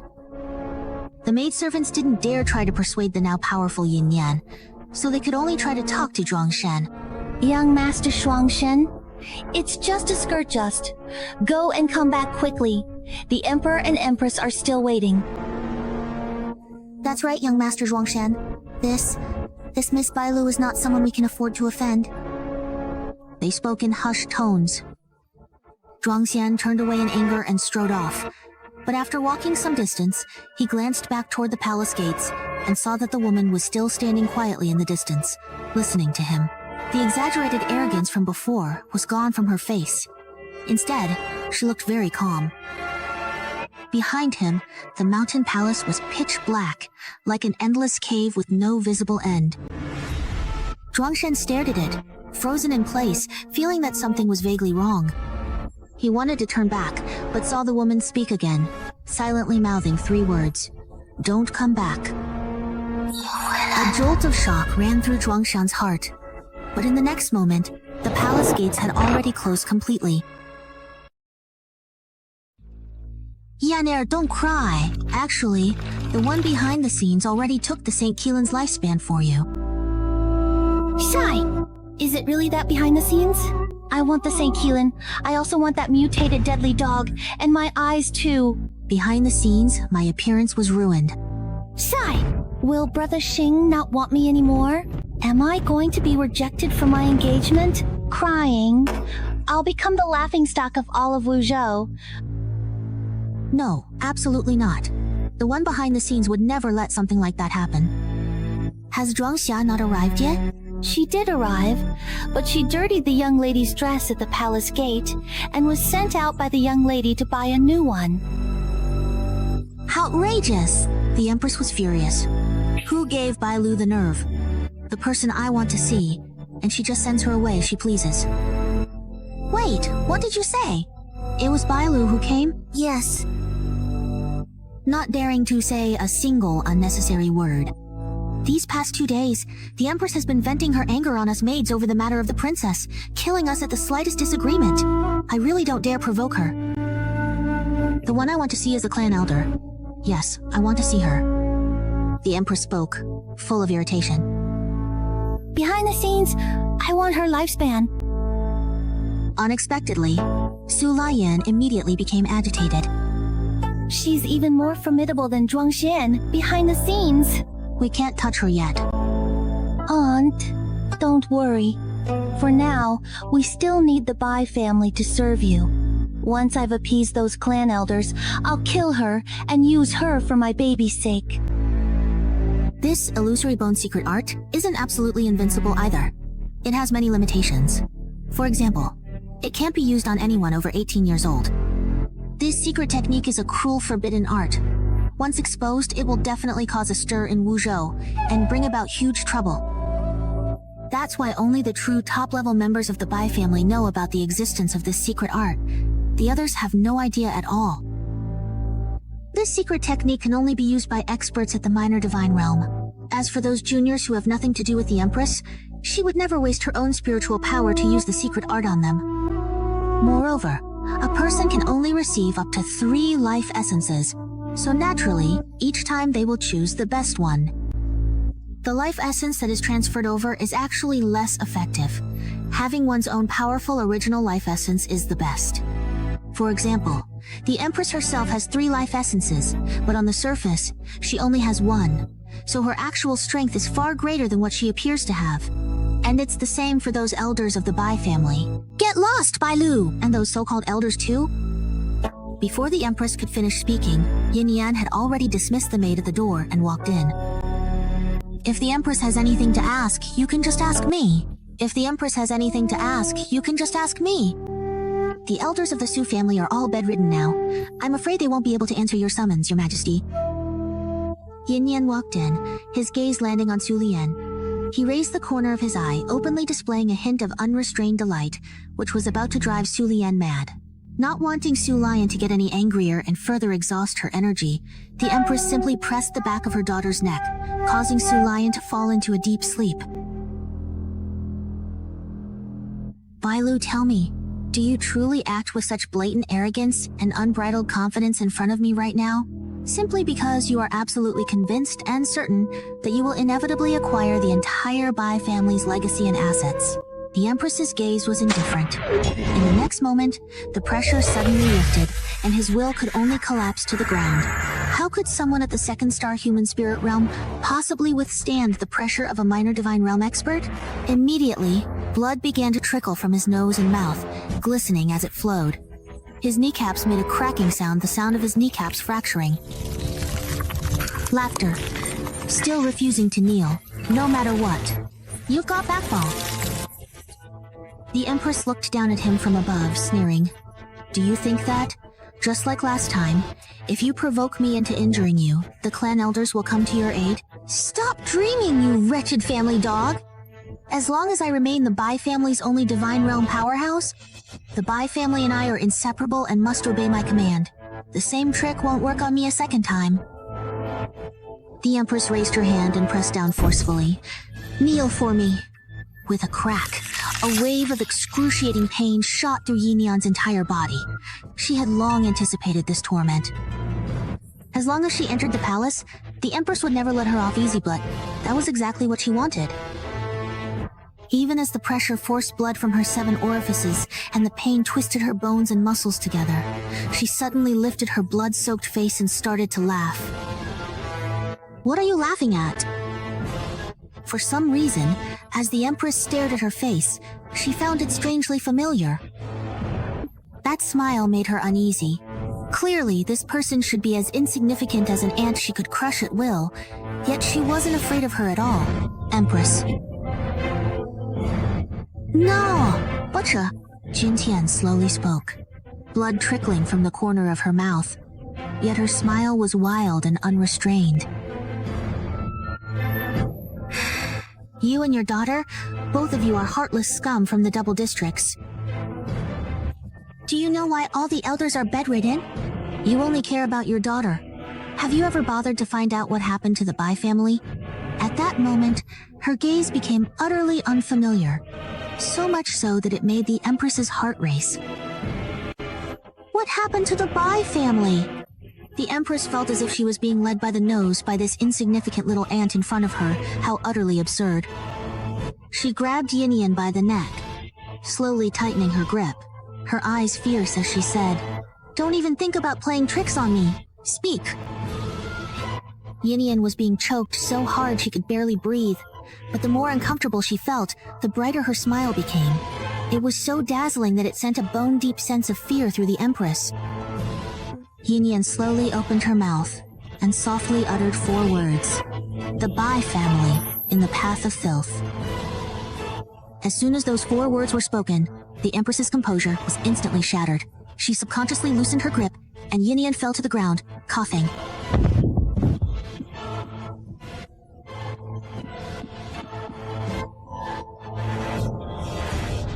What's in the path of filth?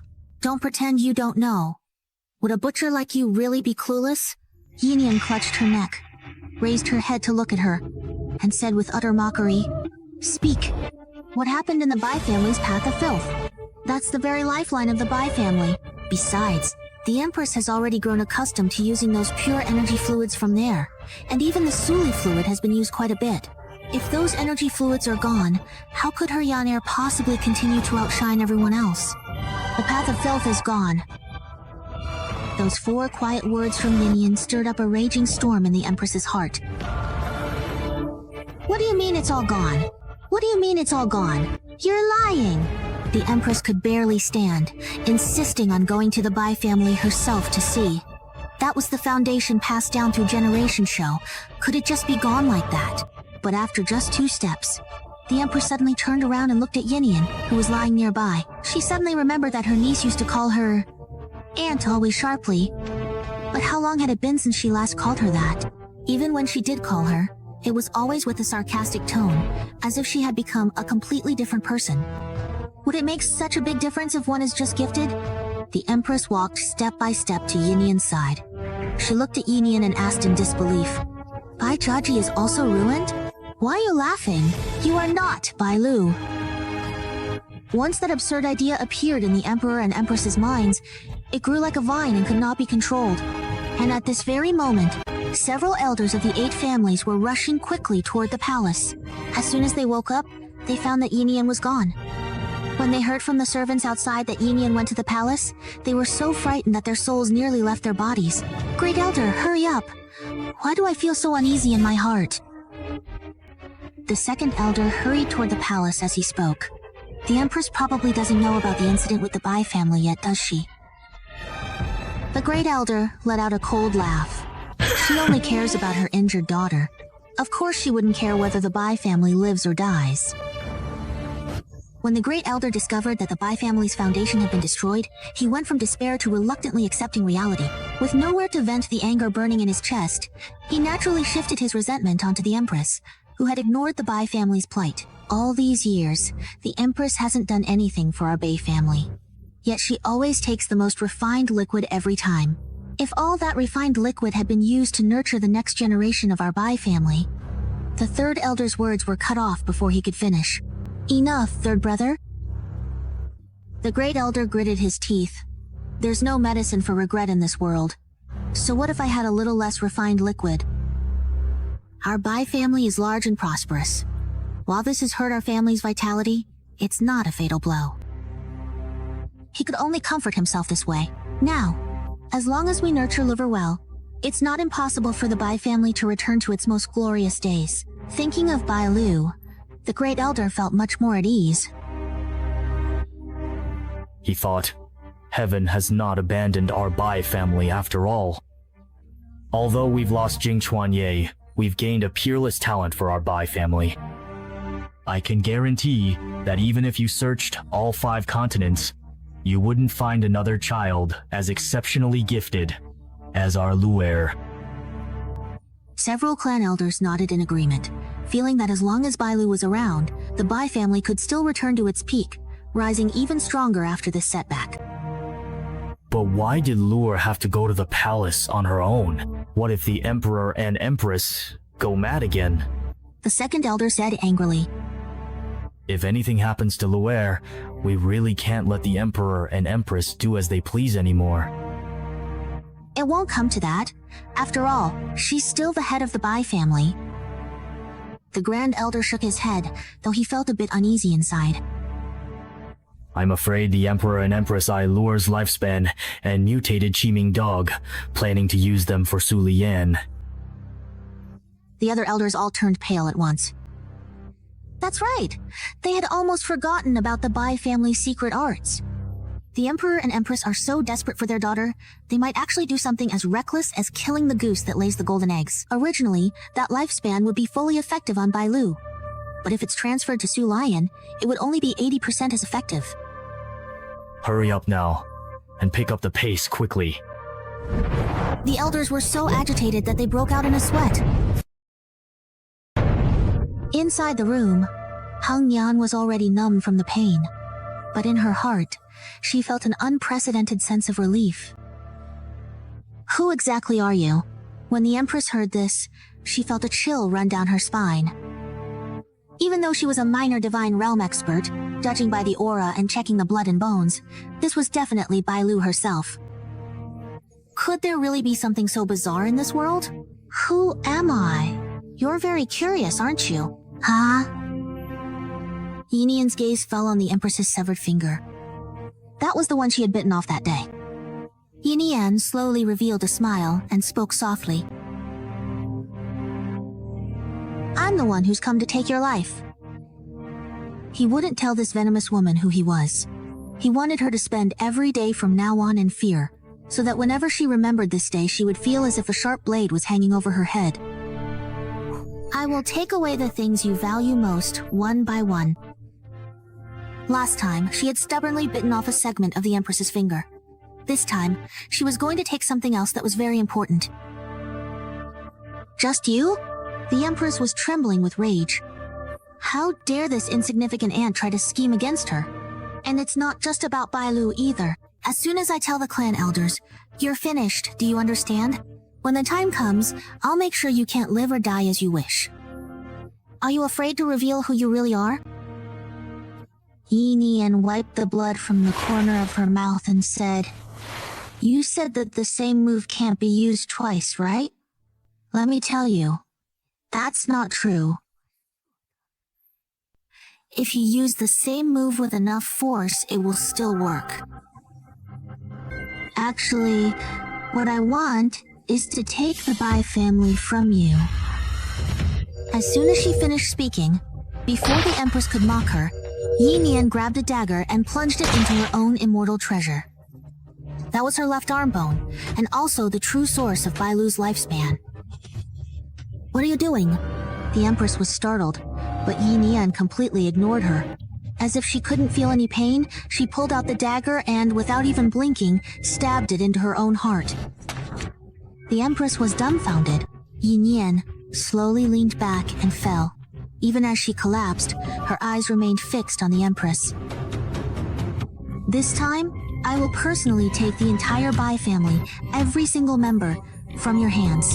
Yinian, with a subtle and almost imperceptible tug at the corner of her lips, pondered deeply, wondering to herself, what exactly should I do now in this complex and challenging situation? Die, just like that.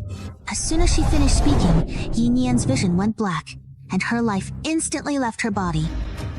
But the Empress had no idea.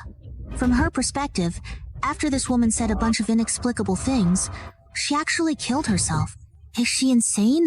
Who would use their own life as a wager? And this woman even said they'd meet again next time? It felt as if a bucket of ice-cold water had been poured over her from head to toe. Lure! The doctor's desperate cry pierced her eardrums. Staring at the corpse lying on the ground, her eyes nearly split with grief as the last shred of hope in her heart was shattered before her eyes. The Great Elder could no longer bear it. His aura exploded all at once, and with a thunderous boom, the entire room was blown apart. The Great Elder was also a Tianling realm expert. Although not quite at the level of the minor god realm, he was still an absolute powerhouse. Are you insane? You truly deranged, monstrous monster. The Great Elder and the other elders who had rushed over picked up Bailu's corpse, only to discover that not only was there a fatal wound, but all the bones in the body, including the knees, were shattered. Her blood was flowing in reverse, and blood was seeping from all 7 orifices. It was clear that she had suffered inhuman torture before her death. The spot where her life essence was located had been cut open, but it hadn't been taken out in time. Their eyes turned red with anger. You actually tried to dig out your own niece's life essence just to use it for your own daughter? She was also a child of our Bai family, and the most talented one at that. Bai Ling, what have you done? They called out the Empress's name through gritted teeth, filled with utter disappointment. Bai Ling, you are no longer worthy of being part of the Bai family.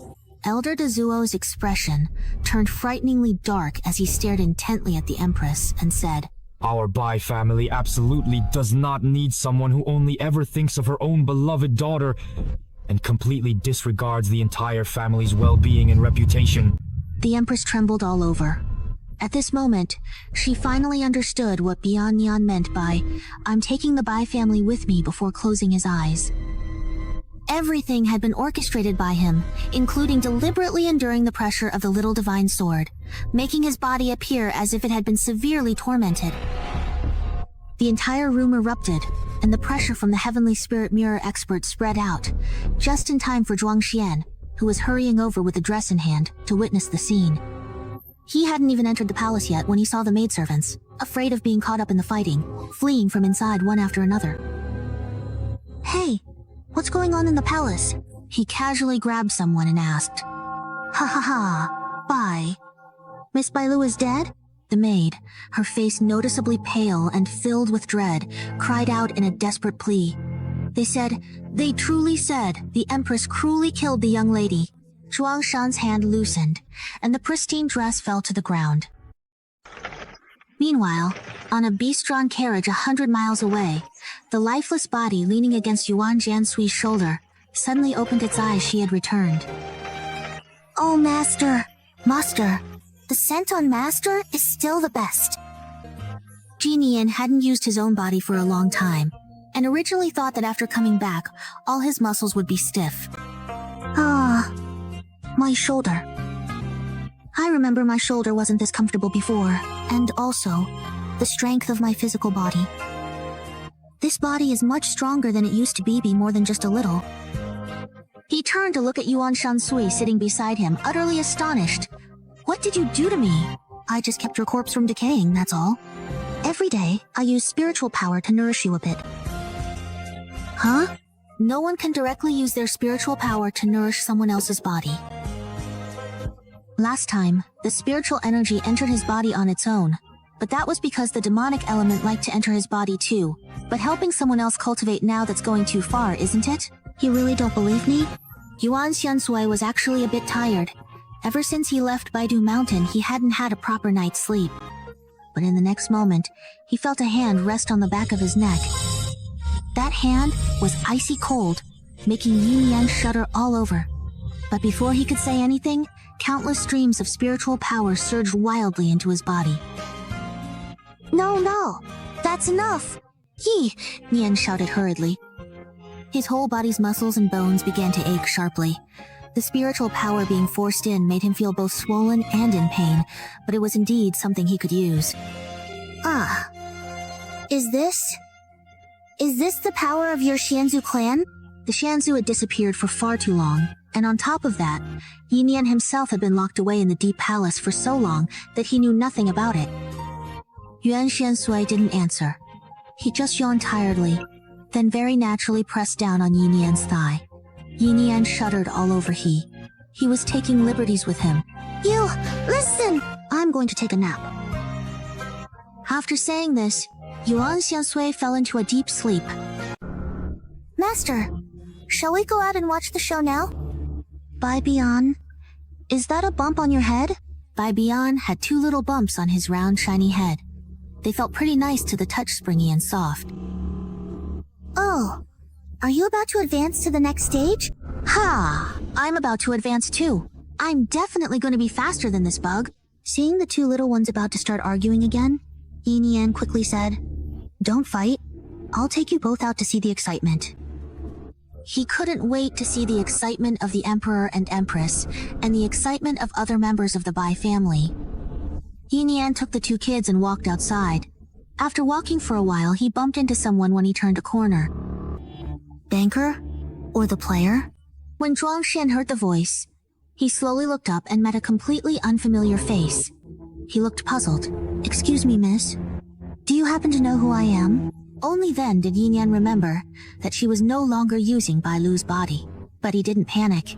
He replied calmly and unhurriedly, "Young Master Zhuangshan became famous overnight at the Beast Battle Banquet. Anyone who watched the competition that day would know who you are." Mentioning the Beast Battle Banquet made Zhuangshan think of the late Bai Lu. He had originally thought that she was deliberately trying to humiliate him, using those trivial matters as an excuse to make him buy her a dress. But that night, the last night in the Deep Palace, made Zhuangshan start to have doubts. That look in her eyes was definitely not one that someone who would intentionally humiliate others would have. Yet she actually died, and she was even killed by the Empress. At this thought, Zhuangxian felt a chill run through his whole body. Why did their majesties break their promise and only have him go to the palace alone? Thinking about it now, it's really strange if he had gone in. Wouldn't he have been the one to die? No way. At this thought, Zhuangxian suddenly shuddered. I have to hurry back to the manor. If their majesties really wanted to kill him, wouldn't they still try to make a move against him? Yinian watched, as his expression kept changing. Master, are we heading to the palace now? Baibian urged him in a low, impatient voice. He had never done anything together with Yinian before. So excited! Can't wait! Yinian was about to walk past him, but suddenly sensed several powerful auras of peak Emperor Spirit Realm experts around them. Master, be careful. Lala's petite face was full of vigilance. There are enemies! Emperor Spirit Realm experts.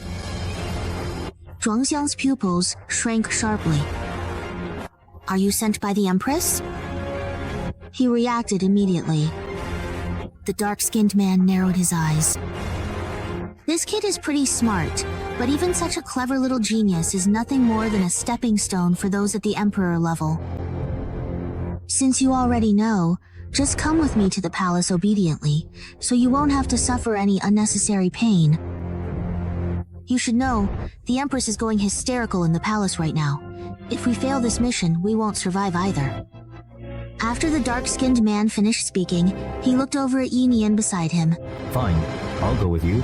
Just don't hurt any innocents. But since he saw them, he could no longer be considered innocent. The dark-skinned man sneered as he drew his magical long blade. But since he saw them, he could no longer be considered innocent. The oppressive force from a peak Emperor Spirit Realm cultivator made it hard for Yinian to breathe. He instinctively released his spiritual power to protect his bones and muscles, or they'd fracture again. 2-star Divine Spirit Realm. The big dark-skinned man was shocked. This woman looked to be only about 18 years old, yet she was already at the 2-star Divine Spirit Realm? Whose faction does this child belong to? Would there be consequences if he made a move against her? Just as this thought crossed his mind, the dark-skinned man suddenly felt an itch on his neck. In the next moment, blood spurted from her slashed throat. The dark-skinned man's eyes widened as he fell straight to the ground, losing all signs of life within a second. Boss. Who's there? Yin Yan was also startled. But soon, the sound of smacking lips suddenly came from behind him. Yin Yan was startled and turned around, coming face to face with an old beggar who was missing a front tooth, had a head full of messy hair, was wearing a shoe on one foot and was barefoot on the other. The old beggar looked as if he could be knocked over with a single hand, yet his eyes were astonishingly bright. Zhuang Tianmu is really something his son is surrounded, yet he doesn't step in. Instead, he uses his only favor to call in an old wreck like me. He burped as he spoke about the Zhuang family, but his eyes remained fixed intently on Yin Yan. Seeing the man's appearance, Zhuang Shan immediately knew he was the one his father had summoned with that messenger token. This must be the mysterious master who taught Zhuang Tianwen all those years ago. Are you, by any chance, the Grandmaster? Zhuang Xian asked cautiously. But the old beggar just waved him off dismissively. You just stand aside and wait. Turning his head, he ignored the black men glaring at him and looked at Yin Yan with a calm, smiling face, asking cheerfully, Little girls, tell me, do you happen to have a master yet? Little girls, I ask, do you happen to have a master yet? They say the Wanshou kingdom produced a prodigiously talented emperor, and I've seen that old emperor from afar, but he's not even a tenth as impressive as you, little girl.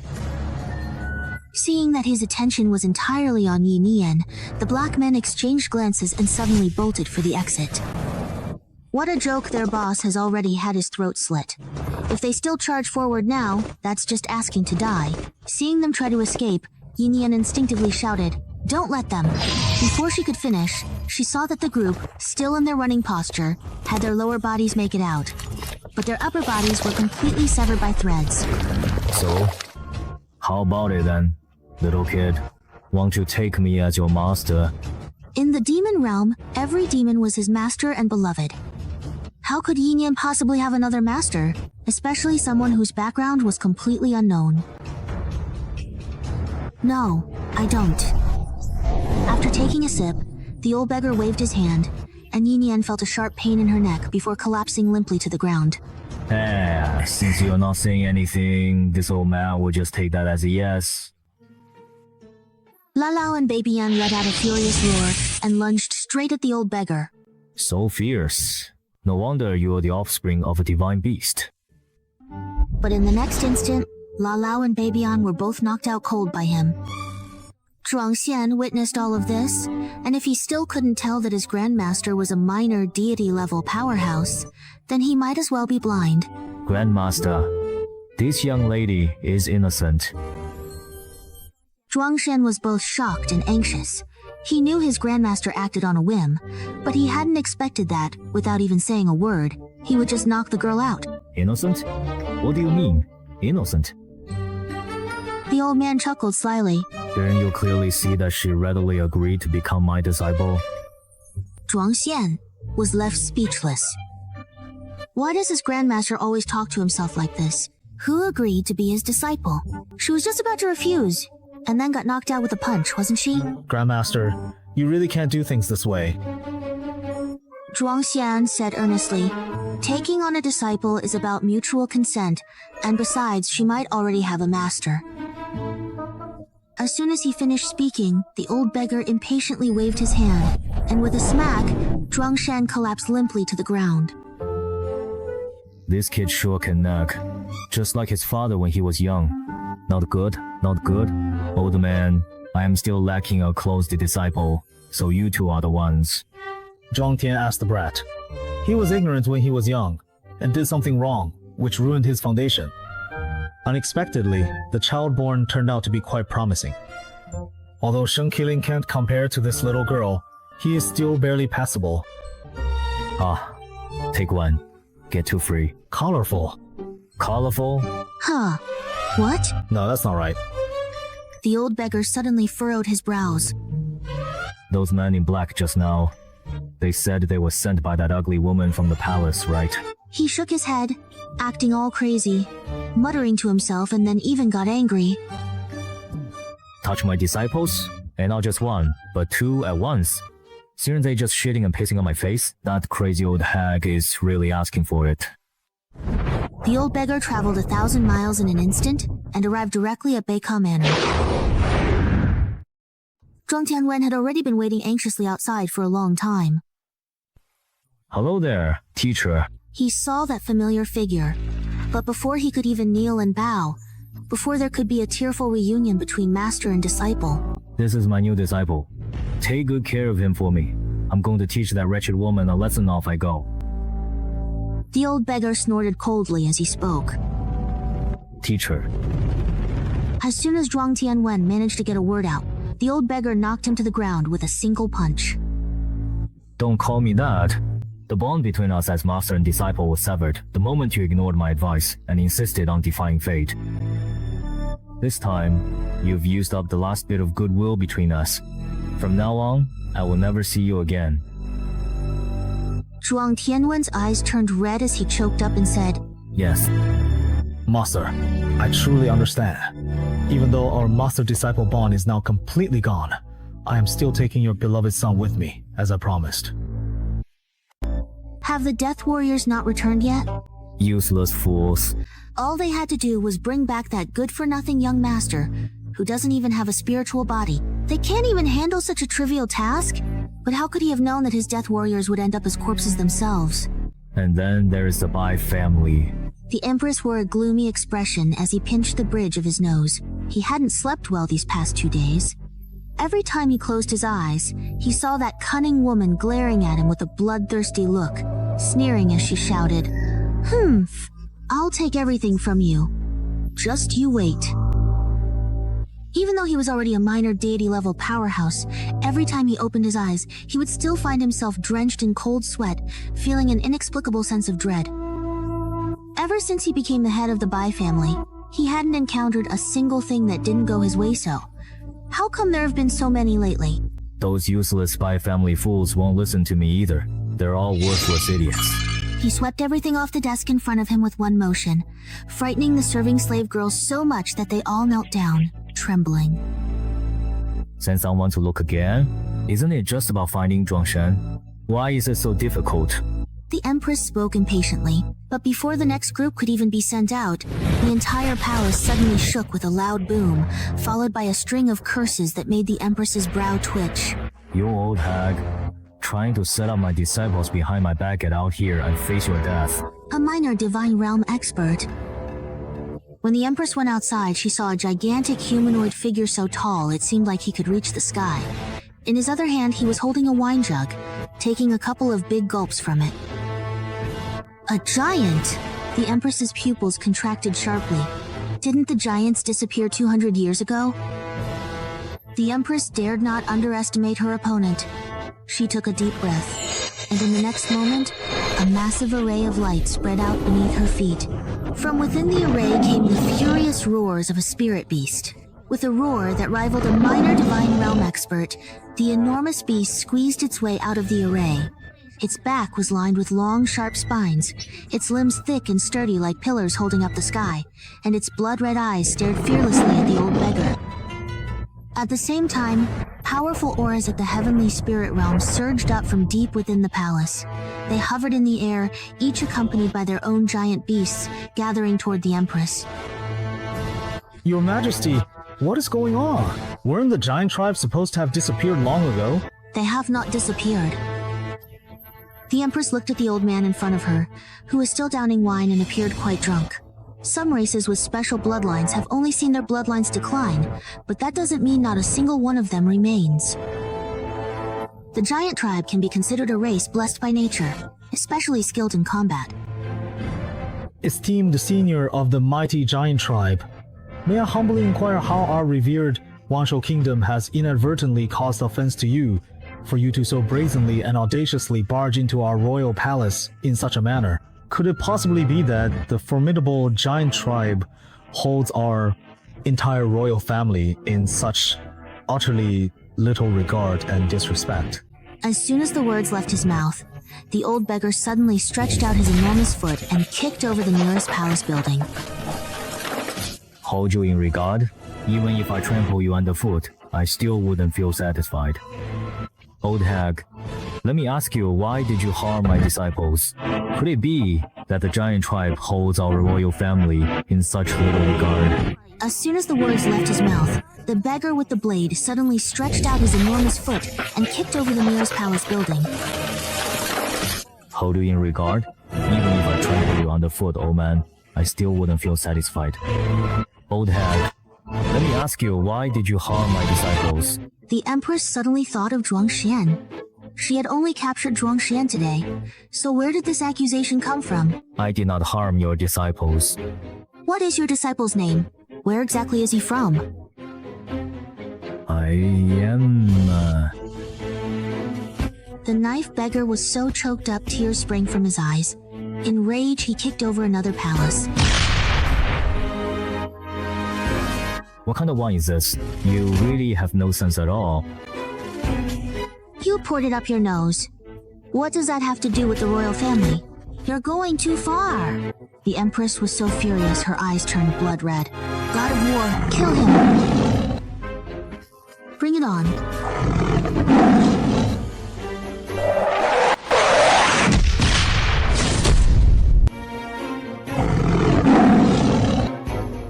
So strong. Empress, be careful.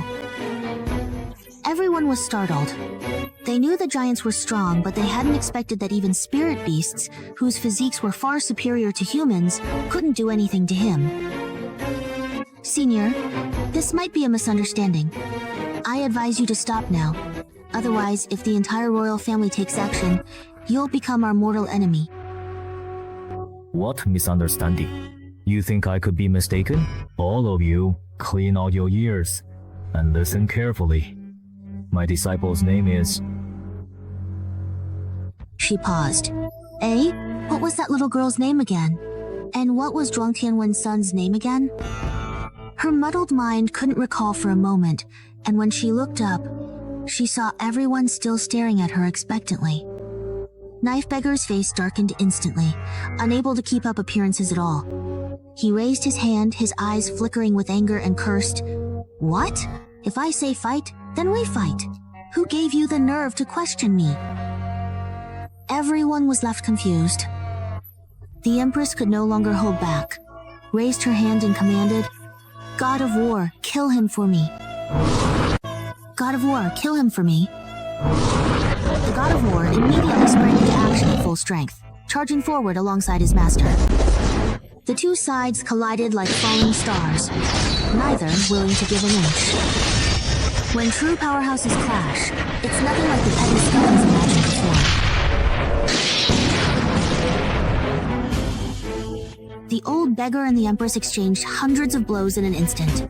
The Empress suffered minor injuries, and the old beggar looked quite battered as well, but half of the entire palace was destroyed in the process. You've gone too far. There were other powerful figures in the palace as well, each summoning their own spirit beasts to surround the old beggar. The old beggar gradually fell into a disadvantage. After all, 2 fists are no match for many hands. Let's wear him out to death today. Just the likes of you? The old beggar suddenly shouted fiercely, "Watch my invincible chain kicks!" Everyone braced themselves with utmost caution, but with a whoosh, the old beggar slipped away as if greased lightning, making a run for it. I'm done playing with you all. Old man, I'm going to have dinner. The Empress nearly coughed up blood from anger. Too shameless. This old guy is just too shameless. The old beggar returned to the manor, and before Zhuang Tianwen could say anything, he scooped up the 2 unconscious people again. I'm off now. I'll take good care of these 2 kids. At the same time, Yuan Xinsui, who had been in a deep sleep, finally opened his eyes, awakened by the shockwaves from the battle between the minor divine realm experts. When he opened his eyes, all he felt was irritation. "Young master?" The Grand Elder immediately came over when he saw this. "Young master, you're awake?" Yuan Xinsui didn't answer him. Instead, he instinctively reached for the side of the bed, only to find nothing there. He instantly sobered up, abruptly sitting up in bed with a heavy air of morning grumpiness, his face dark as he asked, "Where's Nian Nian?" At that moment, Yin Nian, who had been knocked out, was finally starting to regain consciousness. As soon as he woke up, he saw an old face right in front of him, with deep wrinkles like the bark of an ancient tree. Startled, Yin Nian immediately jumped up. Ah! Babian was lying right next to Yin Nian, and in his panic, Yin Nian accidentally stepped on Babian's tail. The pain jolted Babian awake and he lifted his head. Ouch! As Babian lifted his head, he bumped hard into Lala's chin, and Lala grabbed Yin Nian's ankle with one hand. The three of the Moan person and two beasts immediately tumbled into a heap. You little rascal. What are you doing? The old beggar clutched his belly and burst out laughing. Isn't Master Kaido happy right now? Who are you? Me. Starting today, I am your master. The beggar cupped his face in his hands, grinning darkly as he stared at him. Could you please tell me your name? I already have a master. Someone has taught me martial arts and the way to conduct myself. Jinian thought of the old witch who was still trapped in the demon realm. Although the old witch could be two-faced and always put on a stern face with her, Jinian felt that the old witch was like a second parent to her, as well as her master. She had also sworn to the old witch that she would never acknowledge anyone else as her master. Even though the old witch didn't care, after she made her vow in the battlefield, the old witch still gave her a kick. The old beggar couldn't care less about her. When I take on a disciple, I never care whether they agree or not. I bet you'll end up loving the old man's home. When the time comes, even if I try to kick you out, you won't want to leave. Who wants to go to your place? Stop making things up yourself. Jinian was furious and wondered if Yuan Xiangsui had noticed her disappearance. You're already at my place right now. The old beggar shrugged and stepped aside from in front of Jinian, revealing the scenery behind him. Only then did Yinian notice her surroundings. This was a vast basin, encircled by mountains. Each peak was shrouded in thick mist and brimming with spiritual energy. Even without meditating, Yinian could sense it. Was Zhuangxian still lying nearby, not yet awake? Yinian gave him a kick, and only then did Zhuangxian groggily sit up. As soon as he opened his eyes, he was stunned. Where is this? You brats, come meet your little junior sister.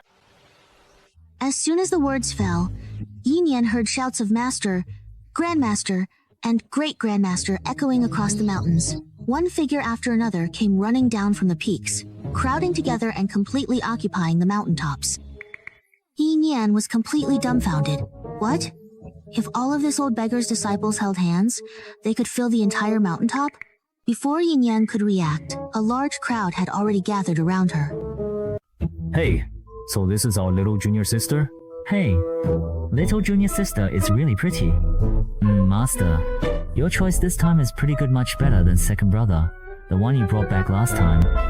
Wow, then where's that Ergu? My name is Wang Ergu. Yeah, got it, Ergu. Little junior sister, my name is Meng Shaoqi. Our master is the old beggar, and my senior brother is the little beggar. I was the only girl on the whole mountain, but now that you're here, I'm not alone anymore. All these stinky men on the mountain were making him dizzy, but finally, a pretty little junior sister has arrived. Now he won't have to sleep alone anymore. Little junior brother, you really have it rough. Look at your brother, he's showing off his muscles with all his might. Doesn't he look like someone who's been sickly since childhood, trying to act like one of those refined young masters? She thought to herself, so ugly. Grandmaster, What nonsense are you spouting? Who are you calling Grandmaster? I'm your master. That brat of a father of yours has long had nothing to do with the old man. Don't think that just because I took you in as my disciple, I'll plead on your father's behalf. That's not going to happen. Since your master brought you here to our giant mountain, you should just settle in. Your father must have agreed to it. Come on. Let's get you working those muscles. No need. I never agreed to come here. I want to leave. No way. Once you catch the eye of this old beggar, you have to be my disciple. The old beggar is especially unreasonable. He's used to doing whatever he pleases. Other people's quirks are at most a fondness for drinking or keeping some strange pets, but the old beggar is something else he loves taking in disciples. Whenever he spots someone with potential, he brings them up to his mountain to keep an eye on them. No. Yinian was about to refuse again, when a round object was stuffed into her mouth. What is this thing? Yinian was startled. The thing melted as soon as it entered her mouth, and before she could spit it out, it had already turned into a cool wisp of smoke that slid straight down her throat. Don't be afraid, little junior sister. This is a spiritual fruit unique to our giant mountain fairy fruit. It's filled with pure spiritual energy. Can you feel it? We have plenty of other good things here too, and none of them will force your growth unnaturally. Although Master is a bit eccentric, he treats his disciples exceptionally well. At first, a lot of people came and wanted to leave, but in the end, everyone was completely won over by Master and fought to stay. I have something I need to take care of. Yinian stared longingly at the fruits in Meng Xiaoqi's hand, which were rich in spiritual energy, feeling a bit tempted despite himself, but he quickly suppressed the urge. I can't stay on this mountain forever. Little junior sister, you're so adorable. Who said we'd be on this mountain forever? Who knows? Meng Xiaoqi couldn't help but burst out laughing. We'll have to go out eventually. We just won't reveal our identities to others. Master said, you're from the kingdom of beasts, and you're not familiar with the 5 continents at all, so it's better for you to stay here for now. Wait a minute. Did you say this is the 5 continents? Yinian exclaimed in shock. How long was I out for?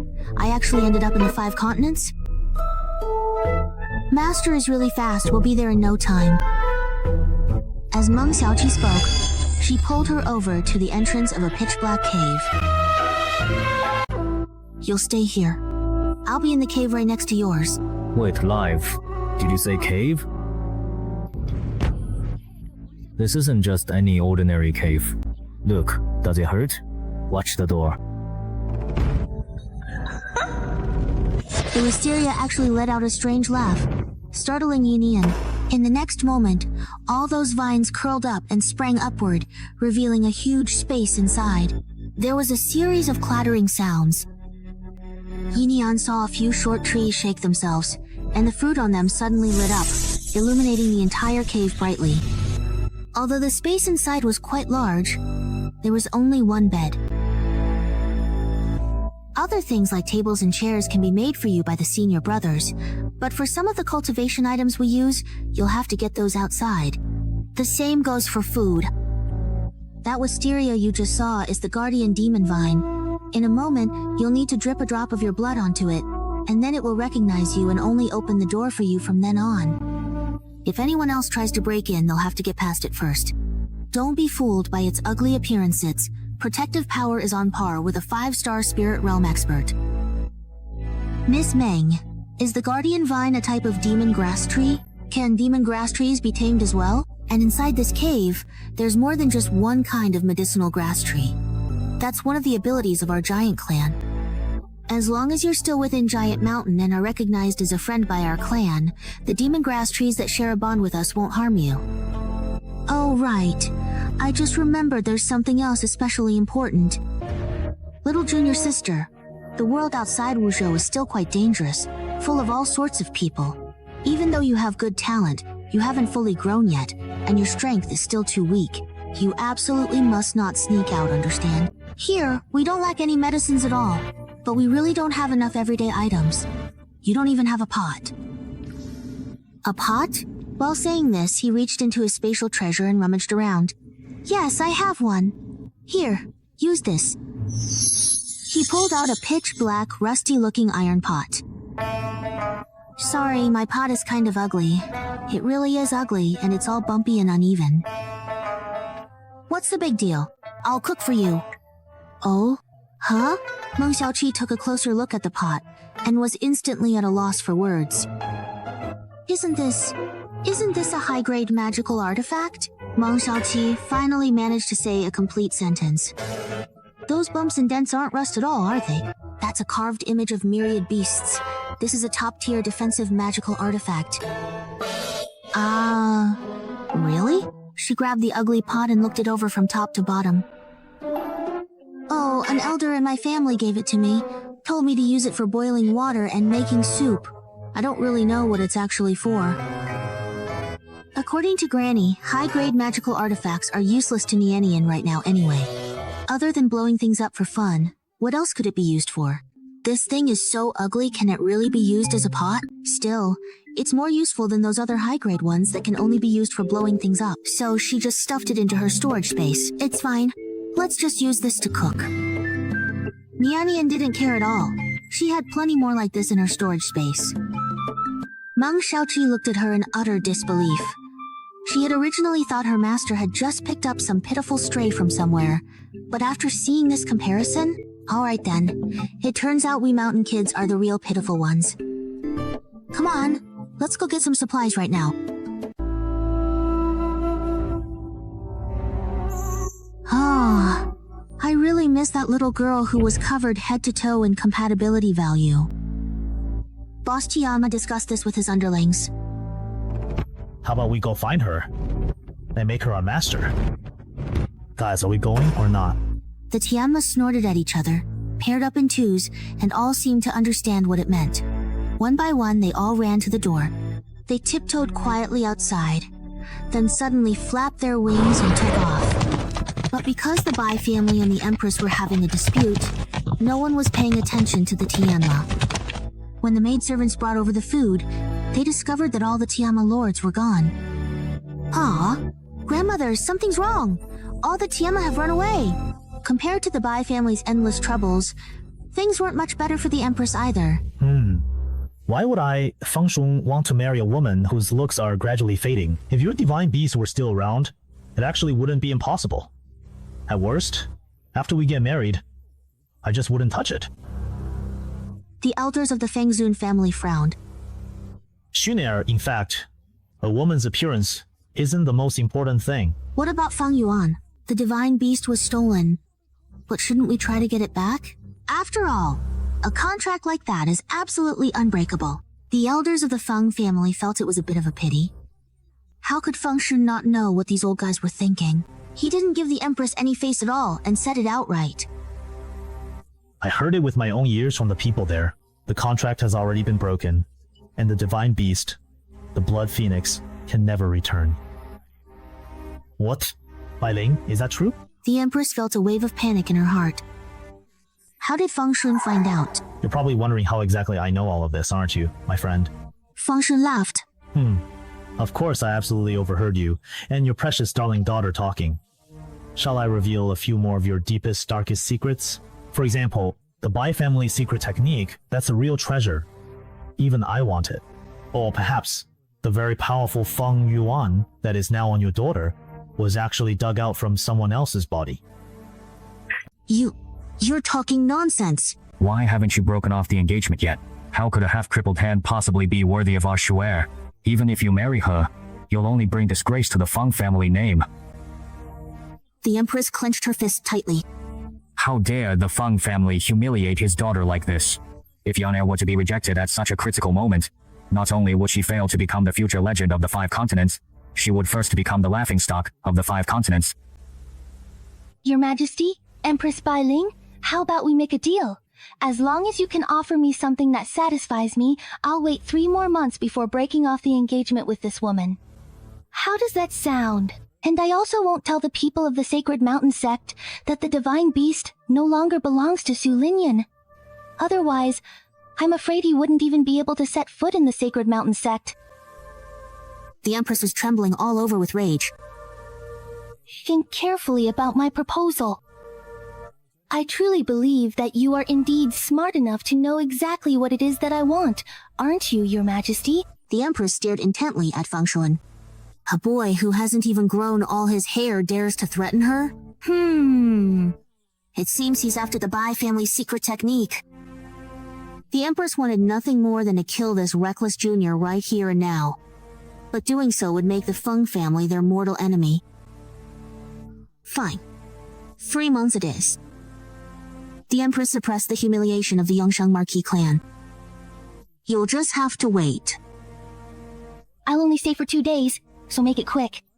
Feng Sheng let out a cold snort, a look of pride in his eyes, and left with a domineering wave of his sleeve. After Feng Sheng left, the Empress could no longer hold it in.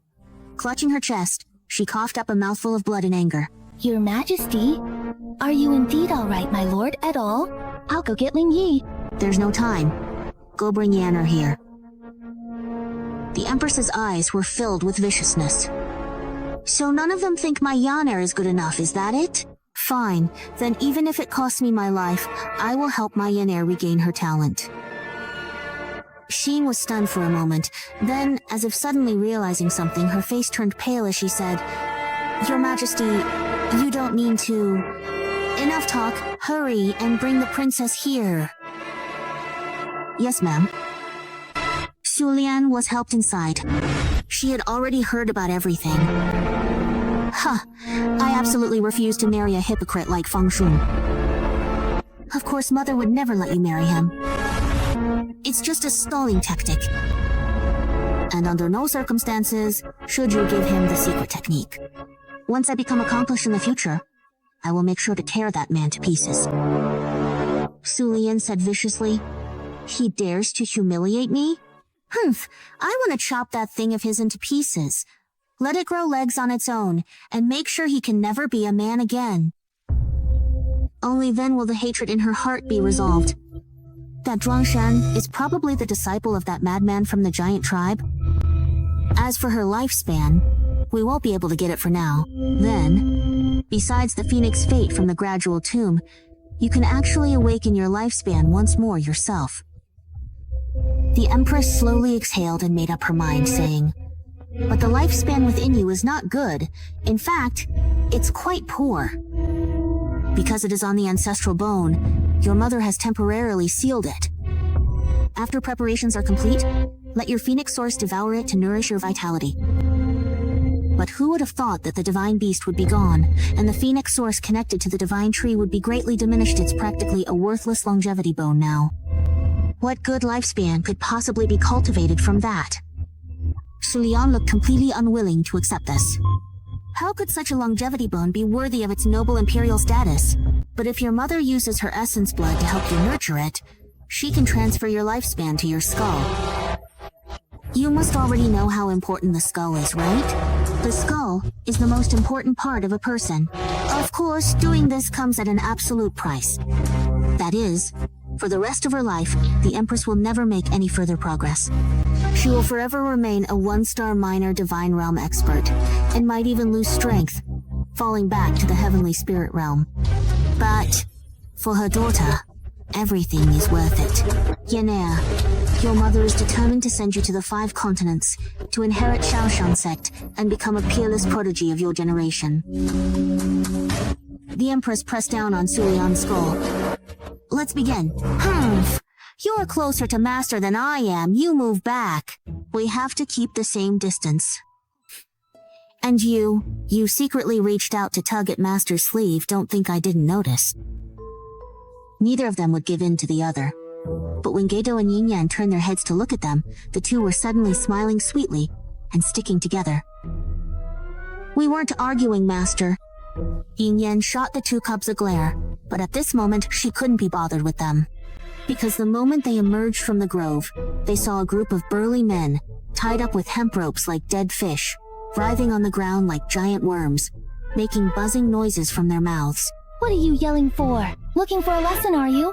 Those people in blue robes are from the Sacred Mountain sect. See that woman standing at the very front? The one whose outfit is clearly different from the other disciples. She's the top-ranked new disciple of the Sacred Mountain sect this year, known as the Immortal Spirit, and her name is Sheng Xingxian. Of course, she's also the daughter of the Sacred Mountain sect's leader. Oh, and she's the same age as you, little junior sister, both 18. At such a young age, she's already reached the 9th level of the spiritual body. What are you two whispering about? What? Are you both from Sheng Xingxian's faction too? Here to snatch people from me? Meng Shaoqi saw this woman pointing her finger at little junior sister as soon as she arrived, and immediately felt displeased at the way she spoke. But then she heard Yin Yan say expressionlessly, I'm not from any faction. But if you point your finger at me again, you might just lose your hand. Meng Shaoqi was suddenly at a loss for words. Wow. Is this what you call keeping a low profile? Oh, what a big mouth you have. I just love a tough challenge. Just you wait. After I deal with that Sheng Shengxian woman, I'll come and fight you.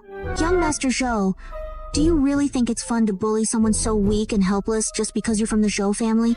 Aren't you going to let her go now? If we hadn't happened to pass by and caught you bullying them, these people would probably have been killed by you without anyone ever knowing. Young Master Zhou Yinyan immediately thought of that fight-loving Zhou Xiaoyu.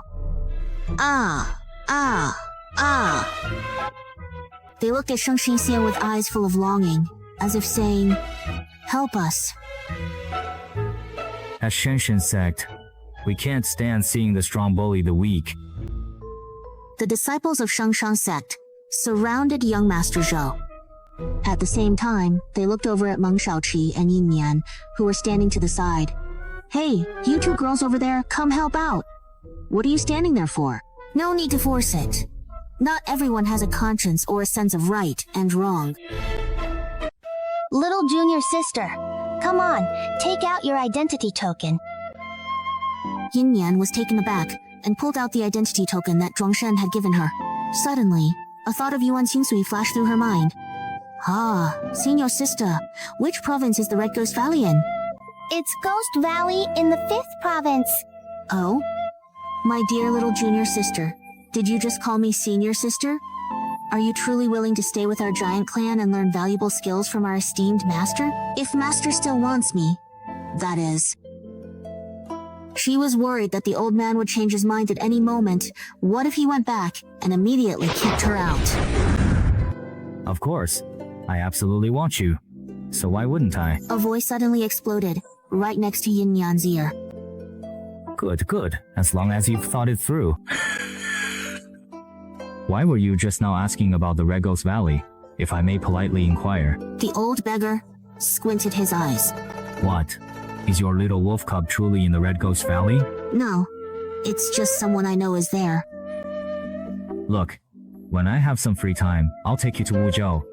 We'll have some fun, and I'll let you meet your little wolf cub. I already told you. He's not my little wolf cub. Yin Yan sighed helplessly. Oh, right, master. I want to look up something in Shengshan Sect's library. Is there any way I can get in?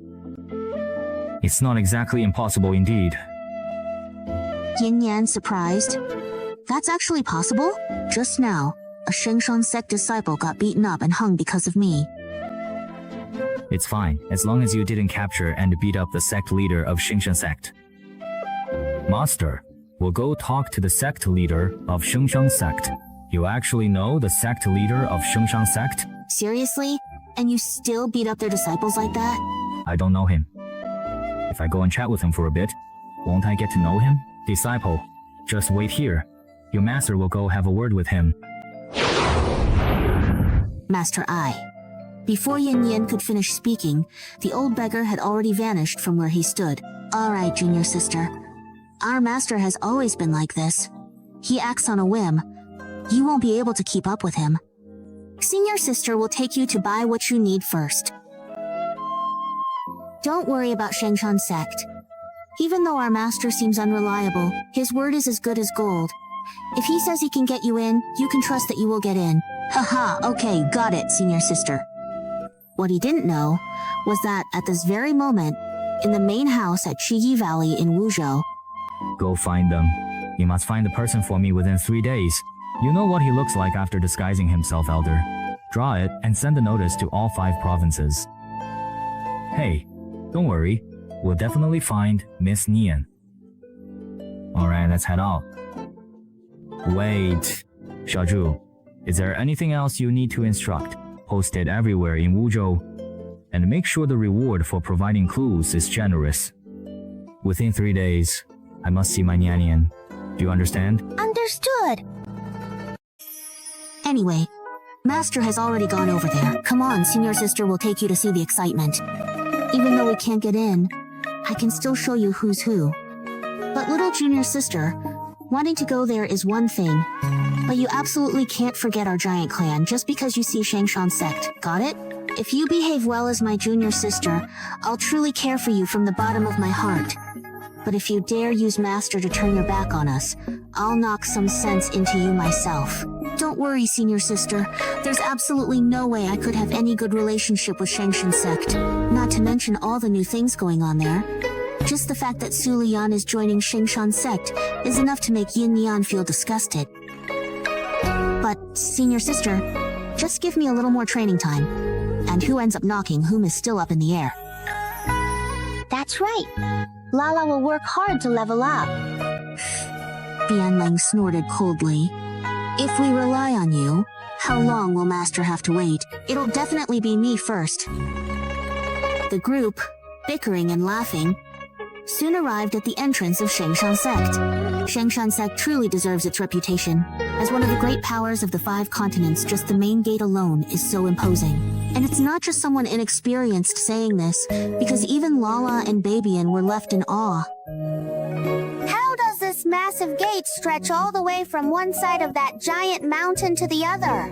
It's so wide! When I become a Lingyuan beast and transform, I wonder if I could ever be this big. You definitely can't. But I can. Even if you spread both your bird wings, they still wouldn't be wide enough. Baby and Bug, are you really looking for a serious fight with me? Little junior sister, your 2 little ones are really adorable. But Lingyuan beasts can't grow that big. You should talk to them when you have time, so they won't be disappointed later. Nian Nian also smiled. Senior sister, my spirit beast didn't say anything. My spirit beast, once it reaches the level of a Chuyuan beast, its true form will be even bigger than this gate. Little junior sister, do you know how big this heavenly gate is? If a Chuyuan level beast could get as big as this gate, it would at least have to be a divine beast. Wait a minute. She suddenly snapped back to her senses. So, could it be that your spirit beasts are all divine beasts, little junior sister? And not just 1, but 2? Meng Shaoxi started to feel a bit unsteady on her feet. If that's really the case, then what little junior sister just said is actually true. If these 2 divine beasts keep growing, compared to this, who knows who would outdo whom?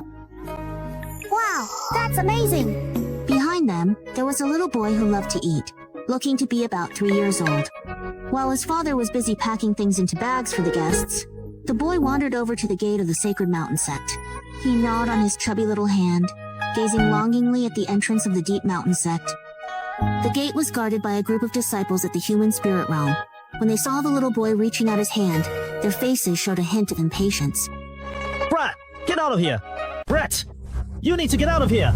Meng Xiaoqi and Yinian heard the commotion and turned around together, just in time to see one of the disciples looking quite disgusted with the child. He wanted the child to leave, but was unwilling to touch him with his own precious hands. So he kept poking the child's shoulder with the scabbard of his longsword, cursing as he did so. Hurry up and get out of here! Do you think you can just walk into the gates of the Sacred Mountain sect? I'm sorry, big brother. Hurry up and leave! Our gates are not for people like you to enter! What are you staring at? Don't you know that the Datian gate of our Sacred Mountain sect is actually a high-grade magical artifact? If you are not a disciple of the Sacred Mountain sect, and your strength hasn't reached the human spirit realm, there's no way you can get in. Ordinary people would be directly killed by the artifact. This kid barged in on his own, looking for death. I'm saving him. What are you glaring at me for? So this is what a disciple of the Sacred Mountain sect is like. Well, I've really seen it all now. Exactly. Junior Brother Bai didn't do anything wrong. Honestly, if it weren't for him, that kid would have died long ago. Just let the child walk out on his own. Why did you have to push and prod him? Now that the child's miraculously fine, suddenly it's all thanks to them? Is there really such logic in this world? Besides, what's a little kid like you doing barging in here? Are you trying to get yourself killed? Do you think you can just touch our Datian sect as you please? Just as they finished Spico, wow, so this is the Datian sect. Nero walked over to the pillar by the gate, put her hands on her hips, and kicked the Datian sect's gate pillar with her foot. Ugly and very rough to the touch indeed. Ugly and rough to the touch? Dara raised her little eyebrows and strode forward, stepping right in. I'm just coming in.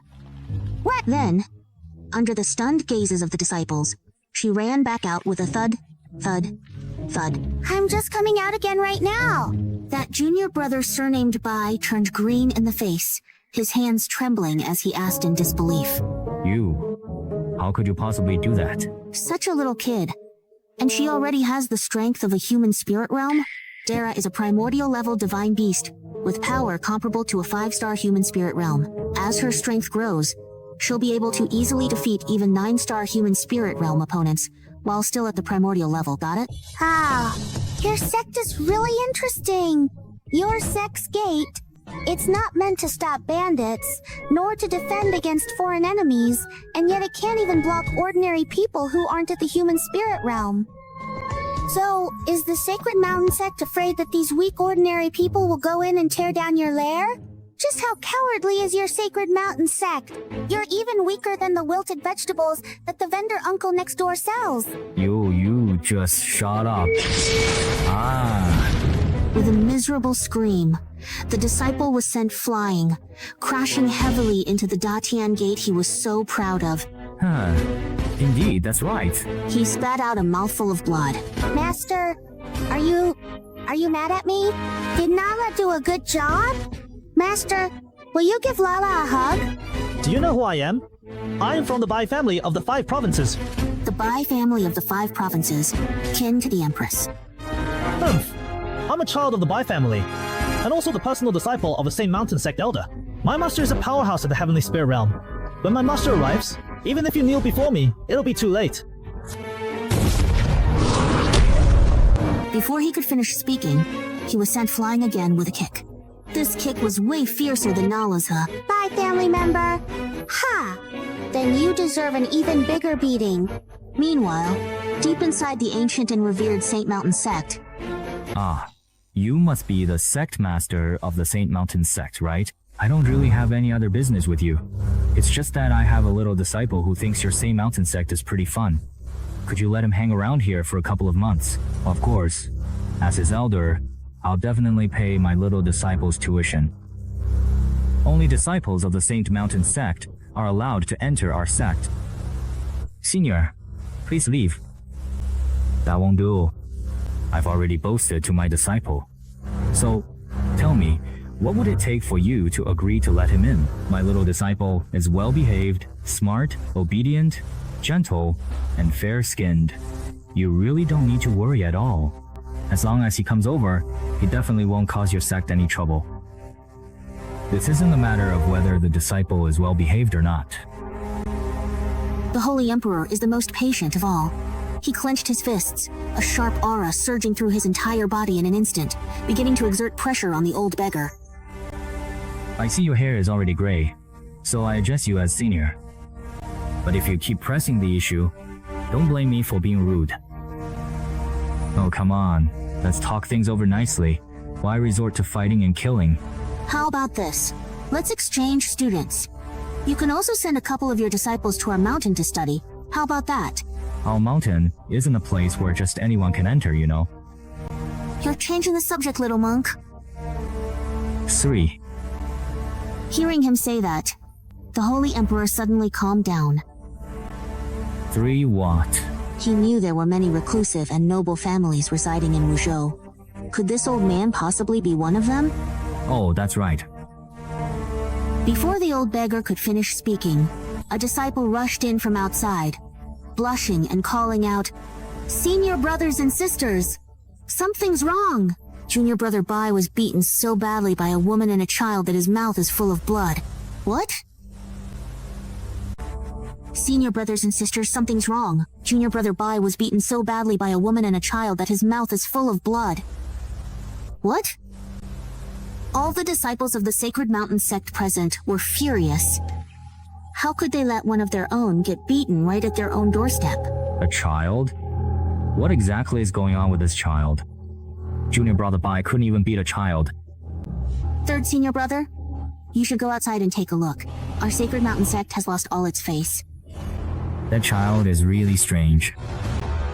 The Sacred Mountain sect's most powerful first and second disciples are both in seclusion, so Yuan Shang is currently the strongest among the disciples.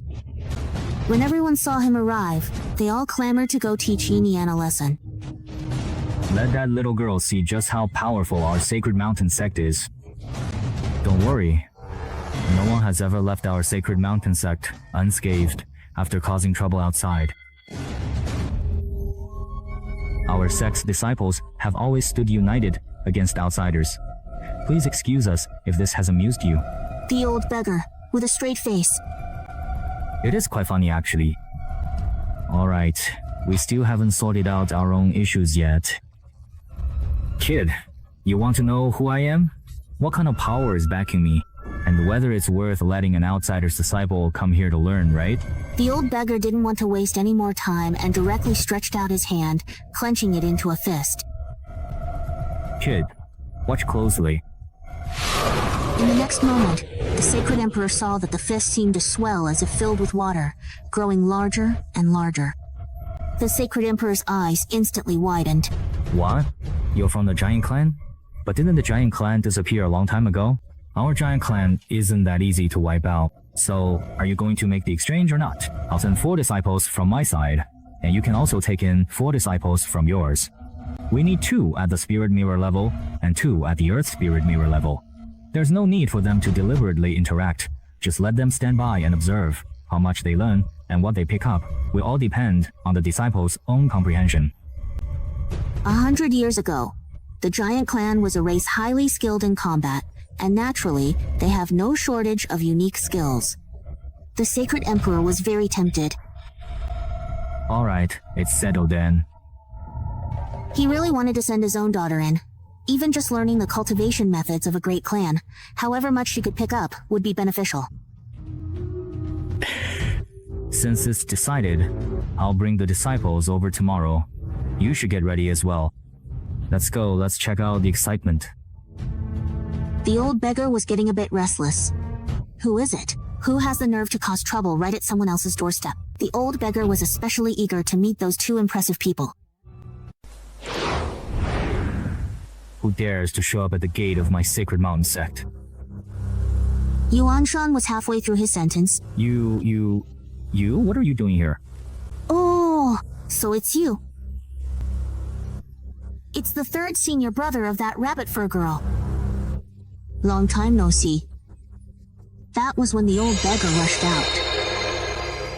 Hey, what are those brats doing crowding around the only 2 female disciples on our mountain? Are they looking for a fight? Step back. All of you. Step back. Watch your footing. Senior brother, have you lost your mind? Someone couldn't help but ask. It's just these 2 women. Why are you so scared? What do you know? There are roots on the ground here. Do you want your hair pulled out? Senior brother, what's wrong with you? Senior brother, have you been scared out of your wits? What nonsense are you talking about? Yuan Shan grew even more despondent. His junior brothers just couldn't understand him. That demon grass beast might still be following those 2 women. That neurotic demon grass beast could go berserk in an instant and kill every single one of them.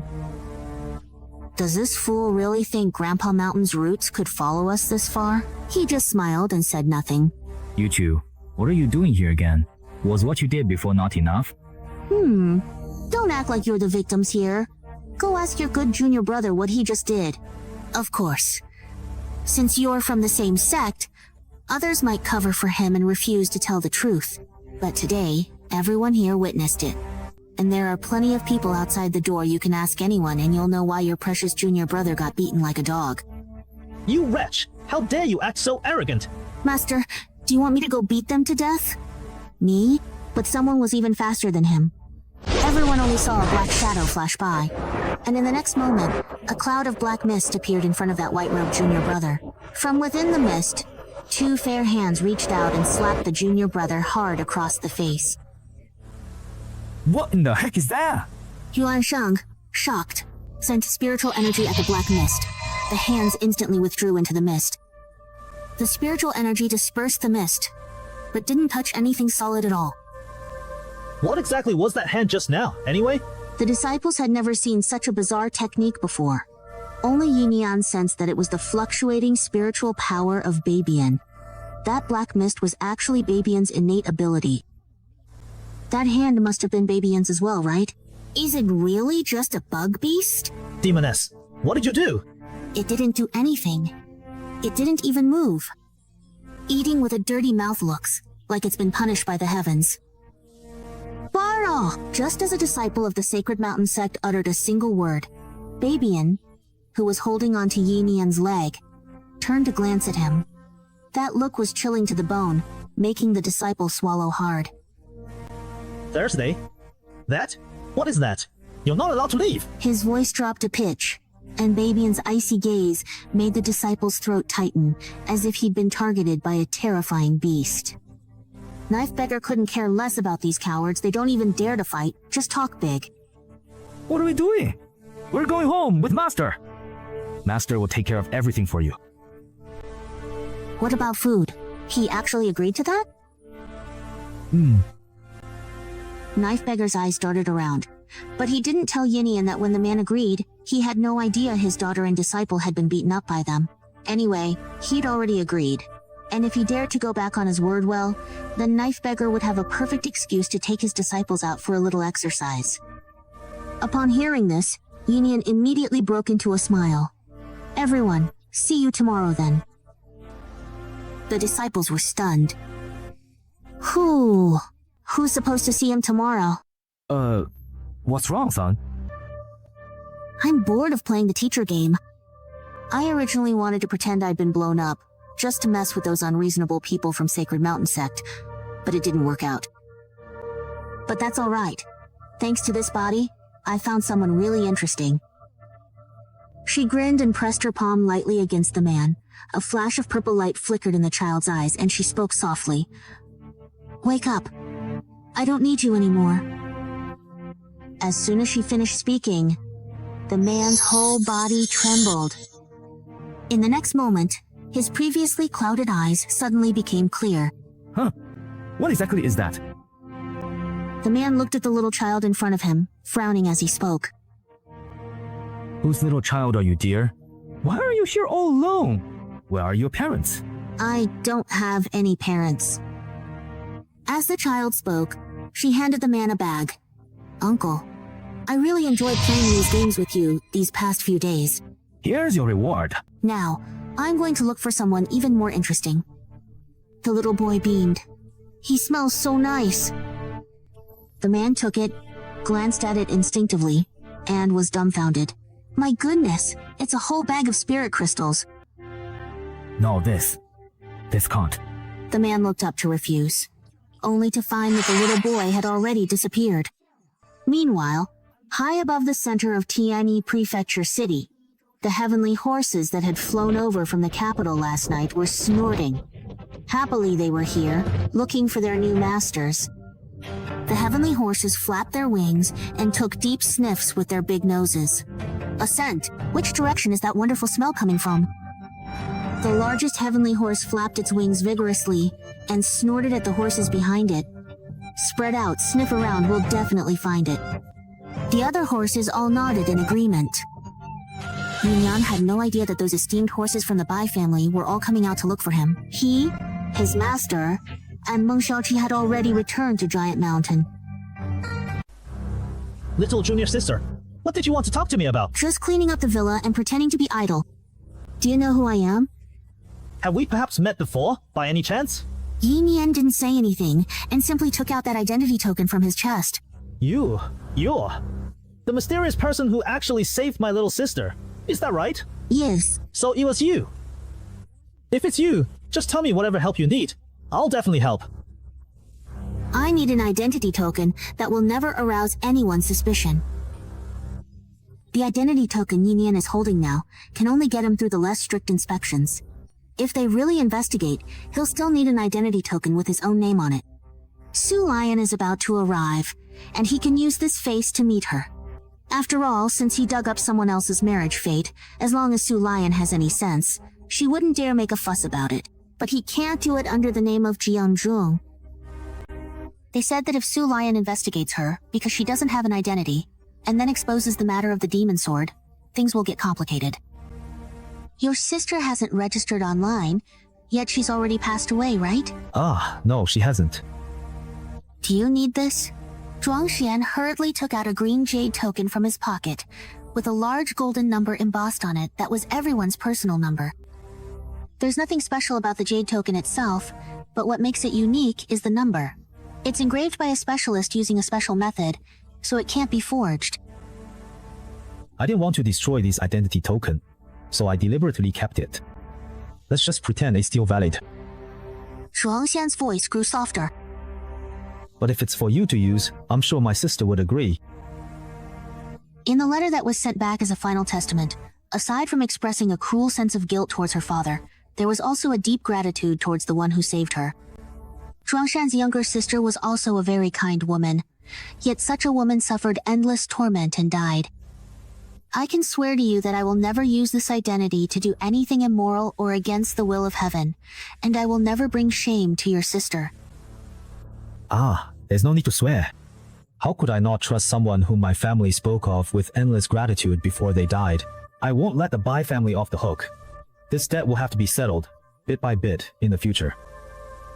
I too have a deep-seated grudge against the Bai family. Our goals are the same. Alright, I will send word back home. My father will also be informed, and from now on, you will be the second young lady of the Zhuang family. Don't worry. My younger sister was often sick as a child and was kept indoors, so she never had any friends. Most of the people from Baikao Manor are either dead or gone. As long as my father and I insist that you are her, no one will recognize you. Thank you. Just as Jinian finished speaking, a fiery red suddenly flared up on the distant horizon. It crackled and roared, as if a beast of flame was rolling and surging upward, then burst into a bright, blood-red blaze. What is that? Light music, Jinian frowned and asked.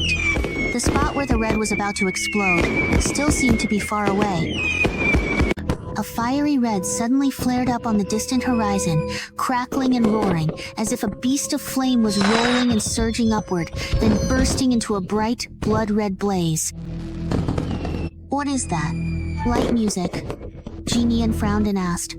The spot where the red was about to explode still seemed to be far away. It's just that it soared high enough and shone bright enough for them to see it. Oh, just that.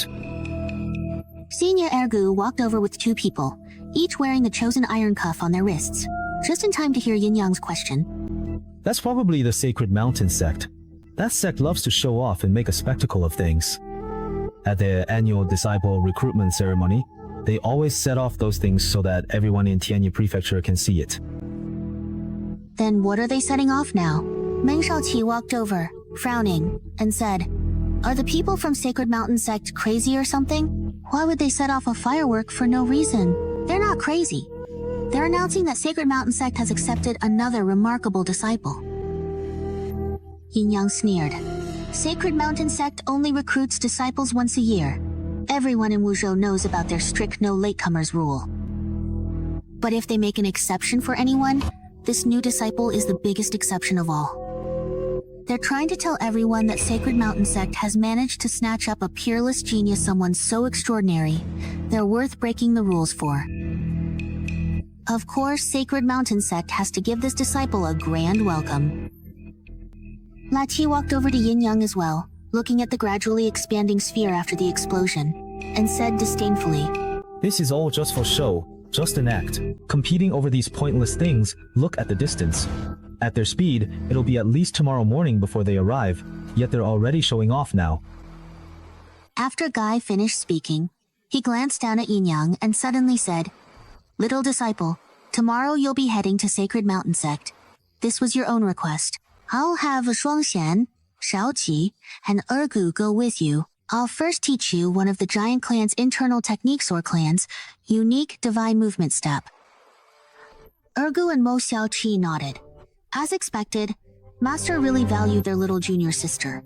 When they first arrived, they weren't qualified to learn this technique.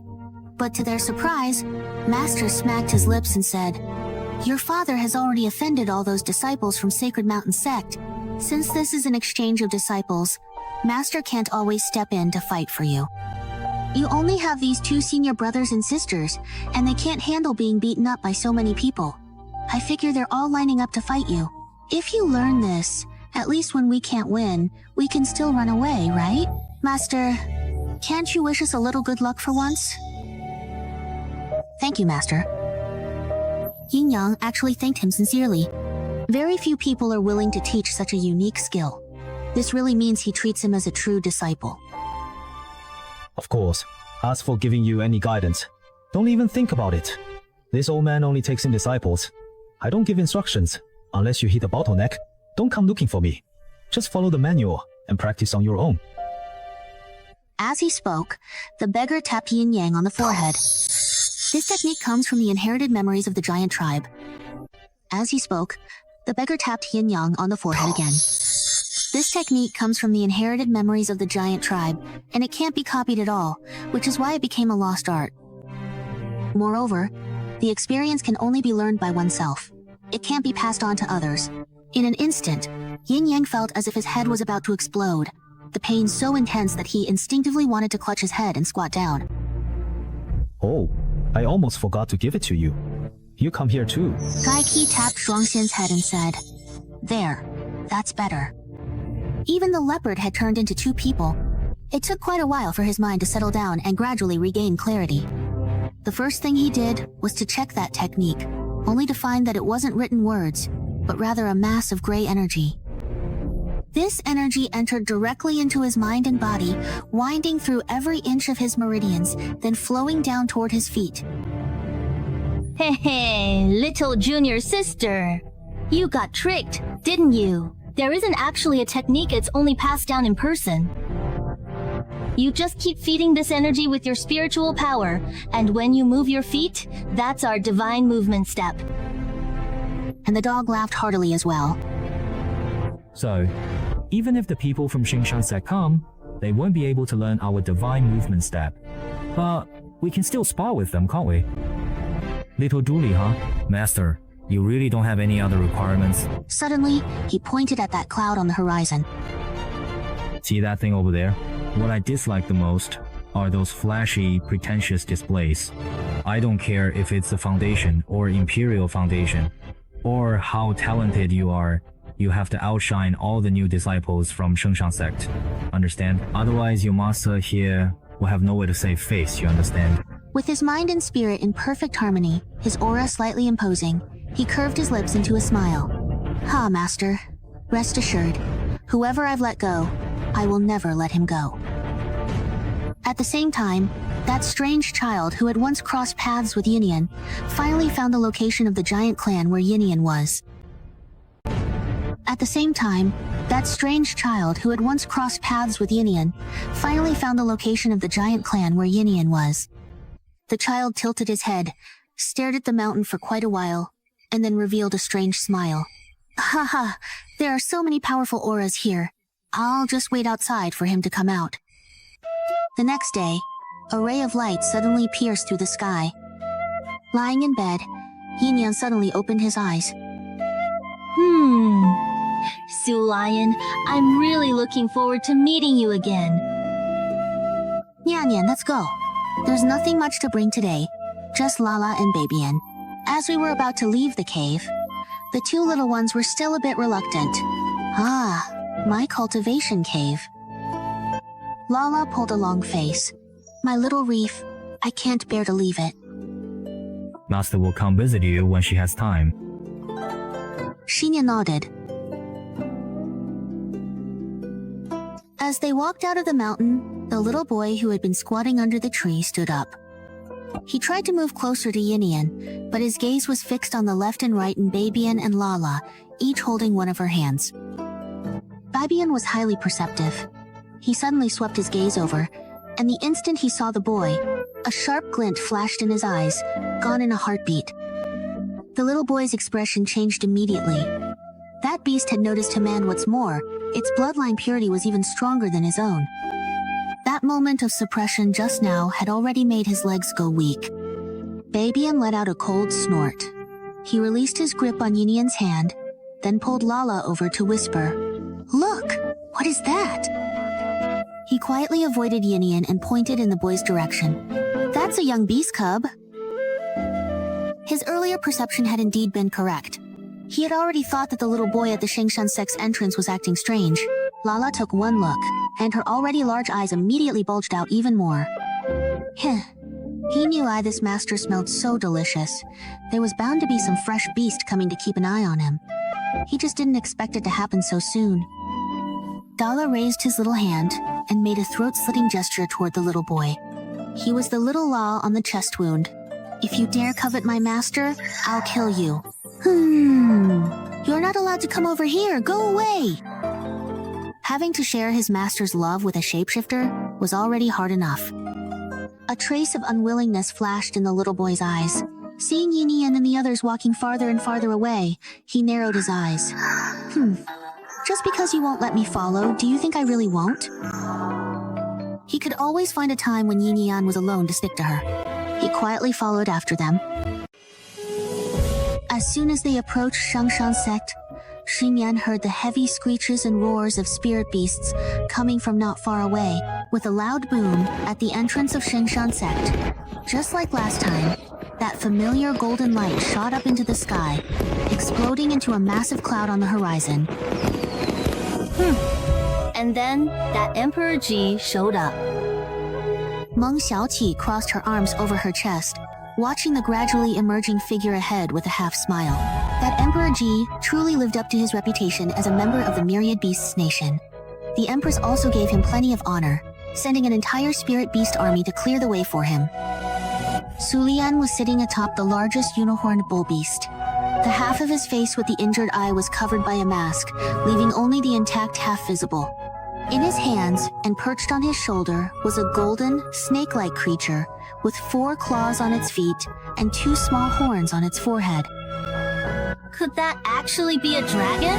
It's actually a dragon. He actually managed to hatch a dragon. No wonder. I was wondering why Shangshan sect made such a grand display. How come it's another divine beast? You're really something, aren't you? Others. Yinian's expression suddenly turned cold as he looked up. It was at that very moment, as he lifted his gaze, that Su Lian, who was already quite close to Yinian, caught sight of him at once. In that instant, when Su Lian saw that familiar face, it felt as if all the blood in his body began to flow in reverse. Yinian stared at the petal-shaped mask on his face, feeling it was the height of irony. Just a few months ago, he was the pitiful one who had to cover his face and couldn't even look up in front of Su Lian.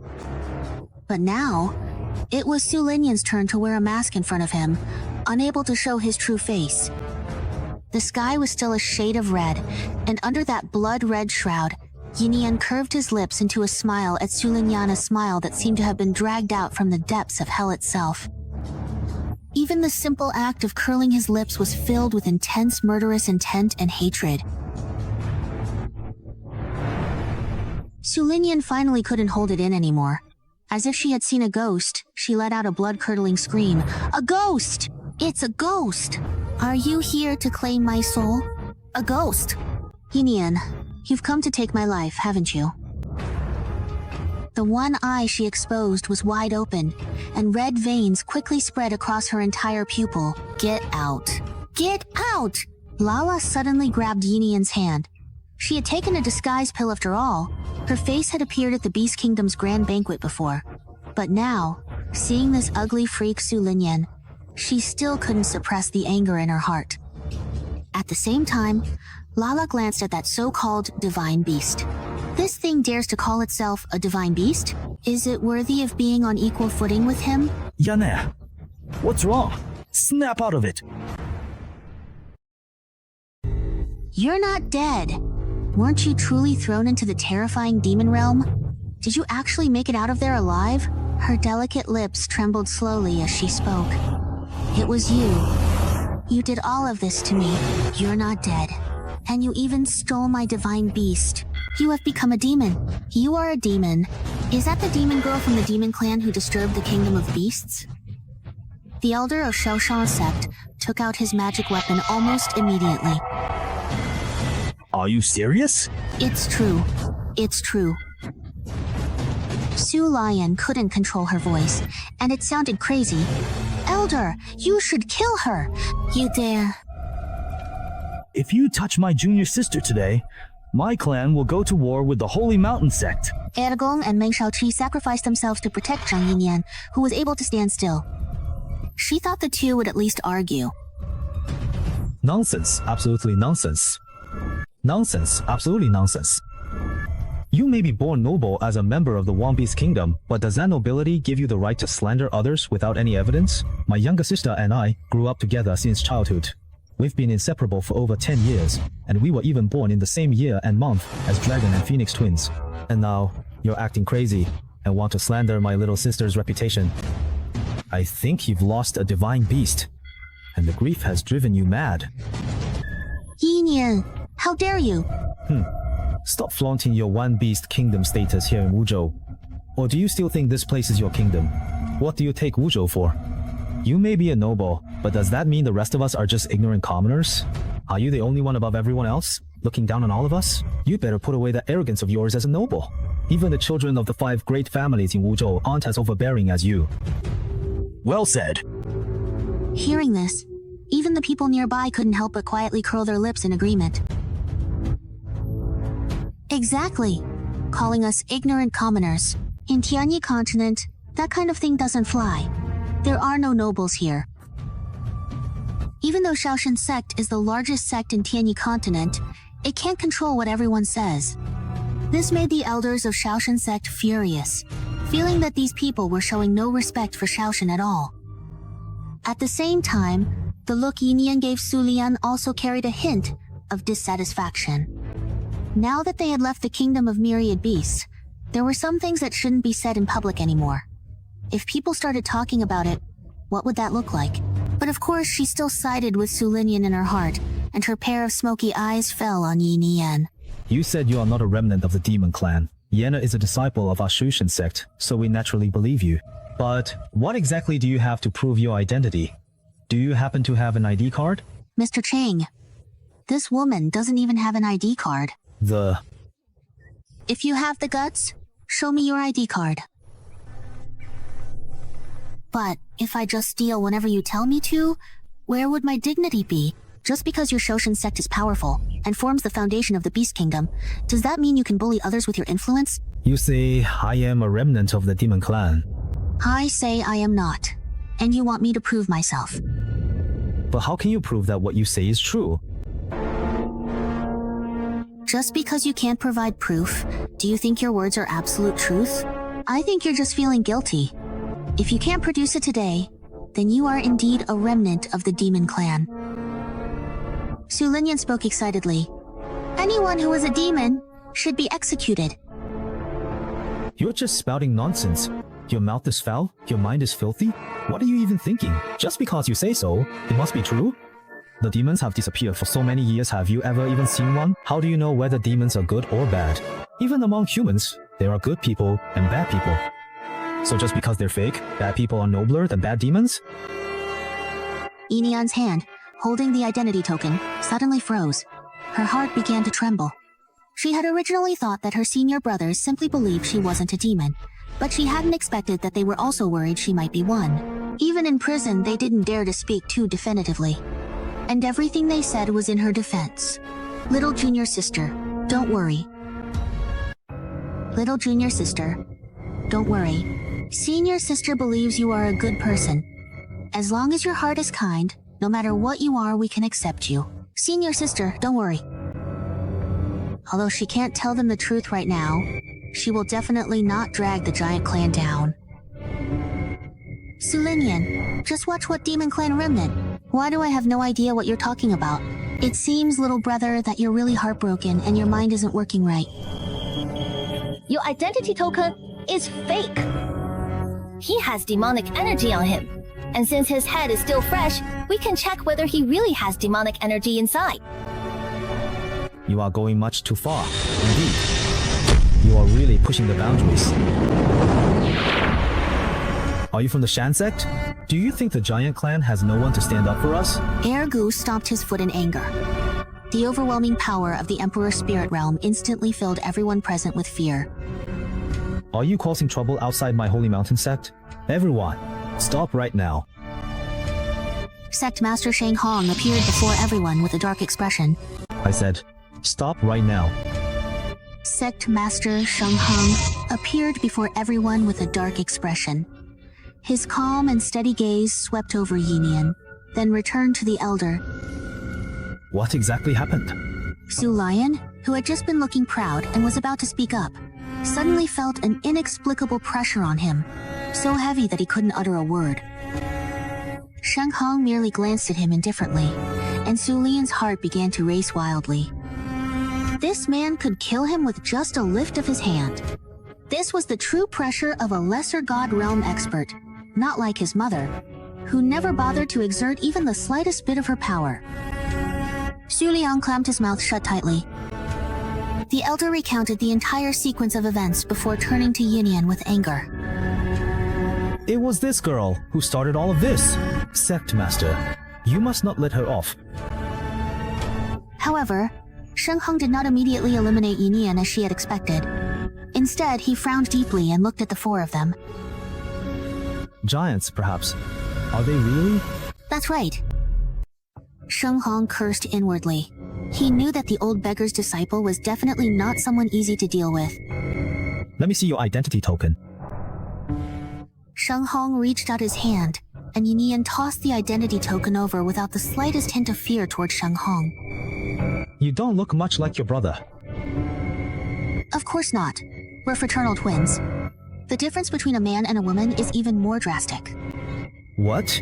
Or is it, Sect Master, that you want to take the blood from my heart? Is that even possible? Only an idiot like Su Lion would say something like that.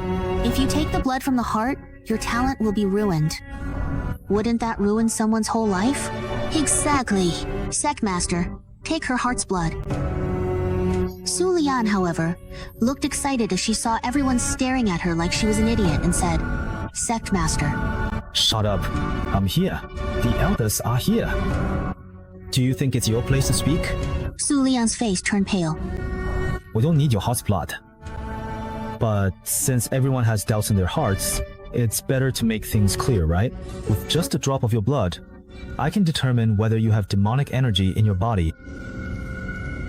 Sheng Hong didn't care what grudges there were between Yinian and Su Lian. He just wanted to confirm Yinian's identity. If it turns out she doesn't have it, can you have your precious disciple apologize to me? That naturally depends on him. You can also choose to go back now and not enter my sacred mountain sect. I certainly won't make things difficult for you. Before you even attempt to negotiate with someone, first carefully assess if you can indeed overpower them, or at the very least stand on completely equal footing. Do you fully understand? Sheng Hong's expression darkened, and he glanced at Yinian with his ear twitching. Junior sister, if you truly don't want to, then we won't go in. No need.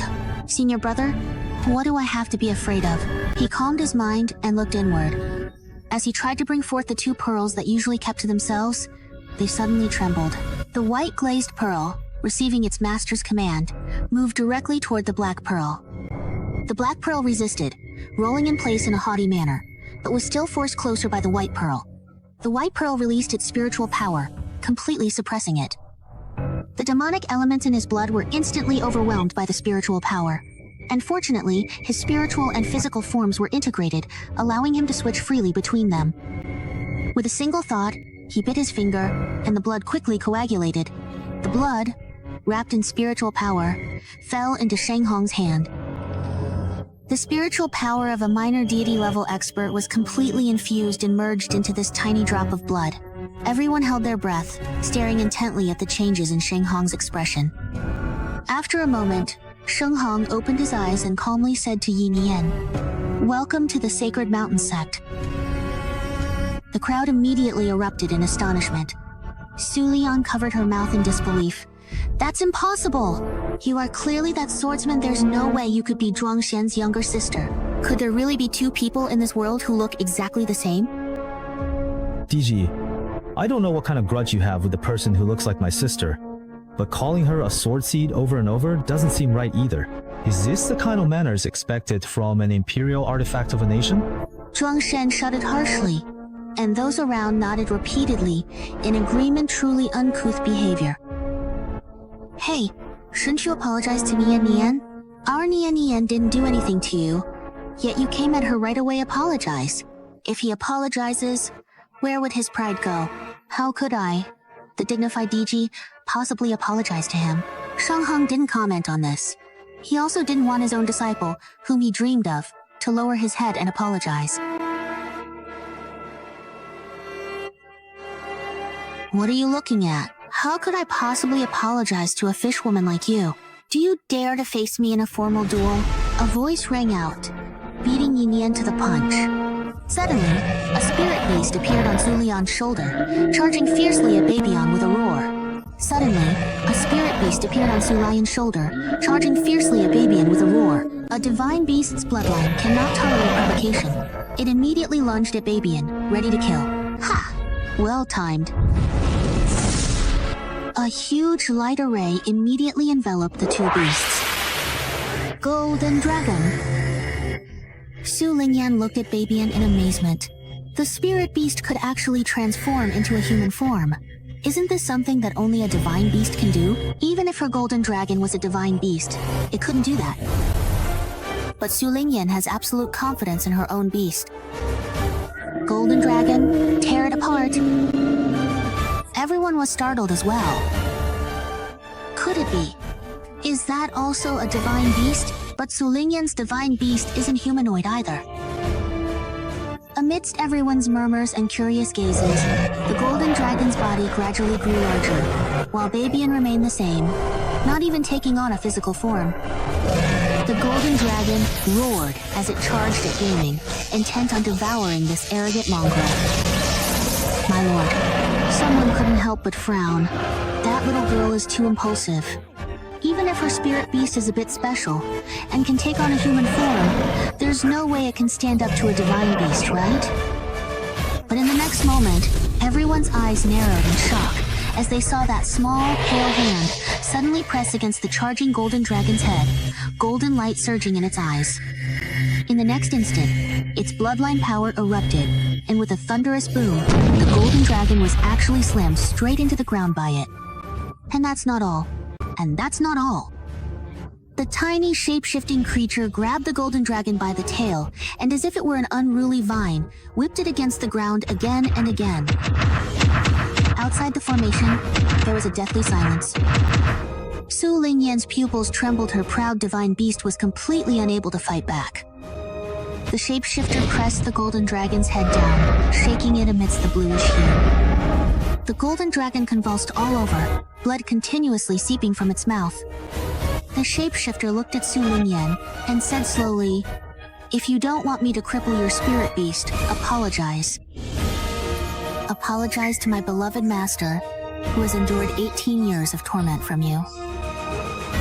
Apologize to my fellow purebird, who, though not particularly fond of me, was still willing to protect me.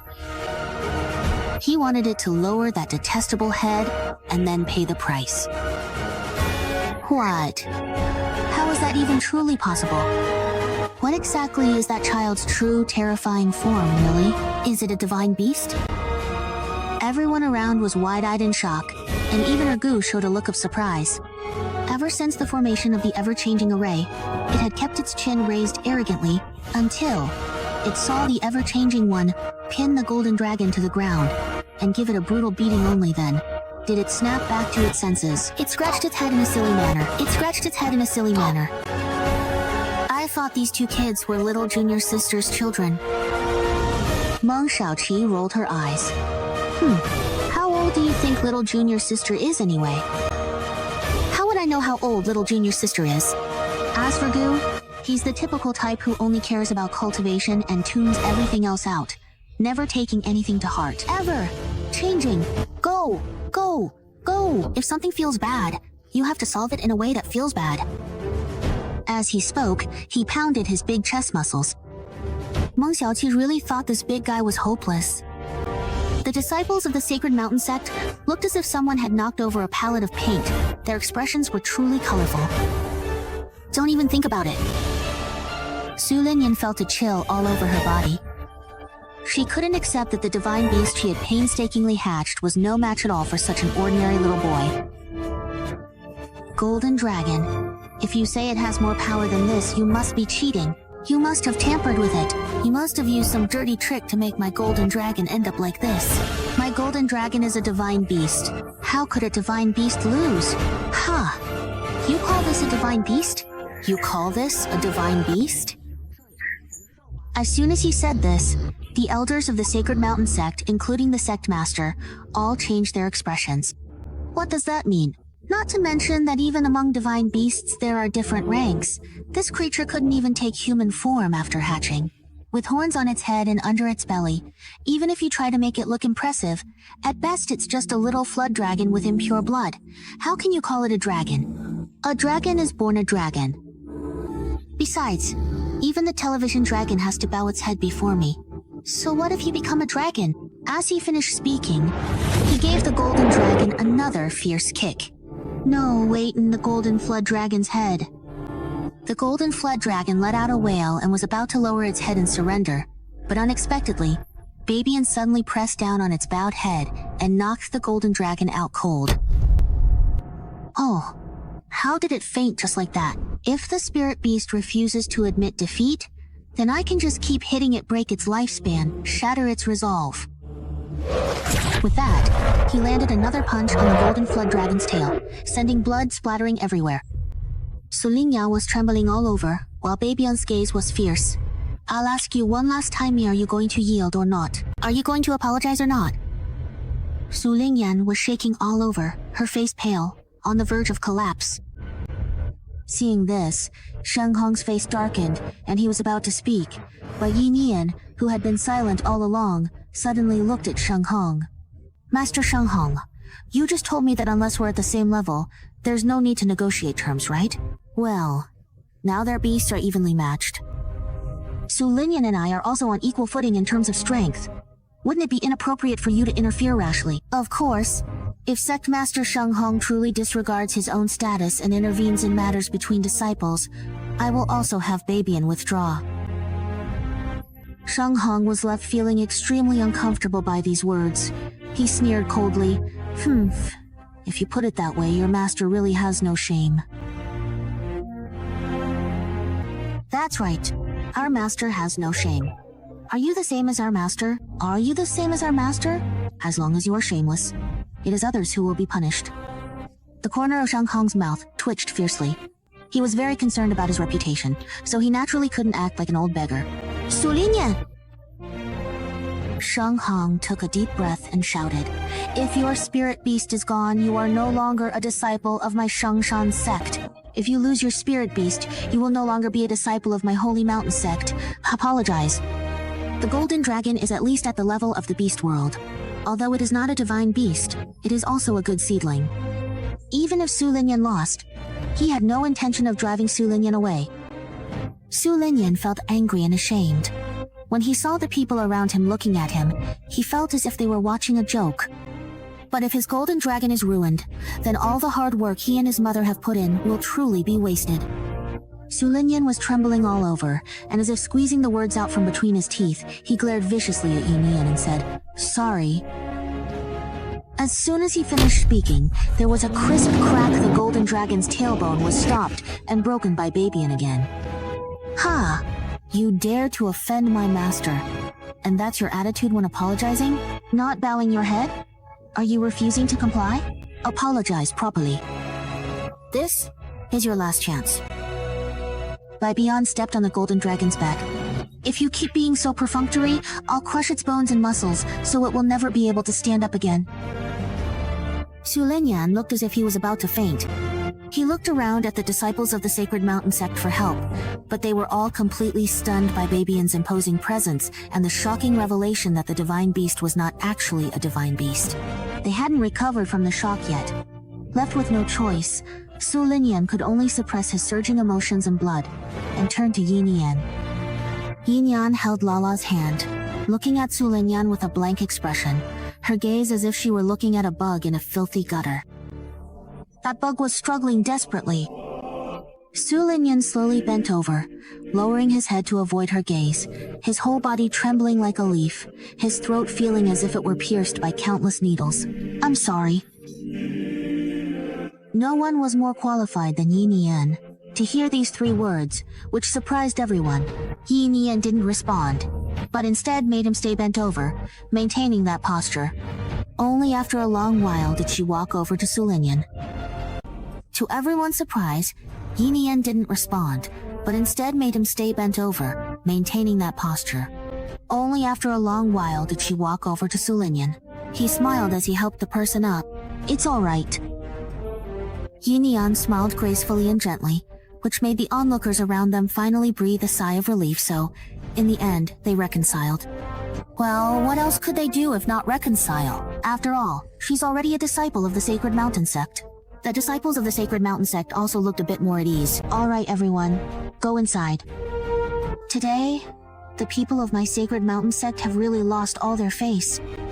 And it was only at this moment, when no one was paying attention, that Yi Nian leaned in close to Su Linian's ear and whispered, "Anyway, I won't forgive you. Never." Su Linian's eyes widened and bulged, his face twisted with rage at Yi Nian's words. In the end, his anger overwhelmed him, and he coughed up a mouthful of blood before fainting on the spot. That junior brother Bai glared fiercely at Yi Nian. "You've angered the master to this extent, are you satisfied now? What a vicious woman!" Ever since he saved that child yesterday, it was destined that these disciples would not like him. However, Yi Nian didn't care at all. Yi Nian gave all the disciples a brilliant smile. "Yes, I'm satisfied. Boys, let's go inside. Don't bother with them." Meng Shaoxi put her arm around Yi Nian's shoulders and, leading her past the disciples who were glaring at them with hatred, walked straight through the gates of the Sacred Mountain sect. "Oh dear, what should I do now?" She tilted her head, her eyes fixed intently on the gates of the Sacred Mountain sect. "Those 2 by a side are so strong, they definitely won't let me follow them in. Ah, I've got it." The child suddenly had an idea. "Huh. If I go in my original form, won't that work? My original form doesn't attract attention, and even that Pomo can't stop me." A tiny purple-shelled snail suddenly appeared on the ground. This snail was only about the size of a small fist, and looked much like an ordinary little snail, except that its shell was covered in intricate golden patterns, giving it a rather otherworldly appearance. And these patterns made it clear that it could never be treated as just an ordinary snail spirit beast. The little snail wiggled its 2 antennae. The snail beast clan is generally very weak, but it believed it was different from the others since birth. It was confident that it could win over Yi Nian and make her take it as her contracted beast. Only spirit beasts could sense the attraction emanating from Yi Nian. The more talented a spirit beast was, the more it could feel the benefits of cultivating together with such a master. Its strength would definitely improve by leaps and bounds. But its true form had a very fatal flaw. The little snail cheered itself on in its heart. "Come on, you can do it. You can do it. I charge." Then, with unwavering determination and momentum, the purple-shelled snail quickly advanced the distance of a single strand of hair. What does this mean? The elder in charge of receiving them was getting a bit impatient. "Since you've come to our Sacred Mountain sect, of course you have to wear our disciple robes." "But I'm not one of your disciples." She looked at the stiff-looking disciple robe with obvious distaste. "I'm not wearing it." Yeah? If I wear this, how am I supposed to work out my muscles? This outfit makes a man look all girly. The Grand Elder's face darkened, and he was about to speak. "Enough. Just let them be. It's perfectly fine if you choose not to wear it. That way, if you happen to make any significant mistakes, my esteemed Sacred Mountain sect won't have to bear the blame for your actions." Does your Sacred Mountain sect even have any good reputation left? All the disciples of the Sacred Mountain sect kept a very large distance from Yi Nian and the others.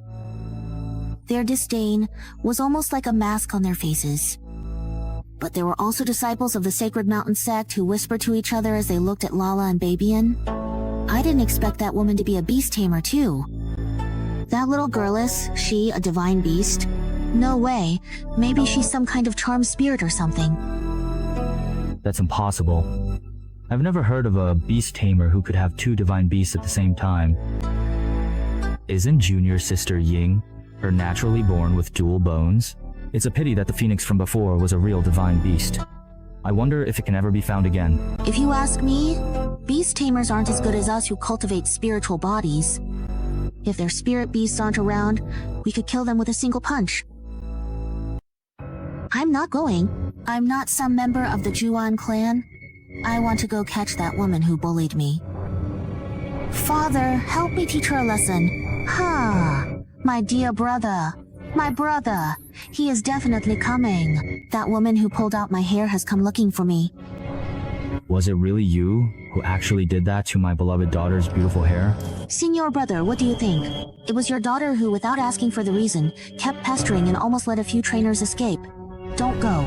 Your people from the Sacred Mountain sect blocked the way, and as soon as she saw the light, she almost slashed at me. She angered the elders of my clan, so they stepped in to teach her a lesson. She almost actually slashed at you, didn't she? The Holy Emperor narrowed his eyes. You're at the 2-star human spirit realm. How could she possibly hurt you? And you actually fought back and hurt her? What?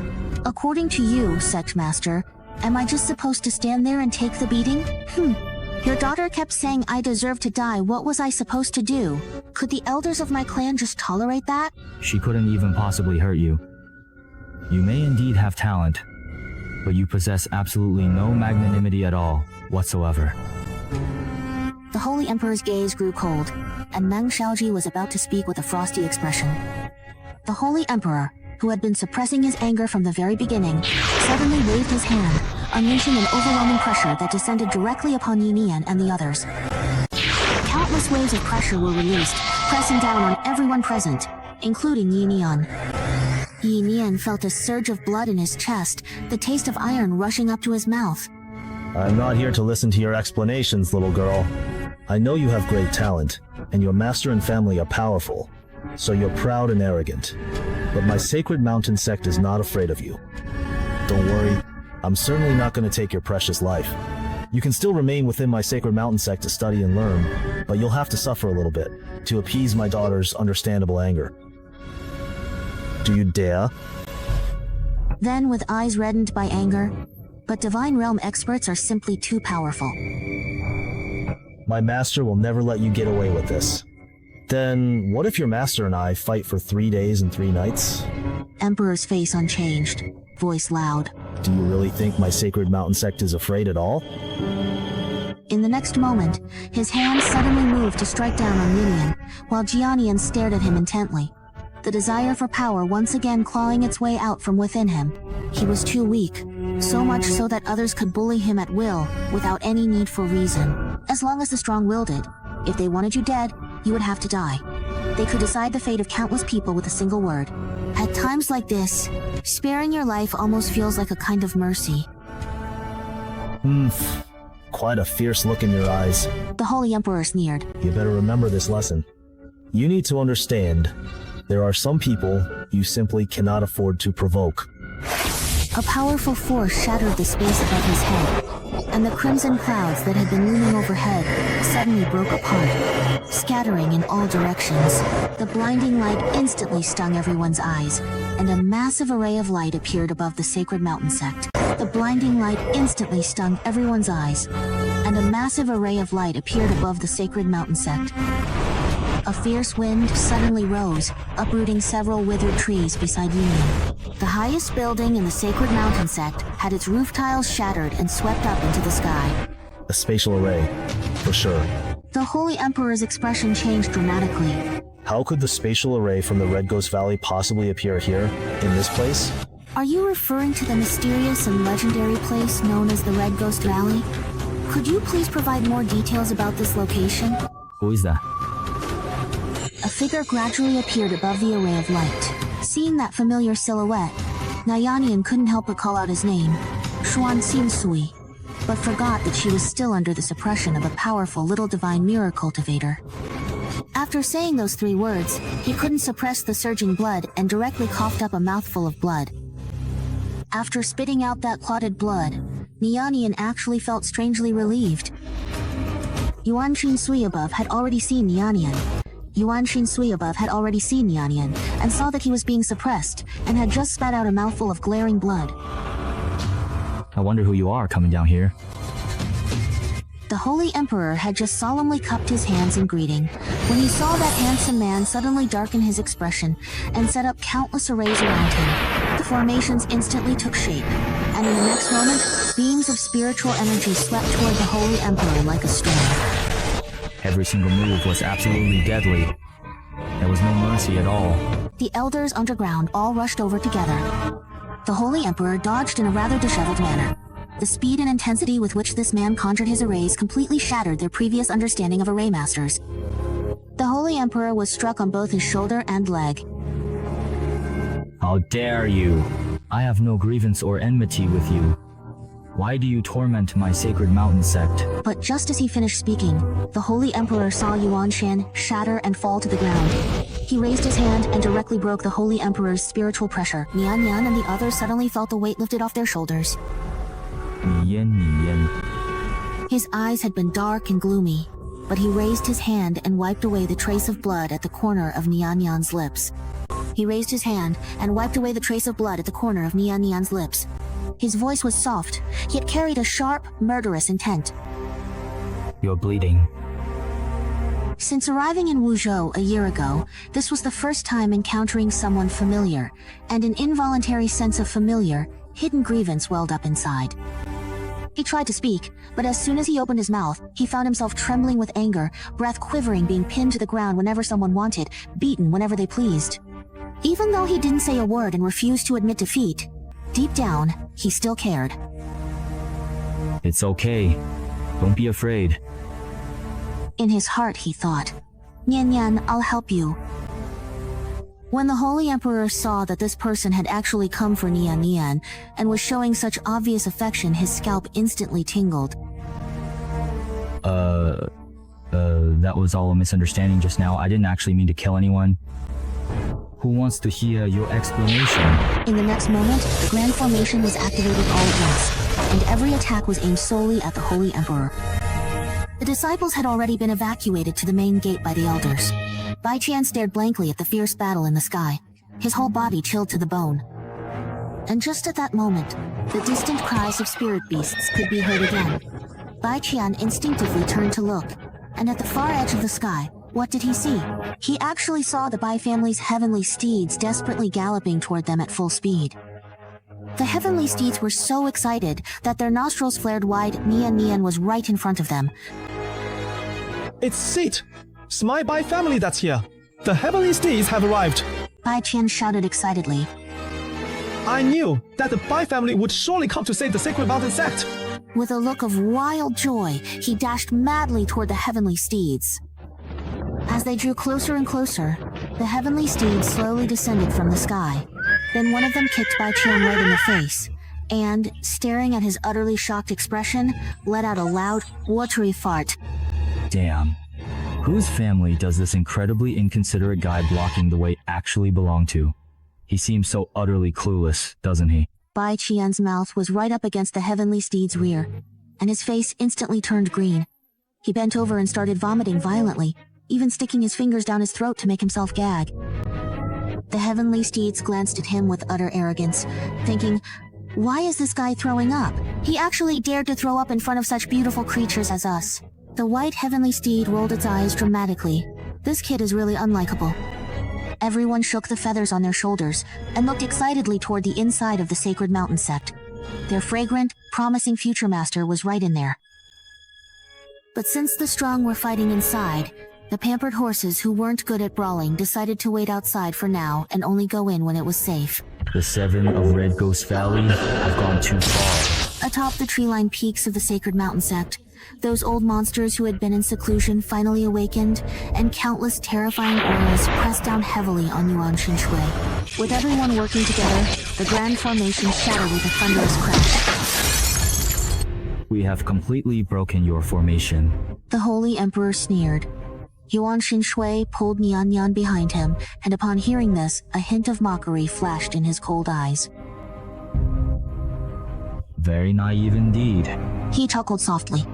In the next instant, those shattered beams of light exploded in the air, blasting the sacred mountain sect's buildings to smithereens. Elders, assist me. The Holy Emperor's eyes turned red. With this explosion, what he blew up was the sacred mountain sect's money. Holy Emperor, calm down. Greetings, former sect master. Oh my god! Everyone's faces were filled with ecstatic joy. The former sect master is actually still alive? The former sect master is actually still alive, and has been hiding within the sacred mountain sect, protecting them all along? The former sect master must be at the peak of the minor divine realm by now, right? Master, why are you stopping me just right now? The old man said nothing, only stared intently at Yuan Shinsui across from him. Yuan Shinsui met his gaze expressionlessly. My dear young friend, since you have indeed brought quite a significant number of people with you, why don't you all just come out together now? The old man spoke unhurriedly. And that giant friend, hiding there in the deep shadows, why don't you finally show yourself as well? I'm getting old, so I would have to go look for each of you one by one. The former sect master really is more reliable than that youngster, Xinghong. A hearty laugh rang out as the Grand Elder appeared with a group of minor divine realm experts from the Red Ghost Valley. At first glance, there were no fewer than 15 of them. Heh, you old geezer. You're actually still alive. I can't believe you're still alive. If you had just come out earlier, none of this would have happened, right? Oh? If I hadn't come out, I suppose you would have joined forces with the Red Ghost Valley people to cause trouble for my Shengshan sect, wouldn't you? How could that be? I'm such a peaceful and reasonable person, how could I possibly resort to violence at the drop of a hat? Yin Yan's eyes lit up when he saw the old beggar, and he called out, "Master!" The old beggar immediately broke into a smile, as bright as a chrysanthemum. Good disciple. Don't be afraid. Don't be afraid. Your master has actually been following you the whole way. Now, your master will avenge you and smash them to pieces. I just woke up. Xinghong, tell me what happened. A giant clan in a Red Oni Valley, even Shengshan sect can't handle that. The old sect master's face revealed no emotion, but his very presence was enough to intimidate the old beggar, the Red Oni Valley's Grand Elder, and the others. Xinghong could only suppress his anger for now. He pushed his daughter forward and said, Thank you. Thank you. What brings you here? Please speak your purpose. Clearly, he was intentionally letting his daughter show her face in front of the old sect master. But how could Shang Shangxian have ever witnessed such a chaotic battle between minor divine realm powerhouses? Her legs had been trembling ever since just now. And now, with the old sect master staring at her, the pressure was so overwhelming it felt like it was about to crush her completely. She bullied me! Shang Shangxian was incoherent, her face deathly pale. He really did bully me. Grandmaster, you have to avenge me. She kept repeating these two sentences over and over. The old sect master looked impatiently at Xinghong, who was also visibly embarrassed. This whole matter started because of a grudge between me and this young lady. Let me explain. Even though the person standing in front of him was a peak lesser god realm expert, he showed not the slightest hint of fear or hesitation. The difference between the two was immediately obvious. After Yin Yan finished recounting everything, the old sect master finally turned to look at Shang Shangxiang. What was said is true. Not only did you not ask for the reason, you almost let the cobbler escape, and you nearly hurt someone else by mistake. Brother, but they pulled out all my hair, and he fought back. In the next moment, the old sect master raised his hand and Shang Shangxian was suddenly sent flying. Oh, master. Xinghong's expression changed dramatically, and he hurried to help his daughter up. All disciples were stunned. The old sect master was siding with outsiders to suppress them. Shang Shangxian acted recklessly and impulsively outside, unable to distinguish right from wrong. She is to be confined within the sect for 1 month as punishment. Shang Shangxian was trembling all over. Grandmaster, you're siding with outsiders, you. Before she could finish, Xinghong covered her mouth. The old sect leader wouldn't stoop to argue with a junior. At his age, he only looks at the situation to decide the outcome, rather than acting impulsively or showing favoritism. Young lady, are you completely and utterly satisfied with this particular outcome? The old sect leader lowered his eyes to look at Yinian. Yinian pressed his lips together. He didn't really want to become mortal enemies with Shengshan sect right now. After all, he still wanted to enter the library pavilion to look for something. Are you satisfied now? Signor, your sense of justice is admirable. With your clear judgment of right and wrong, how could I possibly be dissatisfied? Yinian let out a laugh, and seeing him like this, the old sect leader also started to laugh. In the next moment, the old sect leader's previously clouded eyes suddenly became clear. He glanced at Sausage and Babian, then looked back at Yinian. In that instant, Sausage and Babian felt certain that they had been seen through. Such outstanding talent, an excellent temperament, and the girl knows when to yield and when to stand firm. If you went back by those two powers, I would stop at nothing to bring you into my Shengshan sect. Old man, are you truly and seriously looking for a fight with me right now? The beggar was instantly enraged, and a glimmer of light surged in Yuan Xiansui's eyes. Was he about to start a fight at the slightest disagreement again? Stop fighting. If you keep going, things will get out of hand. Yuan Xiansui might really strike someone on the spot. There's been enough fighting today. We can't keep this up. If it really comes down to a bloody battle, people on Yuan Xiansui's side will die too. Yuan Xiansui turned his hand to hold Yinian's, lowered his head to glance at him, and his gaze softened again. Alright, we'll do as you say. He smiled as he brushed Yinian's hair, then nodded to himself inwardly. Yinian's hair doesn't look as nice as when he helps him comb it. Nian Nian soothed Yuan Xiansui, then looked up at the old sect leader and said firmly, I have no fate with Shengshan sect. I am not worthy. The old sect leader raised his eyebrows. This little girl, she's got some complaints, doesn't she? Alright, please just stay here at the esteemed Shengshan sect and diligently focus on your important studies and cultivation practices. The agreement between Shengshan sect and your giant clan still stands. With the Shen family's composure, Nian Nian no longer put on a sour face and nodded calmly. At the same time, her desire for power became even more urgent. Only those with true strength can stabilize a volatile situation with just a few words. If he possessed the strength of the old sect leader, it wouldn't be a problem to kill that mother and daughter on television. After finishing, the old sect leader looked at Sheng Hong with a hint of dissatisfaction and said, Sheng Hong, I entrusted Shengshan sect to you because I trust you. Don't let our disciples be lacking in strength, but overflowing with arrogance, understand? Sheng Hong bowed his head deeply. The disciple fully understands. Since this important matter has now been completely resolved, the Shengshan sect will from this moment onward strictly prohibit all outsiders from entering. The old sect leader looked at Yuan Shansui and the old beggar. In the next instant, his expression changed dramatically, and a peak-level pressure swept out as his voice echoed throughout the entire sect. Get out! After dealing with the causes and consequences, the old sect leader's face finally revealed his true anger. Shao Fugi, Master will head back first. If you're not comfortable staying here, just come home. She nodded in response. But this is your little gentleman, isn't it? His talent and looks are both decent, and he's willing to protect you. Mazda, give him a passing grade. Is it really? Truly? Actually? Indeed? What's a little gentleman? It just means a sweetheart. I already really said we're not like that at all. Are you even a man? You rush right over here. Can you really say you don't like our Nianian? Yuan Xiansui's expression darkened. I do really like Nianian very much. This old man is so annoying. Should I just kill him? Yuan Xiansui listened to the old beggar, looking a bit conflicted. The old beggar had no idea what Yuan Xiansui was thinking. He just thought the kid's eyes looked pretty innocent, so he explained. It means someone you'll always be with in the future. That's what a little sweetheart is, understand? Then I'm Nianian's little sweetheart. He looked helplessly at the old beggar and said, Master, don't teach him nonsense. He doesn't really understand anything yet, does he?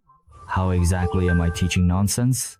The old beggar was displeased. Isn't that what a little sweetheart is? Usually chatting and eating together, and at night, sharing a warm bed when the lights go out. Yuan Shansui looked at Yin Yan, speaking unhappily. I'm the one who warms your bed. He's warmed it many, many times, and that's quite different. How is it different? If you want me to take off my clothes, I've done that too. When exactly did he learn that you absolutely have to take off your clothes to sleep? Alright, just shut up. Who wants to hear you two lovebirds talk about this? It's fine. Let's go. After the old beggar finished speaking, he slipped away as quick as a flash, truly coming and going like the wind, doing as he pleased. Yuan Xiangsui frowned. Nian, please come along with me now. Number. Yin Yan immediately refused. Don't stay here. Why? Aren't you coming with me? After Yuan Xiansui finished speaking, he looked around again. This time, what flickered in his eyes was genuine murderous intent. Do you truly and genuinely like this particular place that much, young master? The Grand Elder jolted and suddenly snapped back to his senses. Let's talk about this particular matter after we get out of this place. Yin Yan received a meaningful look. Miss Nian, please escort our young master out. All right. Yin Yan had some things that were inconvenient to say in front of these disciples. He looked at Meng Shaoqi beside him and said, Senior sister, you all go to where we're staying first. I'll have a few words with him and catch up. Master, perhaps we should just quietly let this matter go, without any further fuss. Shang Heng, as the esteemed head of a prominent sect, you truly need to be more rational, understanding, and magnanimous than others. It is indeed true that not just anyone can simply bully the revered Shangshan sect. But after all these years, it seems you've gotten one thing wrong. Just because others can't bully us, does that mean we can bully others? If this is all the magnanimity you have, Shangshan sect will fall sooner or later, and all these disciples will be ruined by your teaching. From now on, I won't be rushing into seclusion anymore. I want to see for myself how Shangshan sect has really developed over these years. Go prepare for the disciples tournament. I want to assess the current strength of our disciples. Understood, Master. Then, what should we set as the prize for this year's tournament? Sigh. Let's grant the final winner full and exclusive access to the library pavilion for a period of 2 days. It's not like I stay here because I like it. I want to visit the library pavilion here because I discovered something important. Besides, I have my own matters to attend to. I can't always be with you. Yin Yan decided to be straightforward. I'm really grateful that you came to save me today. Yuan Shansui, I will definitely repay you in the future. In my heart, I've already considered you a friend. You're my little doll who wants to be your friend? I want to be your little gentleman. Don't listen to my master talking nonsense. What is he even talking about? Miss Nian actually has important business to take care of at Shangshan sect. How about this? We stay nearby for now, and I can show you around Tianyi for a couple of days. How does that sound? Once Miss Nian finishes her business, we can discuss our plans in detail. What do you think? Yuan Qinsui shot him a cold look, and the Grand Elder quickly lowered his head. Yuan Qinsui forced herself to suppress her displeasure. Although she didn't nod, she also didn't say no, which was basically tacit approval. Yan Yan let out a sigh of relief. Xuan Xinsui, if you have things to do, you can go take care of them yourself. You don't have to be here every day. Before he could even finish speaking, a celestial horse suddenly charged up behind him. It shoved forward so abruptly that Yin Yan almost lost her balance. She turned around to look. She almost couldn't keep her expression in. Check, why would a celestial horse come over here? Oh no, Master. Lala and Babian came running over together. The celestial horse's face immediately showed a look of terror, its 2 rows of big teeth chattering as it trembled.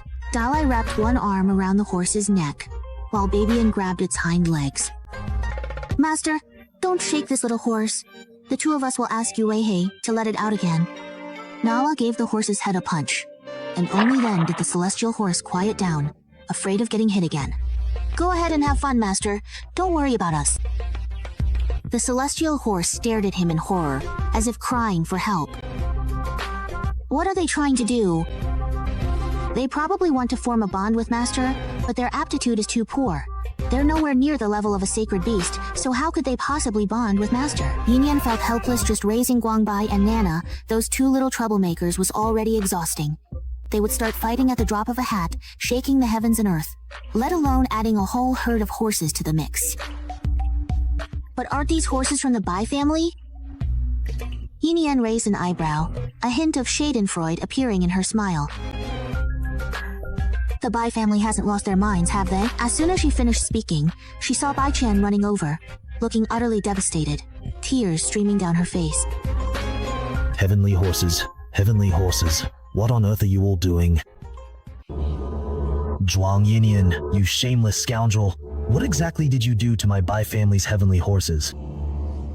Because he was using the Zhuang family's identity token, everyone in the Sacred Mountain just assumed his name was Zhuang Ye. It would be much more fun if he used Fa Qian's name. He'd get slapped twice hard. Looks like you never learn your lesson. Lala was full of energy. Who are you calling a scoundrel? Is that someone from your family? Hurry up and take your horses away. Your master doesn't just accept anything. My Bai family's heavenly horses are naturally proud. How could they possibly circle around your master? But as soon as he looked up, he saw that the big heavenly horse, having just gained its freedom, was circling around Eagle Eye, looking very affectionate. It even nuzzled Wang Wenyan's hand, and its tail was wagging even more diligently than a guard dog. Bai Qian was dumbfounded. The other heavenly horses, who had previously been intimidated by Lala and Babian, couldn't hold back any longer either. In groups, they rushed toward Yinian. Thursday. This. How is this possible? These aren't the heavenly horses of our Bai family. The heavenly horses all snorted in unison. They hadn't made any pact with the Bai family. Wasn't that place just somewhere to freeload and eat for free? The Bai family provided them with good food and drink, and occasionally used them for their own purposes. The Bai family members would even take their blood to make medicine. How annoying. Taking this opportunity to kick the Bai family aside, they wanted to become the beloved beasts of a fragrant and wonderful master. Everyone, look over there. A brilliant golden light flashed in his eyes. In the next moment, the heavenly horses all shuddered, the terrifying pressure of his bloodline making them clamp their legs together and tremble with fear. Move aside. Our master isn't looking for you. The heavenly horses looked at Yi Nian with grievance, and Yi Nian helplessly raised his hand. He hadn't realized he was so attractive to these heavenly horses. I already have enough with Lala and Babian. You all should go back. With so many heavenly horses, I have nowhere to keep you. The heavenly horses shook their heads anxiously, stamping their hooves to show that they insisted on following him. Miss Neon, your spirit-beast compatibility is truly remarkable. I've never seen such a high level of compatibility that even high-level spirit beasts would come to you on their own.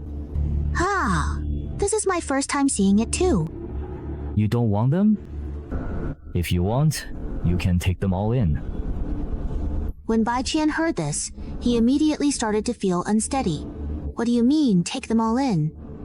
Then what will happen to the Bai family? The Bai family didn't dare say another word.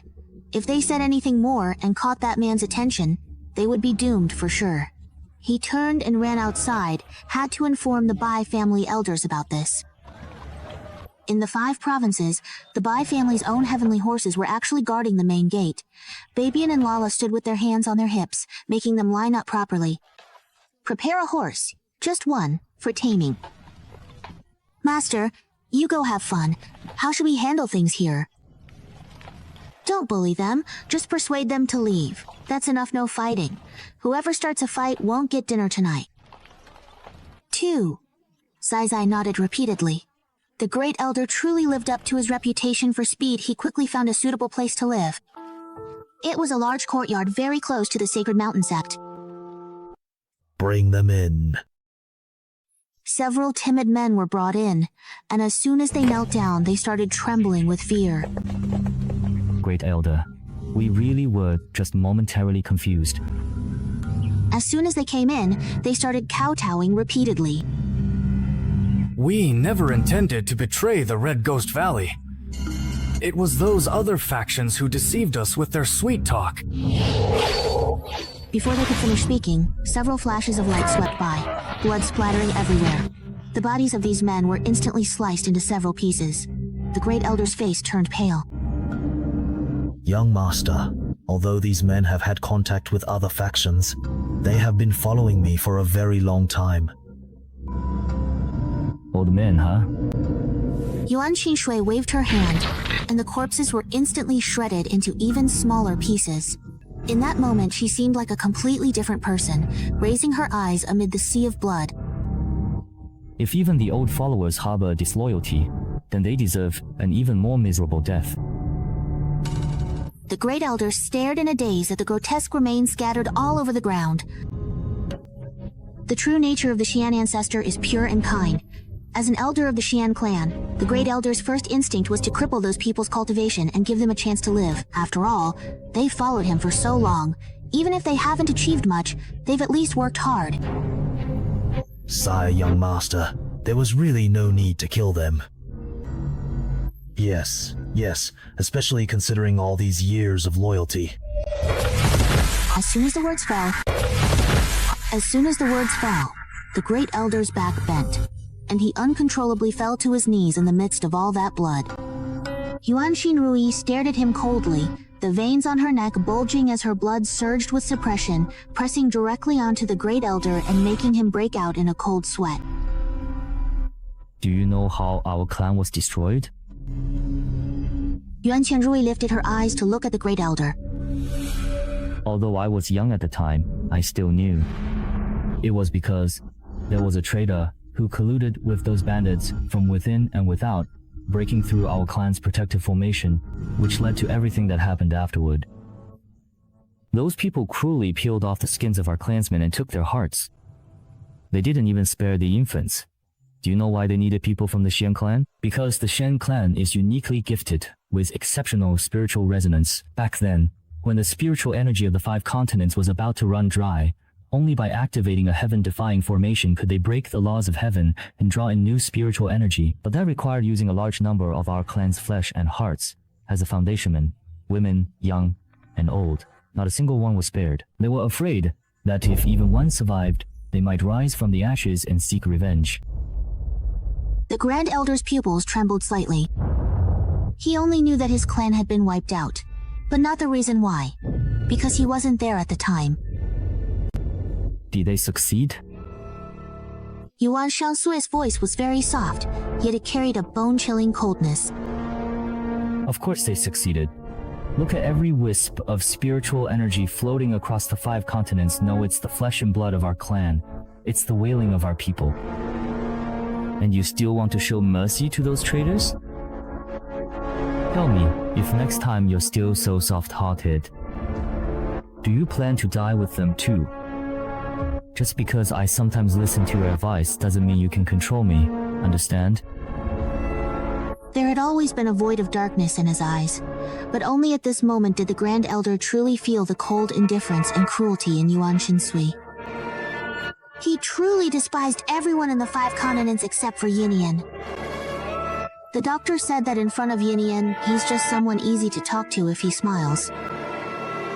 Yes, young master.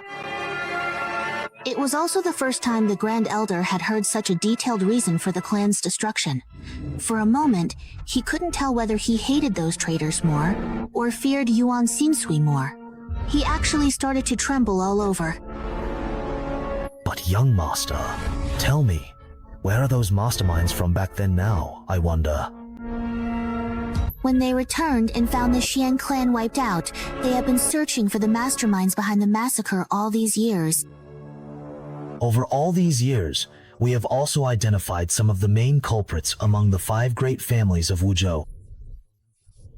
The Feng family, the Shangguan family, the Shentu family, and the Wu family were all involved. They all thought that Yuan Qinsui was too young at the time to know about these things, but now it seems that might not be the case, and it's worth asking her carefully. Yet she instinctively regarded the young master as that child, assuming she didn't remember, and didn't notice how she originally lowered her gaze to look at her. But it's not just these few families. Let me ask you, what is the most respected and supported power in the 5 continents? Yuan Shinsui asked with a faint smile. Naturally, it's the Tower of the Fortune God. It stands above all the major powers of the 5 continents, overseeing the entire realm. Because they rendered great service during the 5 continents' time of crisis, they are deeply loved and respected. As he spoke, the Grand Elder's expression gradually darkened. Great service? What great service? How wonderful. So that's how it is. The Grand Elder was trembling with rage. Everything suddenly connected. No wonder. Even though they rendered such great service back then, they kept their mouths shut.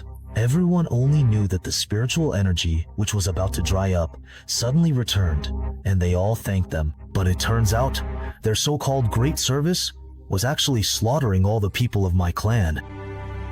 It's good that you figured it out. There's no time to go through each family one by one. Find a way to break the seal over at Beitu Mountain, but don't alert them. Just now, the people I dealt with, who were the ones that incited them to betray Chigi Valley? The Grand Elder immediately took out a list from his robe. They're all here, and they're relatively powerful factions. They wanted them to steal our Chigi Valley's formation diagrams? Chigi Valley has the most formation diagrams available to formation masters in all 5 continents, so it's no wonder others have their eyes on us. Yuan Shinsui glanced at the list of these factions and smiled. Anyway, since Nyanyan isn't here and things are pretty boring, I might as well go check out those factions. Jinian hurried out of the small courtyard and rushed toward the direction of the Sacred Mountain sect. He was moving so fast that he didn't notice, as he passed a small corner, that there was a little Wawo nearby. Its antennae twisted together in excitement as it looked at him. Wawo was thrilled. He had finally found that woman. Doing his best to shrink his body, he compressed his fist-sized form down to the size of a fingertip. With a whoosh, he shrank into a little ball and rolled rapidly toward Yinyan's feet, spinning so fast that he became dizzy. At last, he landed beside her foot. Wawo immediately wrapped around her fists and feet, covering himself with his tiny shell, and did his best to suppress his spirit beast aura to the lowest possible level. Yin had no idea that such a little creature had latched onto her. Without stopping, she returned to the Sacred Mountain sect. When she reached the entrance, she had thought that those heavenly horses would have already been driven away by Lala and the others. But what was that? Lele, ever-changing, and Nyan looked at the dozen or so short, chubby little foals standing at the gate, each about the size of a puppy, and asked in surprise. You didn't make them leave? We told them to, but they just wouldn't go, no matter what. And Master wouldn't let us beat these horses either. They even said they could shrink themselves, so they wouldn't take up any space. Lala was about to die of anger, and Nyan had a splitting headache. The little foals looked up at the small wings on his back, flapping with a sound like fishtails slapping the ground. They didn't want to leave, begging not to be driven away. Why are you pretending to be pitiful? Nana and I talked it over, Master. If you don't mind, when you go out, they can even carry you. The little foals nodded repeatedly. As long as Nyan didn't want them gone, they wouldn't leave. Yin took a sharp breath in. Fine. You can come in with me for now. If I leave you outside, who knows which powerful cultivator might snatch you away. Yin wound her way through twists and turns until she found the disciple room assigned to her. Everything inside, all the food and supplies, had actually been slashed to pieces with scissors. Who did this? Nana, who had the worst temper, looked at the mess in the room and said angrily, Damn it! I'm going to ask the people living next door. There's no point in you asking. Grandpa's gaze fell coldly on all the ruined things in the room. There's no one from our own side around me. Meng Xiaoqi, their rooms are all assigned far away in other places. Oh, what happened here? A voice came from next door. A female disciple from the neighboring room walked over, staring at Yin, her eyes full of schadenfreude. Could it be that your spirit beast ruined all the things our sacred mountain sect had carefully prepared? From what I see, the spirit beasts of the other feathered disciples are all well behaved, but the one he raises is always fighting and causing trouble, truly has no manners. What did you say? Nara's expression changed and flames blazed up around her. The two disciples were startled. What? Are you going to fight us? I can't believe it! Let me tell you, since your master is now living in our sacred mountain sect, you must abide by our rules. In the sacred mountain sect, fighting is strictly forbidden.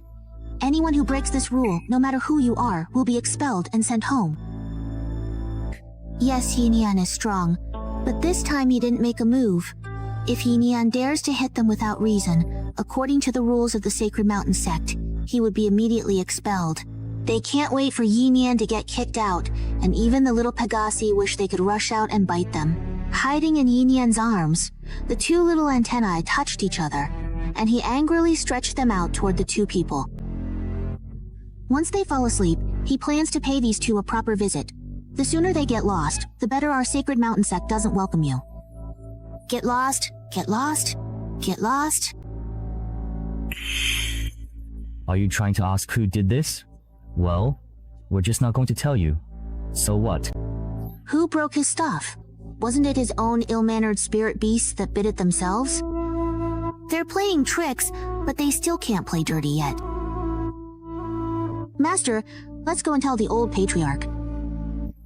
In the entire Holy Mountain sect, only the old sect leader can be respected by him. No need to hum. I have another way. He slammed the door. I have another way. He slammed the door. Coward. Egging on a mouse. I knew it. This woman is only sharp-tongued. Once she's away from those men protecting her, she's completely useless. Does she really think that just because she has some talent, she can make all of us completely convinced? A woman with such a rotten character, acting like a shrew. He really likes her. Nana's face turned bright red as she listened inside. She finally couldn't hold back and was about to rush out, but Babian held her down, his eyes flickering slightly. Waiting for the master's instructions?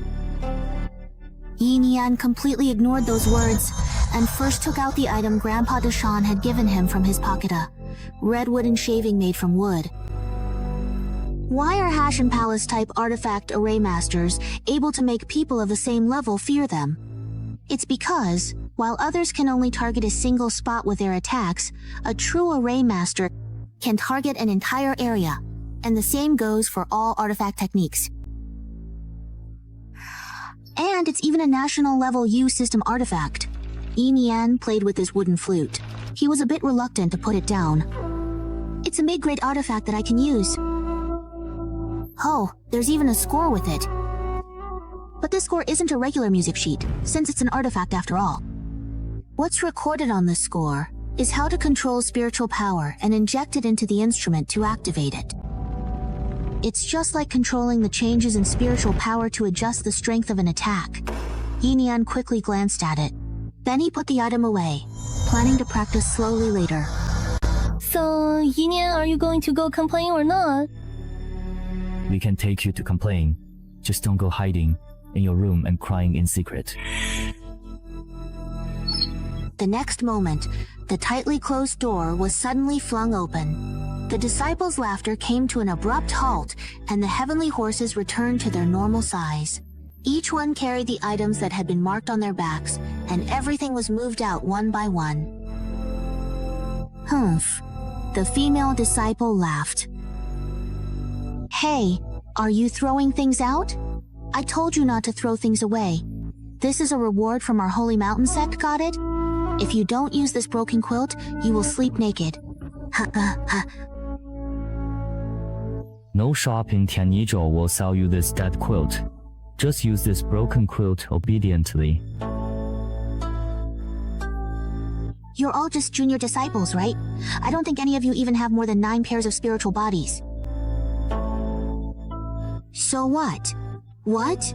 Are you thinking of fighting us? Let's go, forget it. Let's go check the disciple combat rankings. The junior disciples were momentarily stunned, not expecting him to actually go look at the rankings.